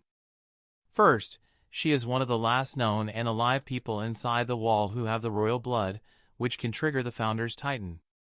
That's why he took her, a variable that can cause him great pain, and the Jaw Titan, Ymir, was just a bonus that helps him enhance himself more. And that action of his seems to be the catalyst for further changes. The unrest rose inside the wall as soldiers got kidnapped one after another. And then, the fall of the Tros district, the Colossal Titan appears, and this time he didn't just vanish after breaching the wall, but this time he alone almost took down the whole of the Tros district. Seeing the event happening, which deviates from the canon, he knows that the changes have already happened and he is bound to be surprised.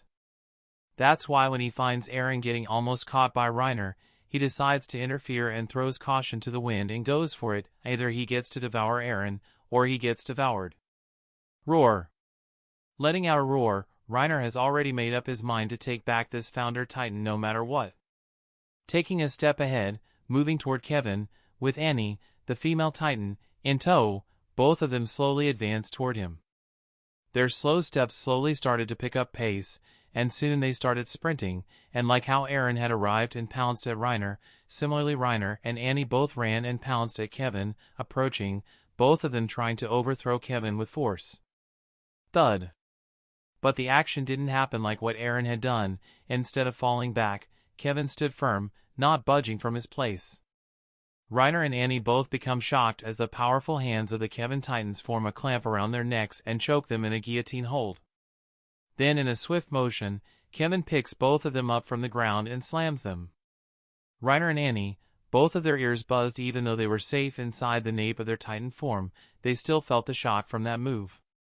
Quickly standing up, Reiner looks at Kevin but becomes more surprised as a heavy kick lands at his Titan form, sending him crashing into a building.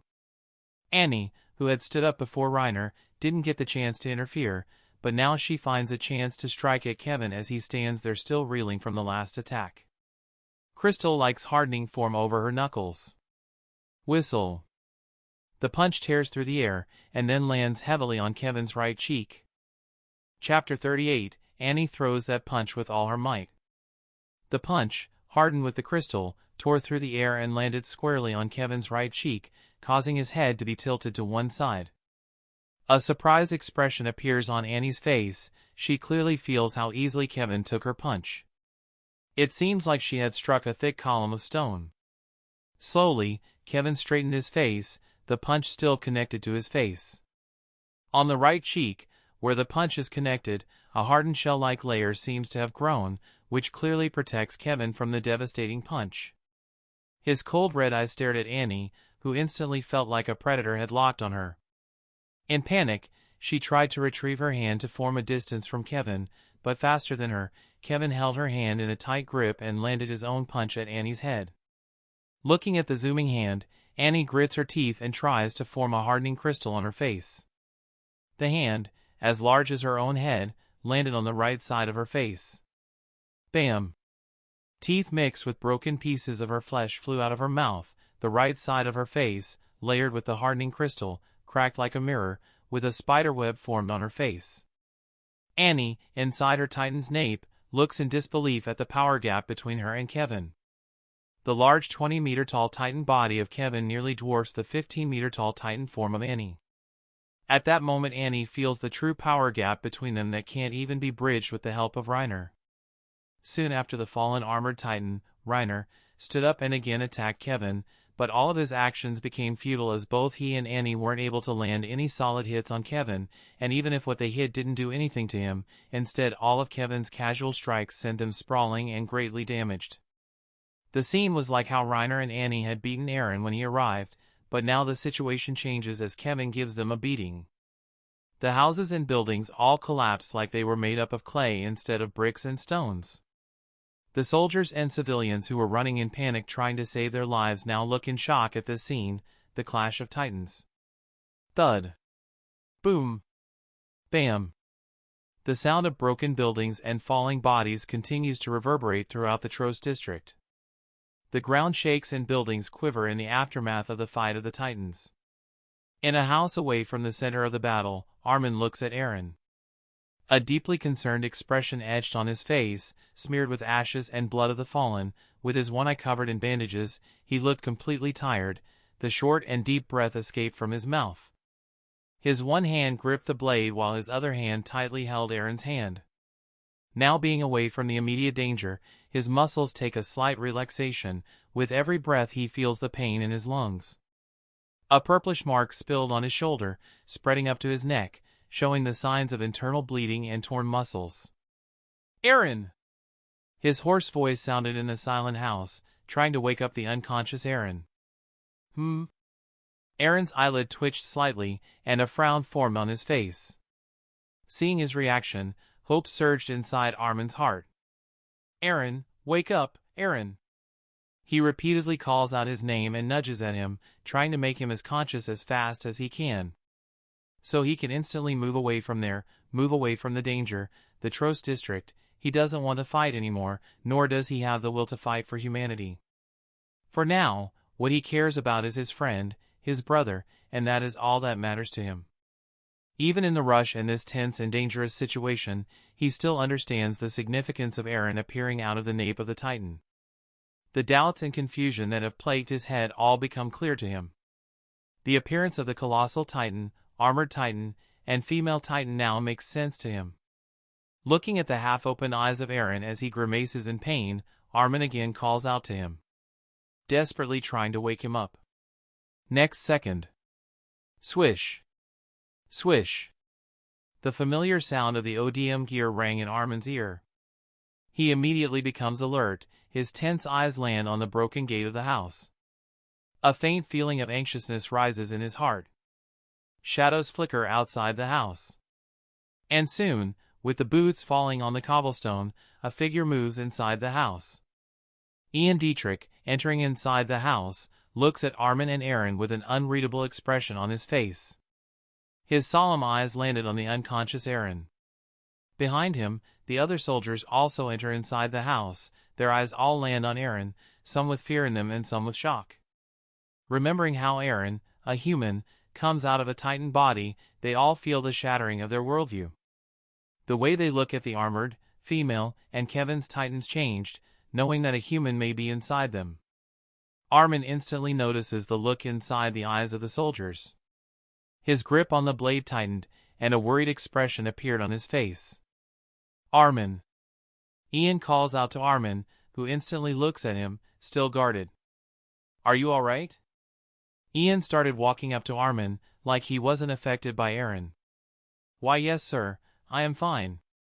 Armen replies, although still guarded, but against Ian, the man who fearlessly charges at the colossal titan, he feels like he can trust this man.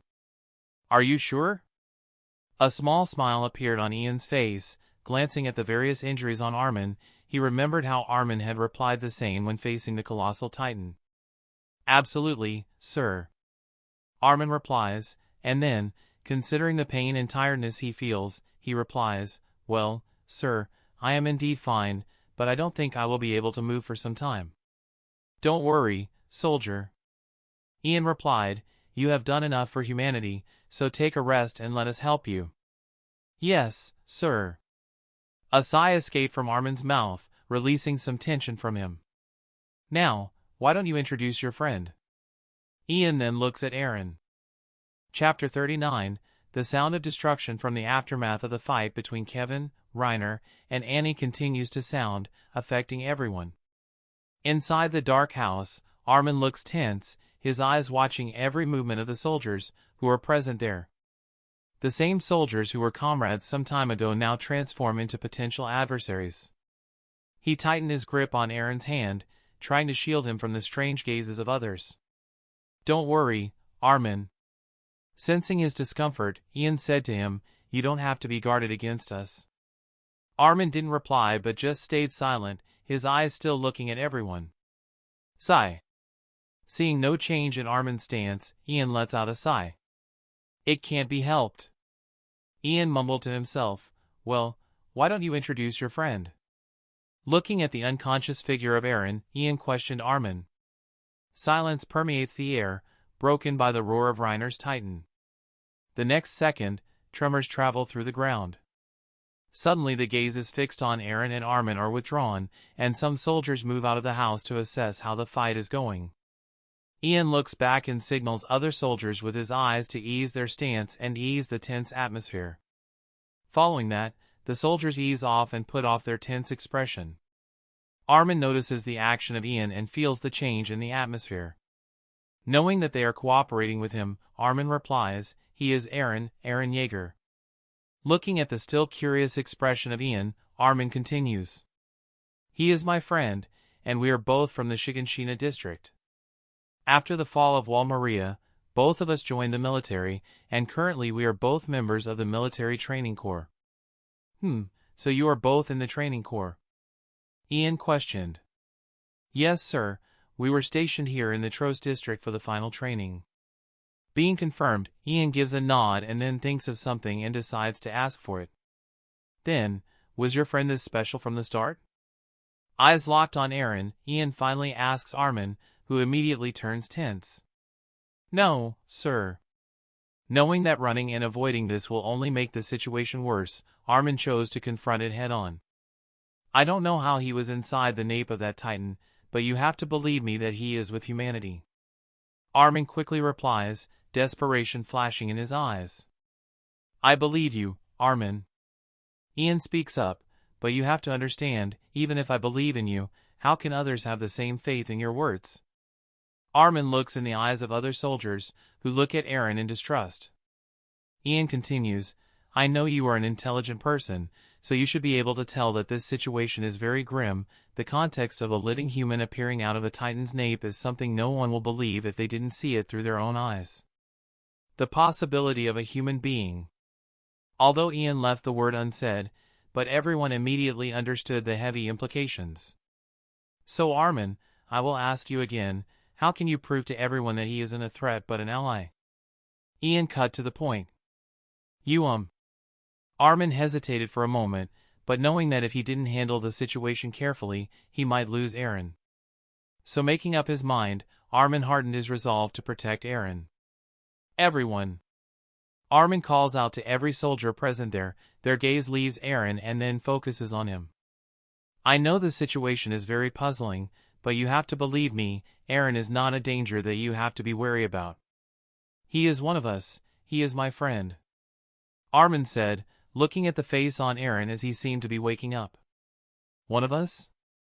One of the soldiers, a middle-aged-looking man, points at Aron, his eyes carrying fear of the unknown and the shattering of his belief.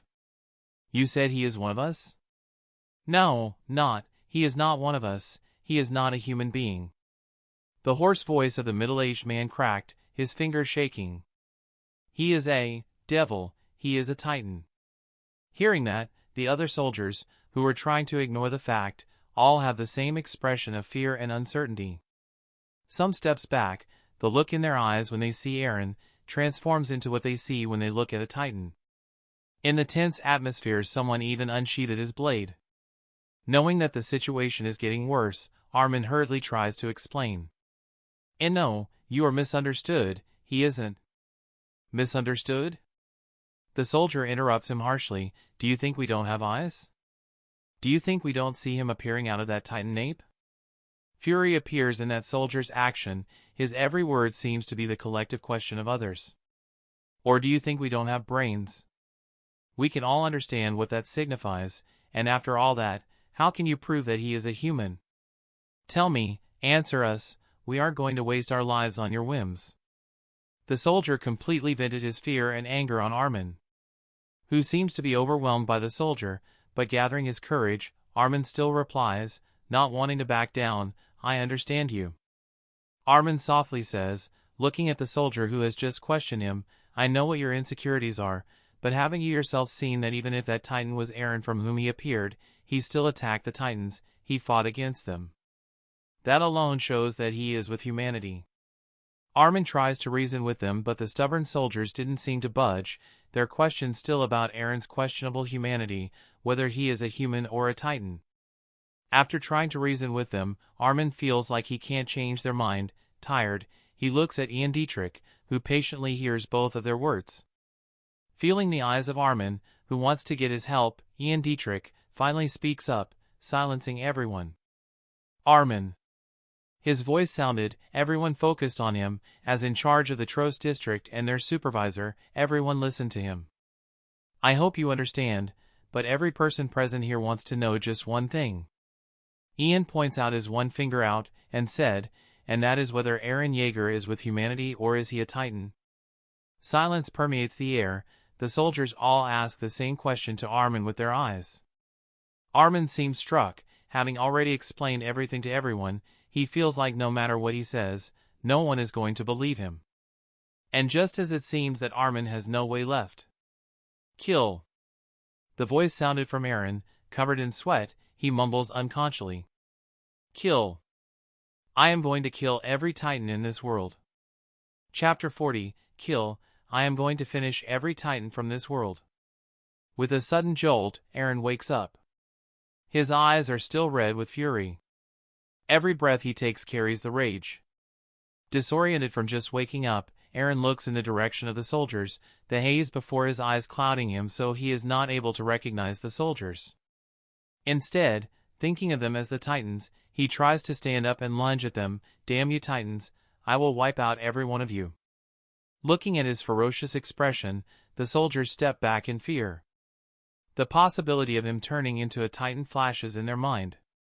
Sweat started to gather on their forehead. But the next second, thud. Aron falls down, his figure sprawled on the ground, still mumbling about killing the titans, wiping them from the earth. Aron!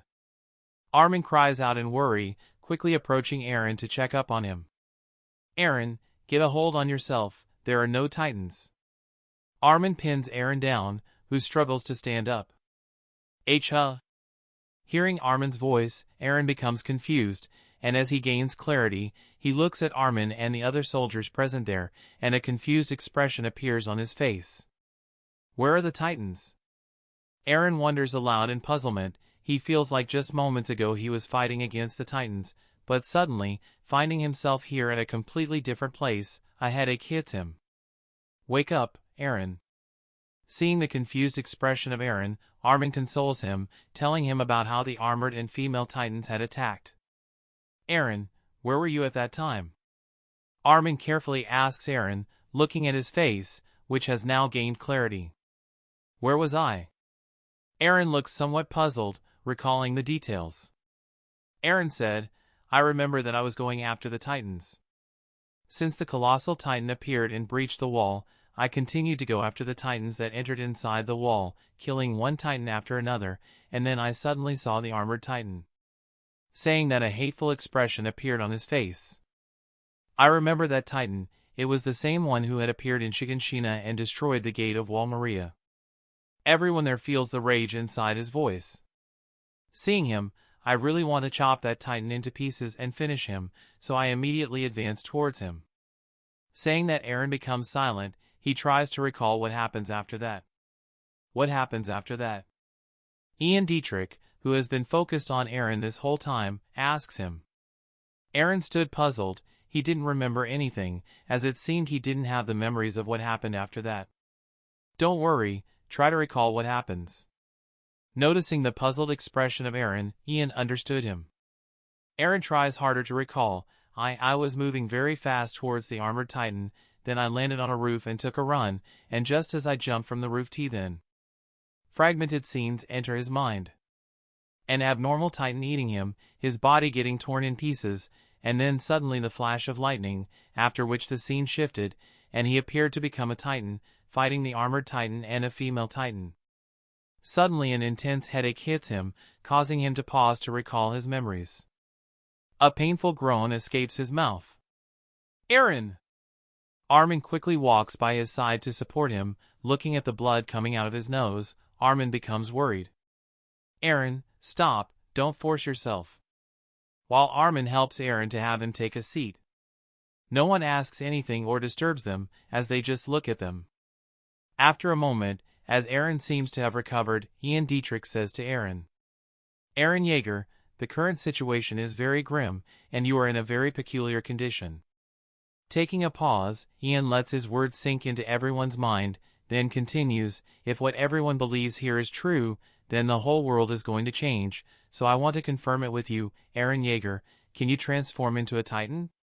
Silence spread throughout the house, with the only sound of Titans clashing from outside. Hearing that, Aron thought about the fragment memories he had seen. He tried to deny them, but an unknown feeling tells him that they are very real. Unable to dismiss the feeling, Aron feels the absurdity and decides to tell the inevitable truth. Yes. A short reply from him, but to others it seems to be never-ending. The heaviness further settles inside their hearts. I can transform into a Titan. Aron said firmly, no fear appearing in his eyes. Good, then, can you control your transformation? Ian's question surprised everyone. Hearing the calmness in his voice, they wondered if their captain didn't understand the significance of the matter. Aron thought for a moment, recalling the feeling when he transformed into the Titan. Yes, I can control my transformation. He replied confidently. Very good, then get ready. If you want to prove yourself, whether you are with humanity or against it, then transform into a Titan, and take down those Titans. The powerful voice of Ian surprised everyone. Aron, Armen, and other soldiers all looked in astonishment at him. The fight isn't over, no one is allowed to take a rest. Gather up, we are going to finish those Titans. The whole of Trost district became the battlefield for Kevin, Reiner, and Annie.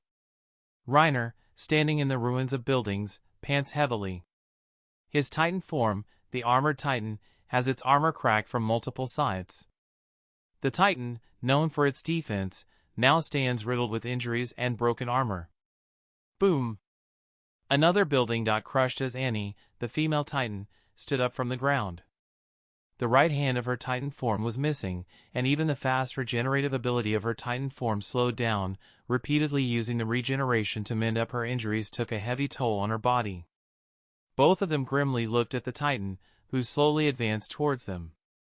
Kevin, in his Titan form, walks completely unscathed. No kind of injury is present on his body, and it seems like even if one more pair of armored and female Titans appeared, even then they would not give him any trouble. In the distance from them, in a safe place, Bertolt looks at the scene. He had been waiting for long, trying to find the best opportunity to strike. After getting defeated by Armen and the soldiers, he had become very cautious. That's why even when Aron arrived first, he didn't take any action and continued to spectate, waiting for the perfect chance to take the action. And now, after waiting for so long, it seems like the opportunity has finally arrived. Bertolt looks in another direction. The figures of Aron, Armen, and other soldiers become visible to him. Looking at their action, it appears that they are preparing to face the Titans. Instantly an idea appears in his mind, and Bertolt moves toward them. Chapter 41. The group of soldiers, Armen, Aron, and Ian Dietrich, stood ready to face the Titans. Although the soldiers give various looks to Aron and even seem guarded against him, still, against the Titans and under the instruction of their captain, they have to stand by his side. Looking at their group, other soldiers who were scattered around started to gather and join them, increasing their number. Among the incoming soldiers, one inconspicuous figure moves towards them. Bertolt Hoover, the holder of the colossal Titan, joins their group with his own purpose. He is not here to fight the Titans. As the person who is behind the destruction of the walls, he isn't here to fight for the people of the walls. His motive behind joining them is that if he alone approaches the Founder Titan, then that would be seen as abnormal, and if the Founder Titan becomes alert, it may run away. But now that he had joined them, he got the reason to advance toward the figure of Kevin, Reiner, and Annie, under the banner of fighting for humanity. And on top of that, with Aron, a Titan shifter, the focus of everyone will be on him, which will give Bertolt the perfect chance to get as close as he can to Kevin, the Founder Titan, and then with one fell swoop attack, he will take down him, completing the mission for which they have arrived here. Just a little more, Reiner and Annie continue to engage him. The victory is within our grasp. Looking at the struggling figures of Reiner and Annie, who are facing Kevin and just barely surviving against him, Bertolt tightened his grip on his ODM gear, desperate to reach there as soon as possible. Ian Dietrich, looking at the newcomers, gives them a brief overview of what they are going to do, telling a made-up story to cover up Aron's transformation. He asks the soldiers who want to advance together with them and tells the soldiers to leave if they want. Hearing that, most of the soldiers agree. Almost no one wants to back down from saving their home, and even if there's a human who can transform into a Titan, that doesn't stop them. So, are you ready? Ian Dietrich asks Aron, who has his eyes fixed on the ongoing battle between the Titans. Yes, I am. Aron replies firmly, his voice having a peculiar calmness to it. That is good. Today the fate of humanity lies upon you, so don't disappoint anyone. Worry not, today we are going to win. Aron speaks with conviction. Win? Ian seems to think of something, looking at the massive figure of Kevin, which radiates intense power. Are you sure you will be able to take down that guy? Something strange shines in Aron's eyes. Looking at Kevin, he said, that guy is clearly troublesome, but with the addition of you guys, taking him down should not be impossible. I hope so too, otherwise the outcome is going to be clearly very ugly. Saying that, Ian Dietrich addressed other soldiers, telling them to be prepared to fight, and explaining his plan. Everyone stood completely ready. Arriving by Aron's side, Ian asks him, so how does the transformation work? How did you turn into a Titan? Hearing that, Aron brings his hand up and says, to transform into a Titan, I need a trigger, mainly an injury. Injury? A slight question mark appears on Ian's face. So, do I need to cut you? Unsheathing his blade, Ian looks at Aron. No need, I can do that myself. Aron suddenly moved ahead. With his ODM gear, he landed on the ground, in an open square. Everyone's eyes follow him, their intense gaze fixed at him, ready to witness the unbelievable transformation of a human into a Titan. Strange light flickers in Aron's eyes, something seems to awaken in them.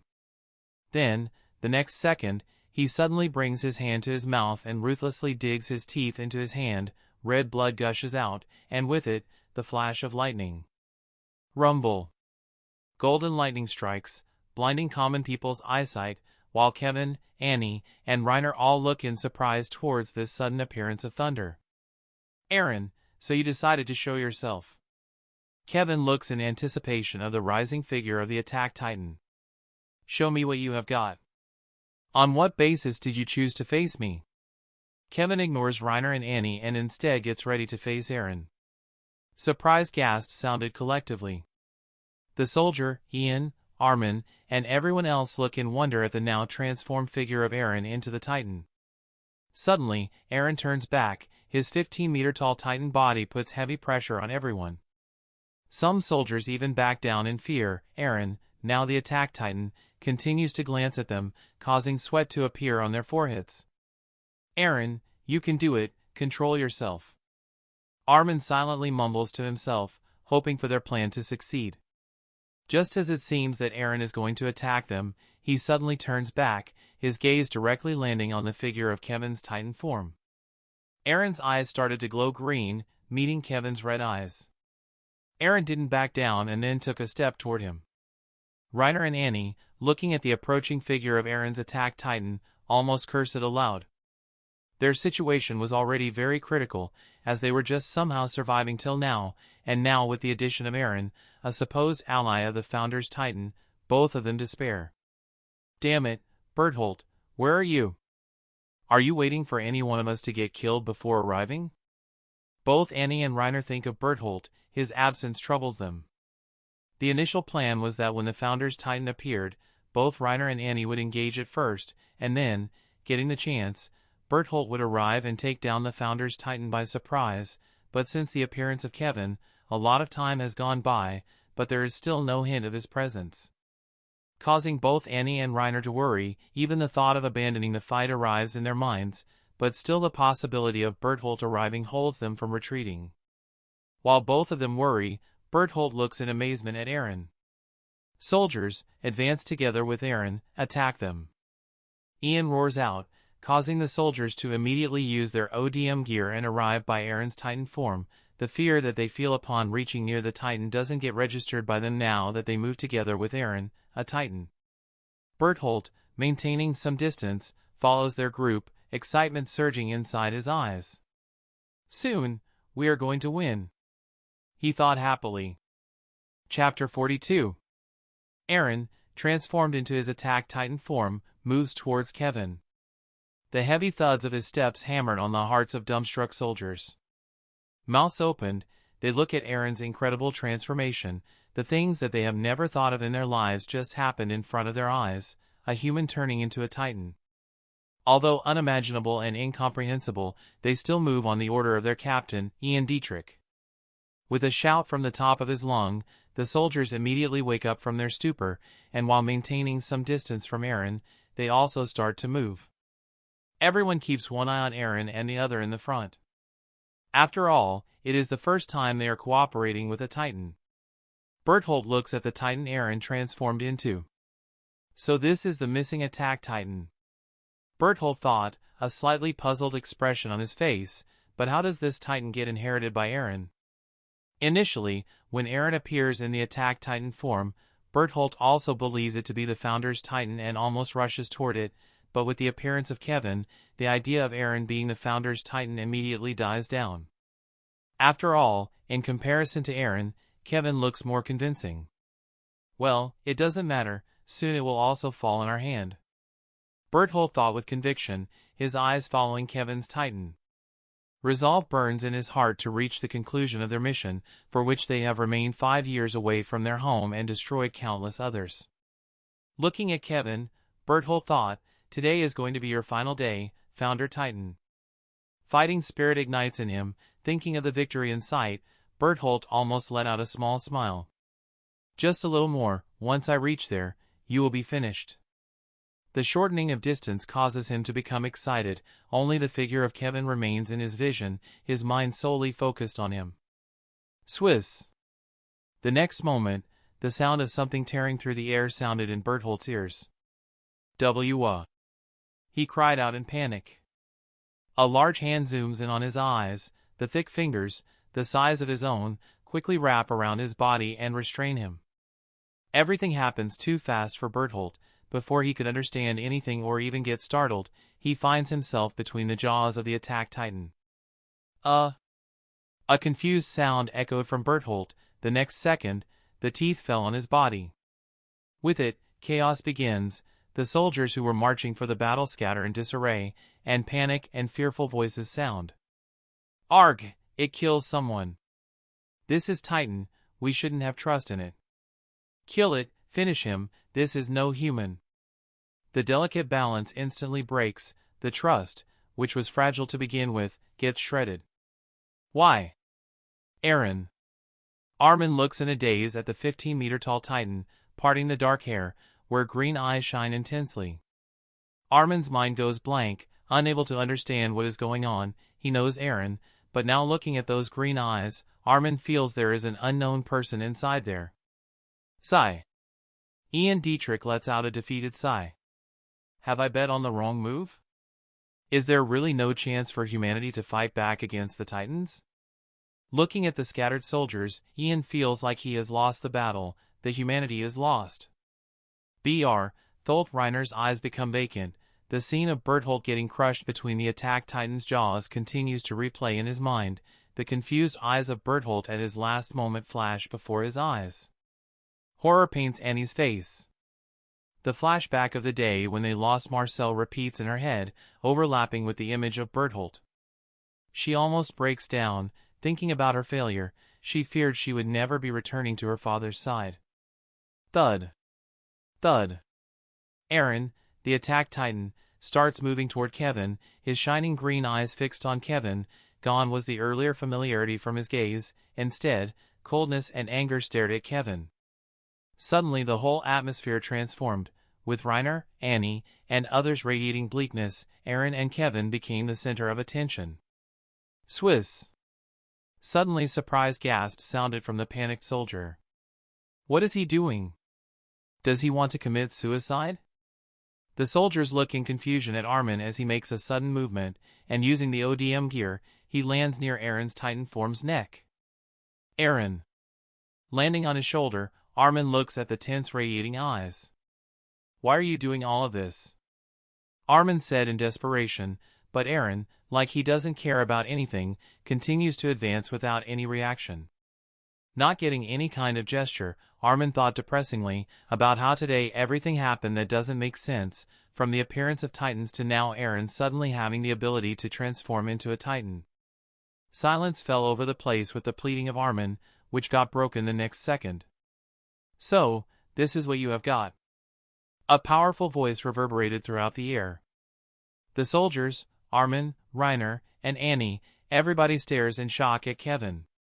It spoke. A soldier tremblingly points his finger at Kevin. A Titan actually spoke. Madness started to creep into their minds. Wide-eyed and open-mouthed, they stare at the ongoing scene with trembling hearts. Hearing Kevin, a 20-meter-tall Titan, speak, everyone stood shocked while Aron continued to advance, like that didn't surprise him. Kevin, in astonishment, looks at Aron, the attacked Titan, who previously looked weak but now radiates coldness and immense power. A small smile crept on Kevin's Titan face, creeping out the soldiers more.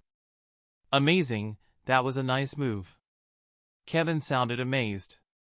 But if you think that with the addition of the colossal Titan, you will be able to stop me, then you are simply being delusional. His words don't affect Aron, but to the soldiers they create further unrest and chaos. Using the ODM gears, some soldiers start to run away from there. Aron, what is going on? Armen, standing on the shoulder, asks Aron in confusion, Tell me, Aron, what is going on? Are you hiding something from us? Hearing the words of Kevin, Armen quickly feels that something different is going on, which Aron is aware of, so he tries asking him, but Aron, in response, brings his hand toward Armen. Looking at the approaching hand, Armen doesn't dodge, instead, he lets Aron grab him. No fear appeared in his eyes, as he knew Aron would never harm him. Picking up Armen, Aron carefully puts him on a house roof. Then, without even glancing at him, he continued. Armen looks lost, standing there, he just gazes in the direction of Aron. Aron. Chapter 43, In the broken and destroyed Trost, wails of people sounded amidst the chaos. Soldiers, who have advanced on their adversaries with hope, now fall back in panic. Their fearful eyes landed on Aron, the attacked Titan. Inside the nape of his Titan form, Aron looks at Kevin with hateful eyes. The hue of green shines intensely in his iris. Memories of the future, of what had already happened, flash in his mind. Gritting his teeth, Aron thought in frustration, from where did this guy come? He shouldn't even exist. Since around 6 months ago, Aron suddenly started gaining strange memories, in which he saw the destruction of their world. Everyone died, Armen, Mikasa, and behind all of this there remained a single figure, and that was this strange titan in front of him. In his memories, he himself warned him continuously, to be precise, the future him. At first he became confused and even thought of himself becoming insane, but as time went on, he started to see the same event happening as in reality, and that was when he started to understand the significance of the memories, after which the memories of the future became very clear, but at that time it was already very late. All the possible futures lead to the same inevitable, and that is this strange titan. Aron didn't understand the motive of this person, but one thing is clear, it is all about survival, in which either he or this strange person will survive. Kevin looks at Aron, completely ignoring Reiner and Annie. He maintains his focus on him. Kevin has thought of different scenarios in which they will meet, but now looking at the shortening distance between him and Aron, Kevin lets out a quiet sigh. The thought of what if the scenario would have been different. Instead of him becoming an adversary of Aron, he would have become his friend, and then this whole scene would have been different. But his fundamentals, the Devourer, and his skill put him at odds with Aron, but even then he may have considered it differently if the time limit of 3 years was not imposed on him. But what can he do? Even now he is in the dark about his possible future. The only path for him is to move forward and only care about his own survival. It doesn't matter even if he has to ruin the world, which he had yearned for, because, after all, in the end what matters is who will win. Aron. Kevin speaks loudly, a hint of warning in his tone. The blood-red eyes look intensely at Aron, into his green eyes. Suddenly, flashes of memories started to pour into Aron's mind. The crumbled walls, deep craters in the ground, images flash one after another. The distorted and broken scenes of 2 titans fighting with each other, then suddenly everything pauses, and a single image hangs before his eyes. Mikasa lies on the ground, surrounded by cold red blood, her lifeless eyes gazing in the void, which seems to directly look at him. Then blank. Anger rises in Aron's heart, his blood starts to boil with hatred. Again the same memories and same scene, letting out the roar of grief, he starts to run at Kevin. Do you want everyone here to die? The question from Kevin abruptly halts Aron. Kevin, looking at Aron, said knowingly, you should understand that in this attack titan form you will never be my opponent, and only by transforming into the colossal titan do you have a chance. His loud voice echoed, stirring the strings of pain in Reiner's and Annie's hearts. And look around, you are surrounded by your friends. Do you really want to vaporize them just for a chance to resist me? Looking at the talking titan, the civilians and the soldiers go into hysteria. Whereas Armen stood with a vacant look, unable to understand what was happening. It seems he did care for them. Kevin thinks, his blood-red eyes staring at Aron, seeing that Aron had stopped after he warned him, a hint of relief appears in his eyes, although he didn't fear facing Aron or anyone, but still the colossal titan is troublesome even for him, and with how close he is towards his goal, there is no need for him to gamble in a risky battle.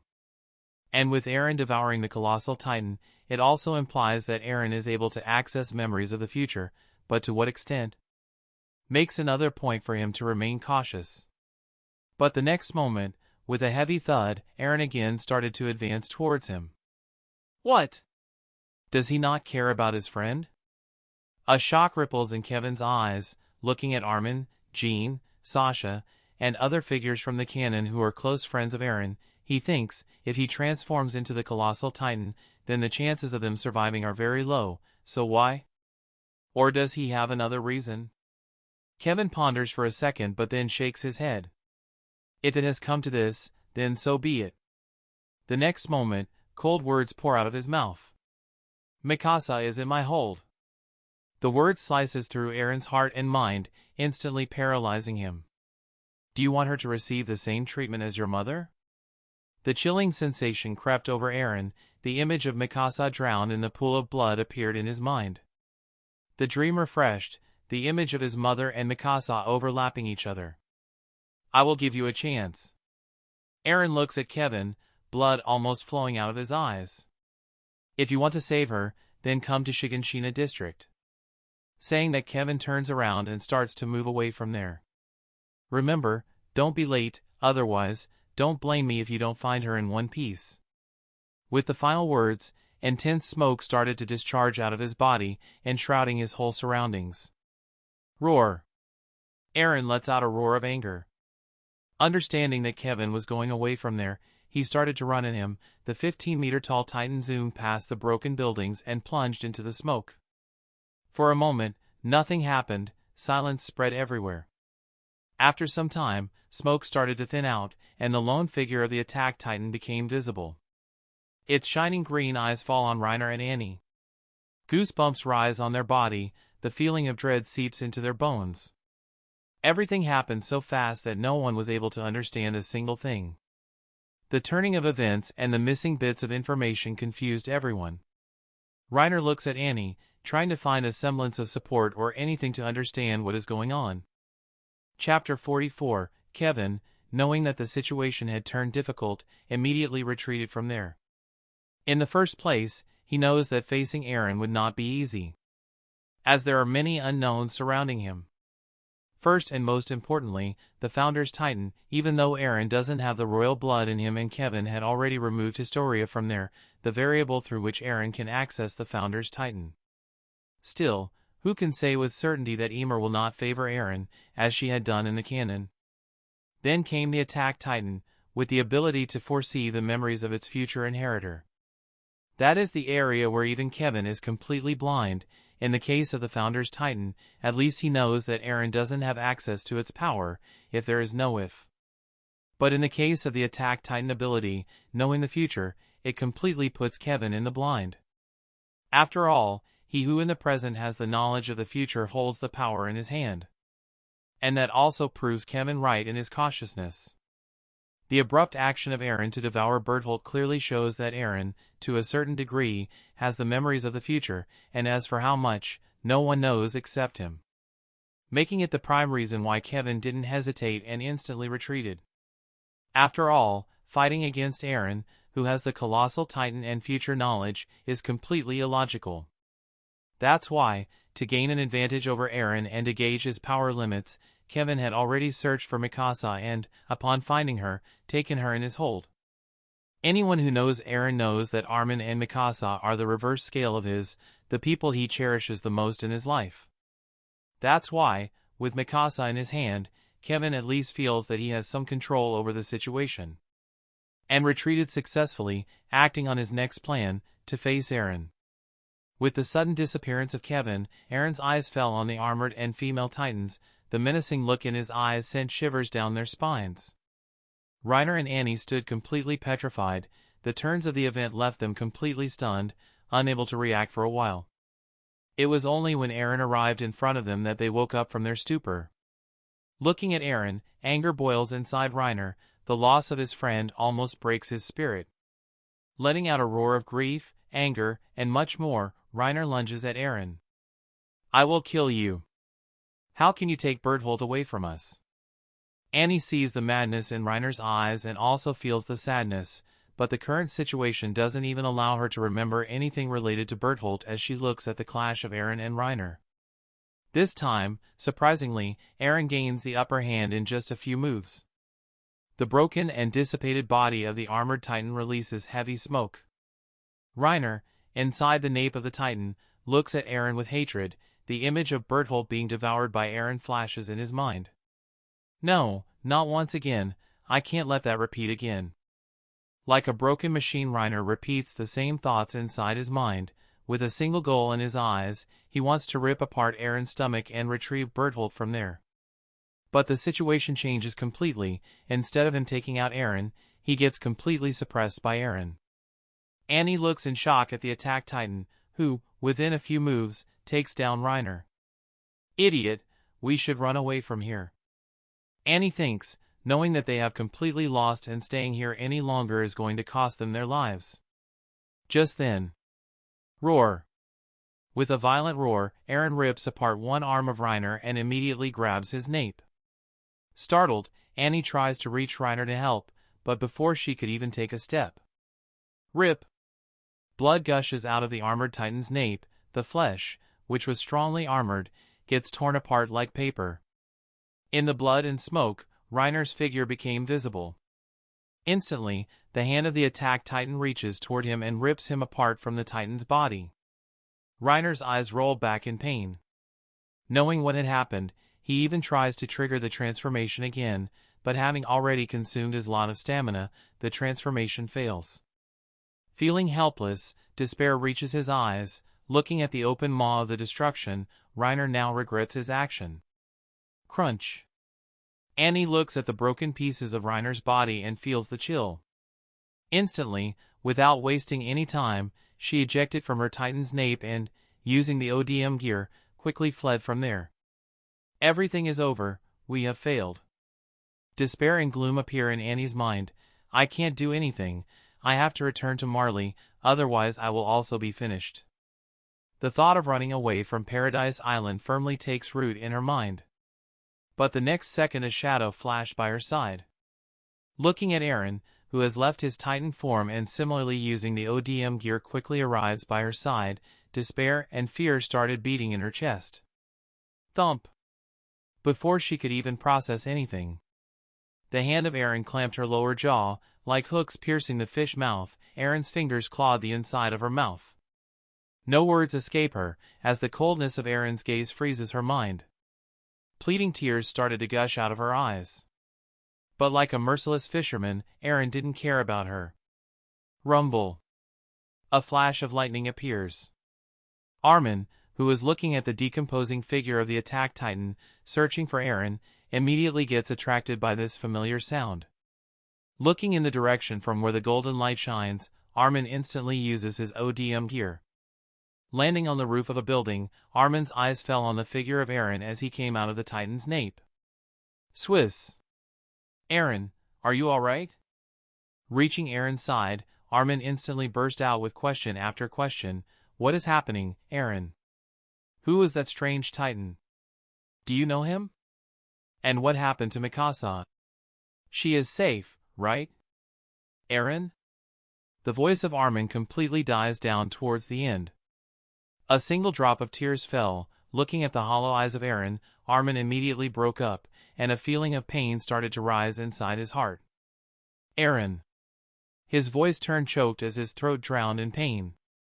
Why aren't you saying anything? Aron continues his silence. Why aren't you sharing anything? Aron, why are you suffering through this alone? Don't you remember our promise? We are going to face everything, together. Saying that, streams of tears started to flow out of Armen's eyes. Armen. The cold voice of Aron sounds in Armen's ear. Armen looks up at Aron, who suddenly hugs him, feeling the coldness and heaviness in him. More tears run down Armen's face. Silence followed for a few seconds. Armen tries to take the torment from Aron, ready to help his friend as he can. Take care, Armen. The next second, Aron breaks free from Armen's hold, who tries to catch him, but the broken and tired body of Armen doesn't have the strength to stop him. Aron! Armen roars out in pain, looking at Aron, who turns his back and starts to move away from there. Armen gives chase, but suddenly darkness starts to consume his vision. The figure of Aron becomes blurry, and then with a thud, he falls down. Aron, who is moving ahead, gives a glance back, looking at the unconscious Armen. He then looks behind at a specific building.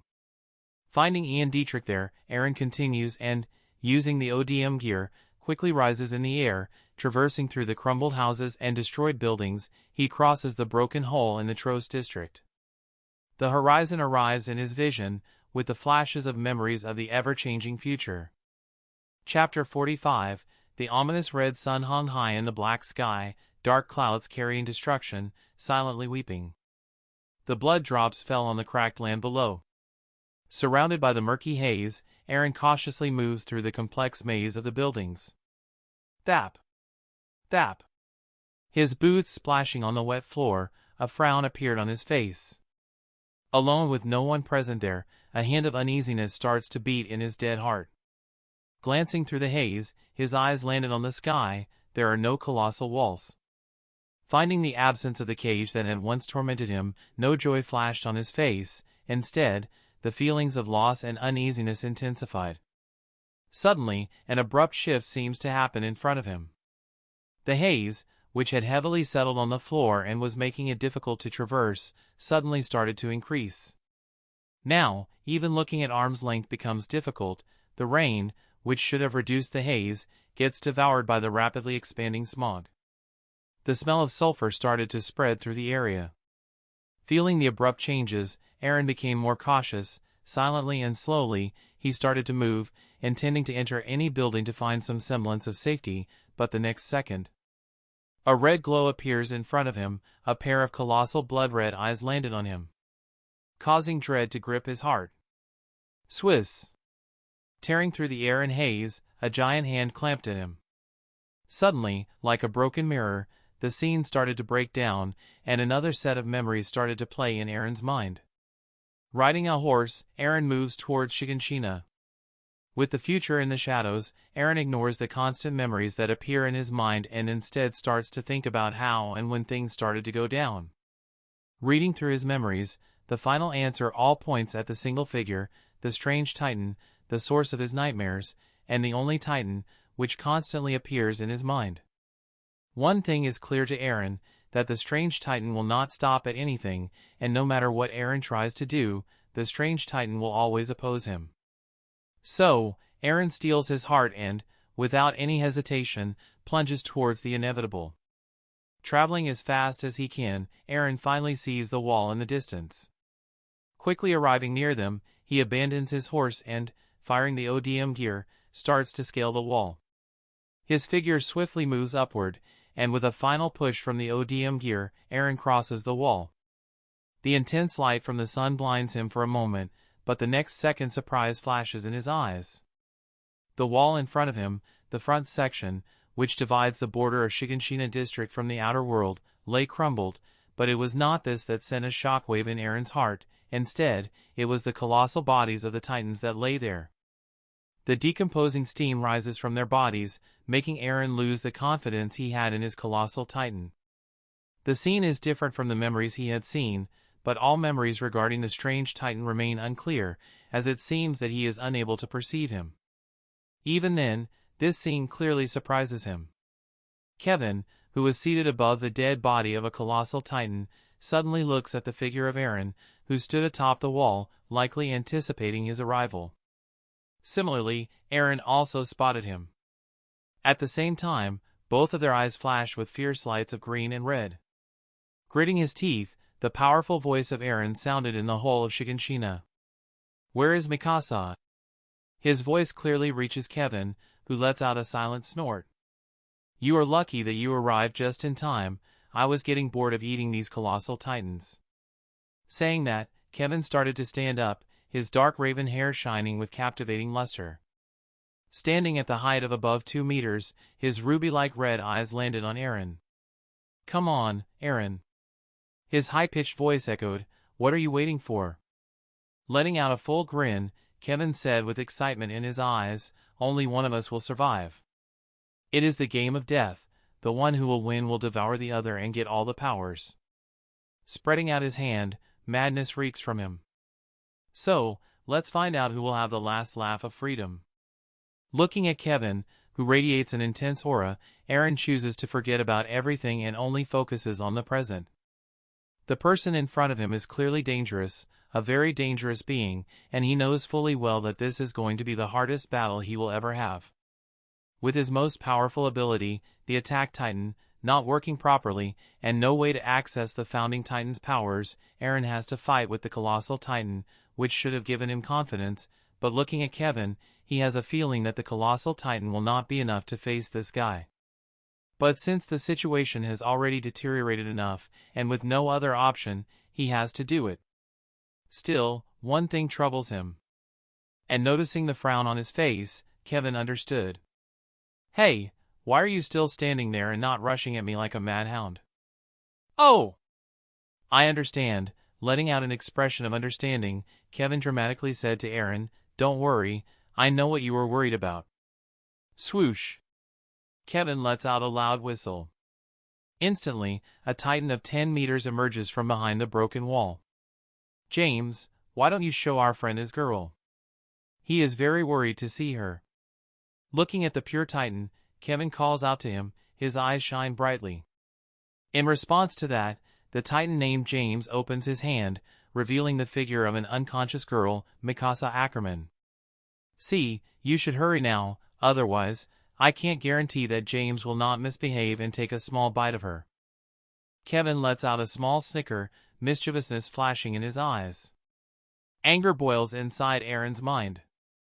Letting out a roar of rage, he instantly fires the ODM gear, pushing out the gas in full force. Aron soars in the sky, his figure rapidly approaching Kevin. That's it. Kevin lets loose his muscles, feeling the infinite power coursing through his being. He relishes for a moment, but thinking about the possible power-up he will get after devouring Aron, the Founder's Titan, he opens his eyes. And started to slowly walk forward. The distance between them continued to shorten. Aron, who is in the sky, suddenly brings his hand to his mouth and fiercely sinks his teeth into his flesh. With the flash of golden lighting, blood, muscles, bones, veins, and organs started to form around him. A shadow started to cast upon Kevin.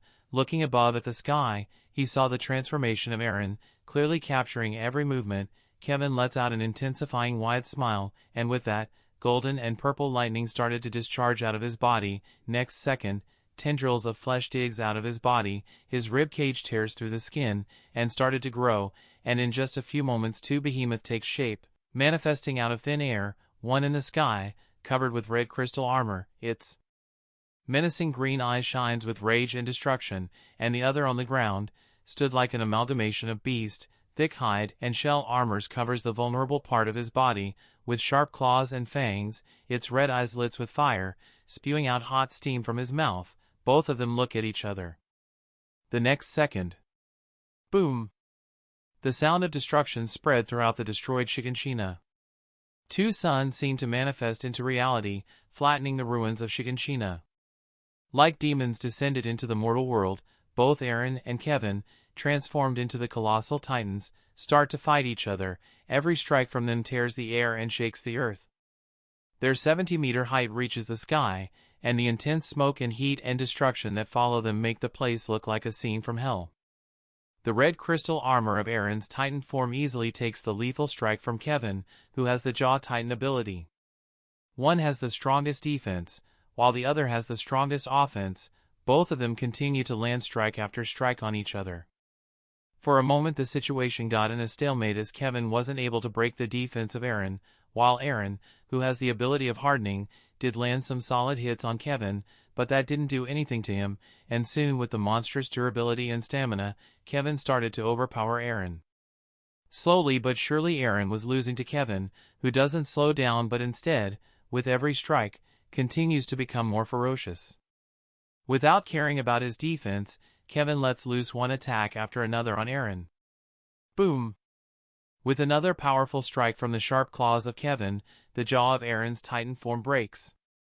Inside the nape of his titan form, Aron feels the loss of strength in his body. The intense heat charred his skin black, but still gritting his teeth, Aron continues to fight. Is that it, Aron? The demonic voice of Kevin echoed in his ear. Kevin looks at Aron, who seems to reach his limit. Disappointment flashes in his eyes. I think you aren't motivated enough, said Kevin.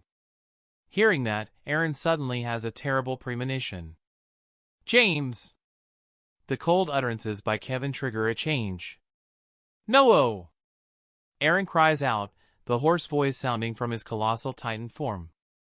Crunch. Looking at the scene that dreads his soul, Aron feels the shattering of his reality. No amount of pain feels similar to the feeling he is having now. The dreams, the nightmares, the darkness consume him. The future he desperately tried to protect continued to shatter in front of him. And with that, the last bit of rationality, humanity, he has completely lost. A sudden change happened in the red crystal armored colossal titan. The blood crystal armor suddenly turns into magma, the red muscles catch the fire, and the titan starts to burn. Kevin, who is standing in front of Aron, feeling the rising intense heat, lets out an excited roar. Surprisingly, changes also started to happen in Kevin's Titan form. Like a demonic beast, his form becomes more animalistic. The claws sharpened, the armored and thick hide grew more vigorously, the size of his limbs became abnormally large, and the most stunning, 2 protrusions appeared on his forehead, from where horns started to slowly grow. The red eyes spewing out fire look at the green eyes that devour the death. The next moment, the demons collide like beasts. Aron, having gone berserk, pounced at Kevin, who in retaliation tries to counter, but the newfound strength of Aron overpowers Kevin. Pushing Kevin to the ground, Aron rides him and madly throws punch after punch at him. Anger and despair cloud his vision, with the only thought of finishing the being in front of him. The heavy crystallized punches landed on Kevin's Titan form. Within just a few punches, the skull caved in and the powerful bones started to shatter. Sensing no response from Kevin, Aron, who has already lost his mind, started to bring his mouth close to Kevin's Titan nape. Like a beast after catching his prey, he tries to break the neck of his helpless prey. Just as Aron was about to sink his teeth into the flesh, sudden lightning struck behind him, and a powerful explosion occurred. From the intense heat, a new colossal Titan started to rise, who quickly attacked Aron, who didn't expect someone to attack from behind. Kevin, who was overpowered by Aron, quickly leaves his Titan body through his leg and again triggers the transformation. With the unexpected move by Kevin, the situation changes. Aron tries to fight back, but having lost his rationality, and with the sudden attack, Kevin overpowers him. And in just a few moments, Aron got completely suppressed, the power-up he got started to lose, and instead the energy it cost started to settle in Aron. With the loss of power in his body, Aron started to regain the clarity, but before he could do anything, Kevin ripped apart the nape of the colossal Titan and exposed Aron. Looking at the red-fired eyes, unwillingness rises in Aron's heart, and not intending to back down, he bites at his hand, but the transformation fails, the transformation into the colossal Titan, and then the berserk state already consumed his power.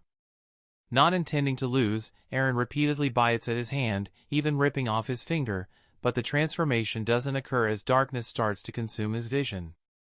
The next moment, Kevin finds that Aron has lost all of his means and quickly pulls Aron out from the nape of the colossal Titan and, without even stopping for a second, directly crushes Aron into his teeth. Suddenly, memories start to pour into his mind with the sudden influx of power that courses through his every fiber.